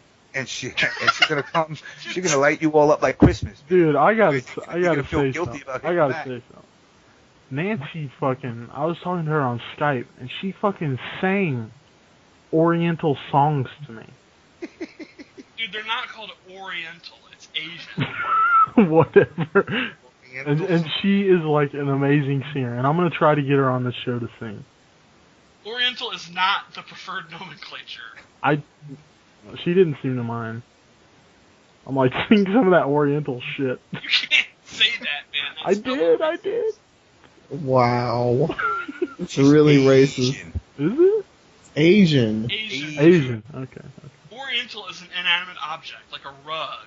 Oh. I mean, there's a region in Asia called the Orient. Yeah. That's where it comes from. But, I mean, there's plenty of Asians that aren't from the Orient. No, the Orient is all of the East. The Orient means East. There's only one Orient.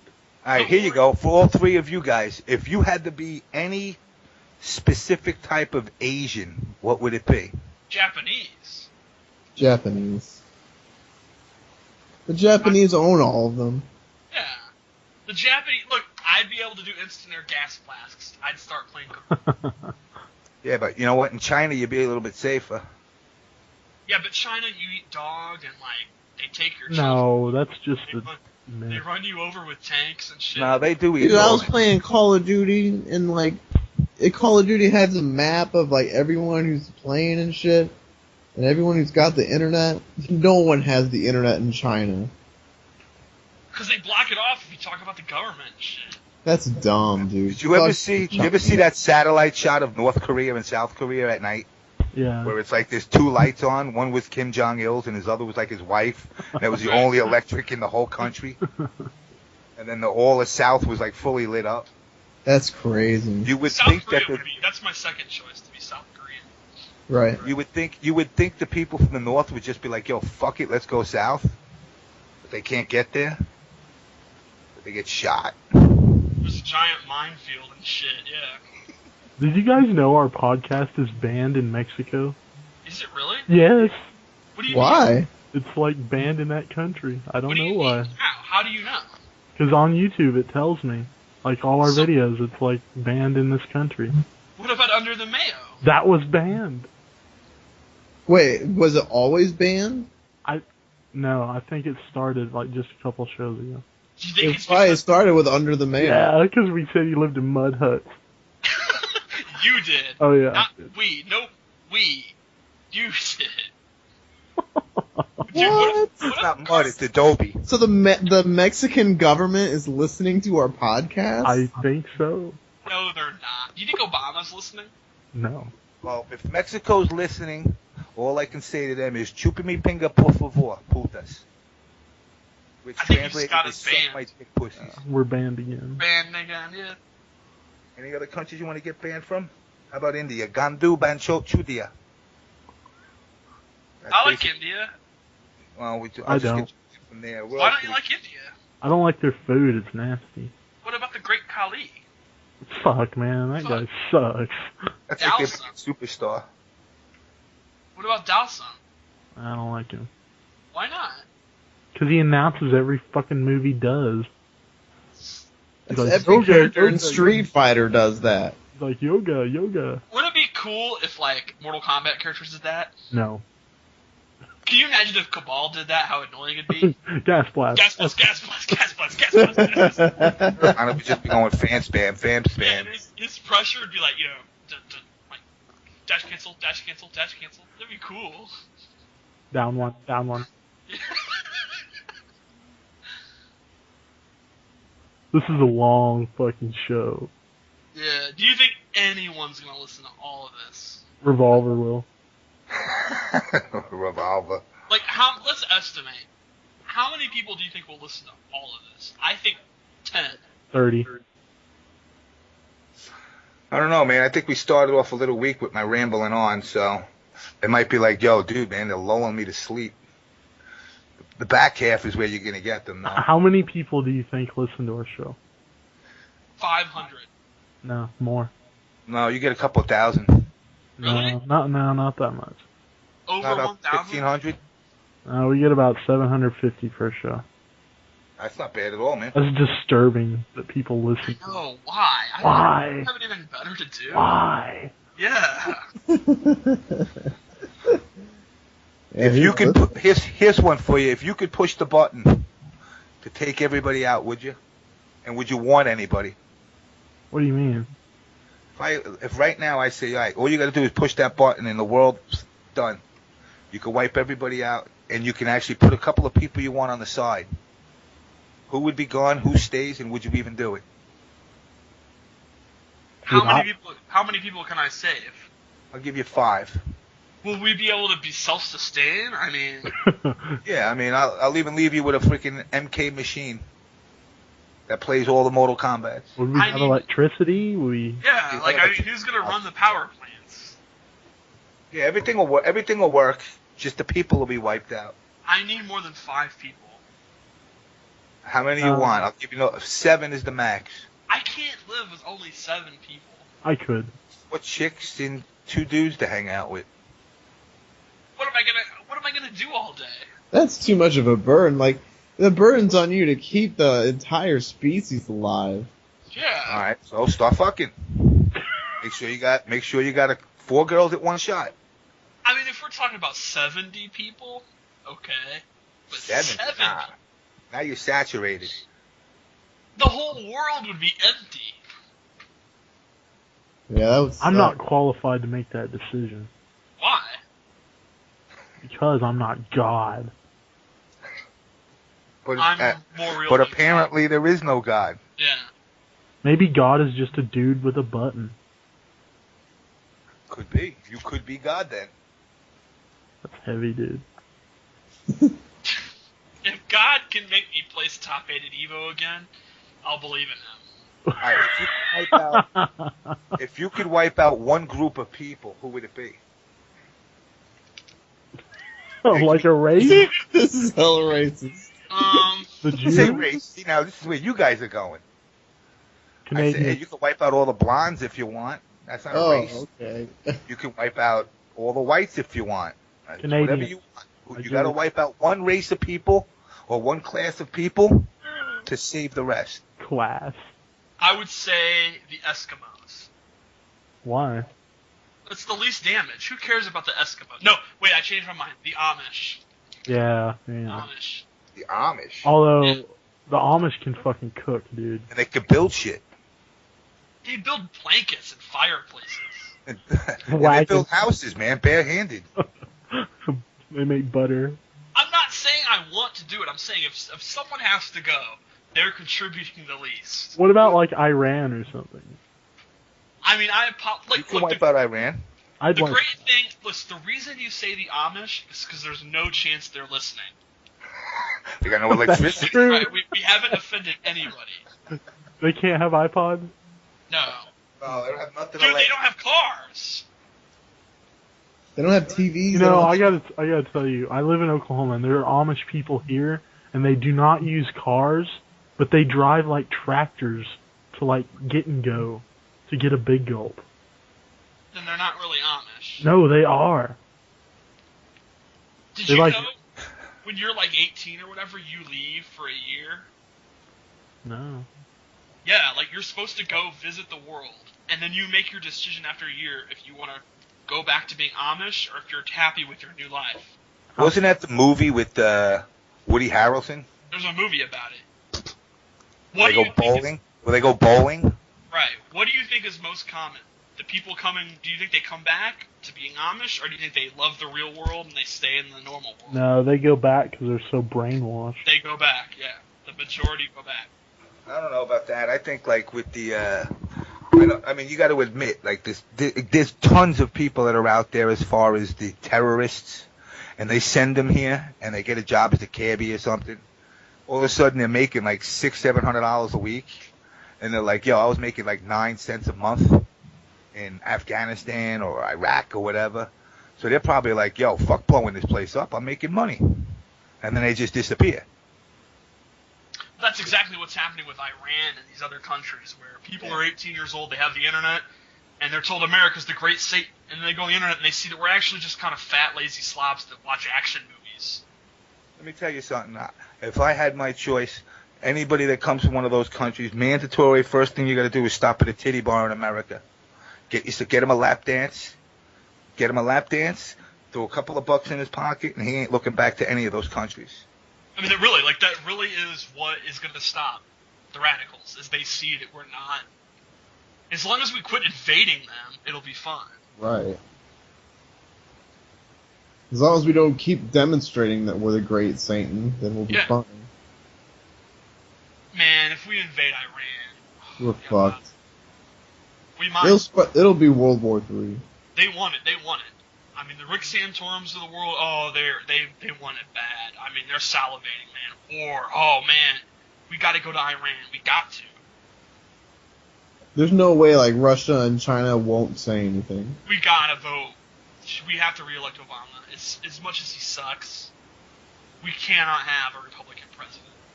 I would just bomb everybody. Like I said, push the button, take everybody, including Canada. What did Canada ever do to you? I don't like Canadians. Why? What? Why not? They make good bacon. They do, but They're too good at hockey. So we'll not bomb all Canada. of them. Not all of them. There's cool Canadians, but you know. What about Dink? I'll call him up and I'll tell him, come to America. Well, what about Bret Hart? Bret Hart's kind of an asshole. Yeah, he kind of He is. is, dude. He had a stroke, though. Give him a break. He's a hella asshole. Actually, I fucking wound up drinking with him too while I'm at it. He was actually fucked up. Yeah, he's admitted that. He was really fucked up. Me, him, and John Turk, the guy that played Sub-Zero when we were down in New Orleans, went out and got hammered. That's awesome. And he was, whew. Let me tell you something, those Canadians can drink. Because there's nothing else to do there. I want to meet the actress that played Katana. Which one? Like MK2? MK2. She's probably You know, old she, now. She does, like, yoga videos now. You can look them up on Amazon.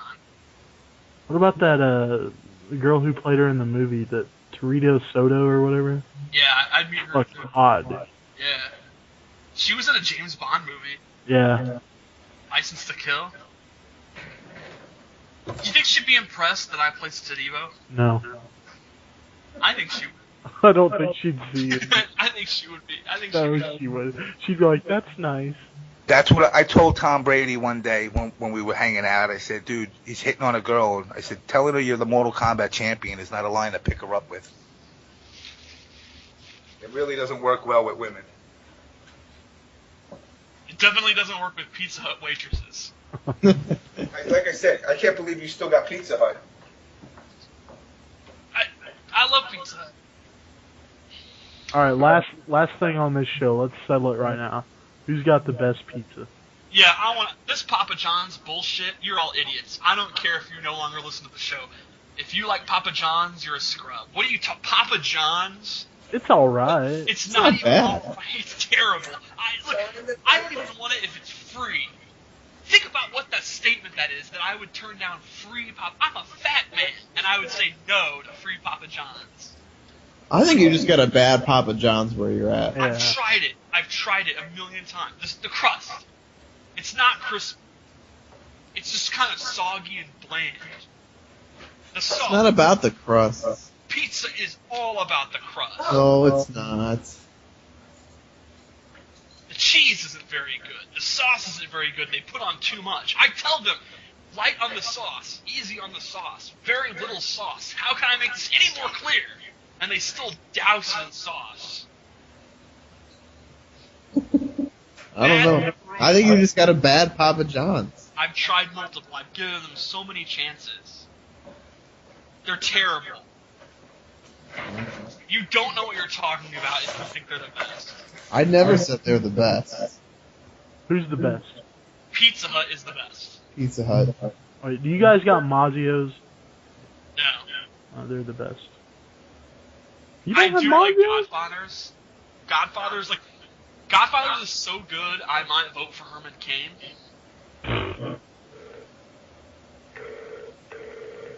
We got Emo. Did you ever have Emo 16-bit? No. What? Emos? I don't want to eat at a restaurant called Emos. That's like the classic St. Louis style pizza. You never heard of St. Louis style pizza? No. St. Louis has a style? Yeah. What is it? It's like, it's really, really thin. It's Oh yeah, I've had that. I've been to St. Louis. I've had it. What'd It's you good. It's awesome. Yeah. It's really good. I can't believe you've had. How many times have you been to St. Louis and you haven't had this? When have I been? I come to play Mortal Kombat. They cut it in like little squares, right? Right, exactly. It's not like I come to eat. I go to St. Louis at 2 a.m. You live an hour away from Missouri, from St. Louis. Why would I drive across the state for pizza? You've driven to Chicago and have Chicago-style pizza, which is like 5 hours away. I go there and I stay for like days at a time. I go to St. Louis to play Mortal Kombat in the middle of the night. You played Tekken. Yeah, in the middle of the night. You never went to St. Louis for anything. When I was a little kid, I went to the Arch. Wow. I never went to St. Louis. Like any concerts or any events that were happening I saw in St. Louis? Metallica in St. Louis. So why didn't you get emo? How would I supposed to know about Emo's Pizza? You don't know anyone that went to St. Louis that lived in Springfield? I've known for you for years, and this is the first time you brought it up, so how good could it be? I can't believe. I can't believe. K7 heard it, and he doesn't even live. I've near- been to St. Louis So once, dude. Good, why have you never brought it up? How many times? We talk about pizza probably every other day, and you've never brought it up. I figured it was fucking obvious. It's like It's like living in New Jersey and saying you never had New York style pizza. No. It's like, why should I assume that you haven't had it? How am I supposed to know about it? Because everyone knows about it. Emos? No one's ever heard of The emos. square beyond compare. Is it really called that? That's awesome. Yes. Dude, it was really good. When are where is it? They're everywhere. It's a fucking chain here. Is there one near your house? There's one literally a minute away. When does it open? I don't know. Well, it's not going to be open whenever I'm there. No. Why is it called Emos? Because it's a little Italian guy. His name is Emo. Does he cut himself with the pizza cutter? I never thought of that until I just said it. Does he wear all black? Oh, me so depressed. That's awesome. Dude, I went to St. Louis once for vacation with my family, and we went to the Arch, and it was like midnight, and we saw somebody get fucking robbed. And we never went back. We were like, oh my god, this place is crazy. It is the crime How did they get robbed? Like, what happened? We heard this, like, scuffle. We were, like, by the Arch. And you know all those, like, gambling ships they have? Some guy came out of one of those gambling ships and just, like, two black dudes just robbed him. Yeah, downtown St. Louis is really bad. Like, it's not bad as bad as it used to be, but it's not good. It's fucking crazy. Dude, downtown St. Louis, like the city of St. Louis itself, it's really shitty. It's like the suburbs and shit like that. That's all nice and shit, but the city itself is bad. I was scared, dude. Yeah, it's East St. Louis. Like, you were on the west side, which wasn't that bad. Like, you were on the other side of the river. But like the East St. Louis is where it's like Detroit bad. Like, if you go to across the river on the Illinois side where 16-bit lives. Wait a minute, I live in the middle of Illinois. What are you talking about? I'm just saying, man, you're closer than me. Wait a minute. What? Do you know where Springfield is? I'm just saying, dude, you're on that side of the river. You're closer. You're on that side of the river, though. You know, it's not a force field. It's not Magneto's force field. That river, river. Pretty much determines what style of person you are. No, it's just a river. You're an idiot. I don't know, dude. Springfield is a great place to live. I don't know. You guys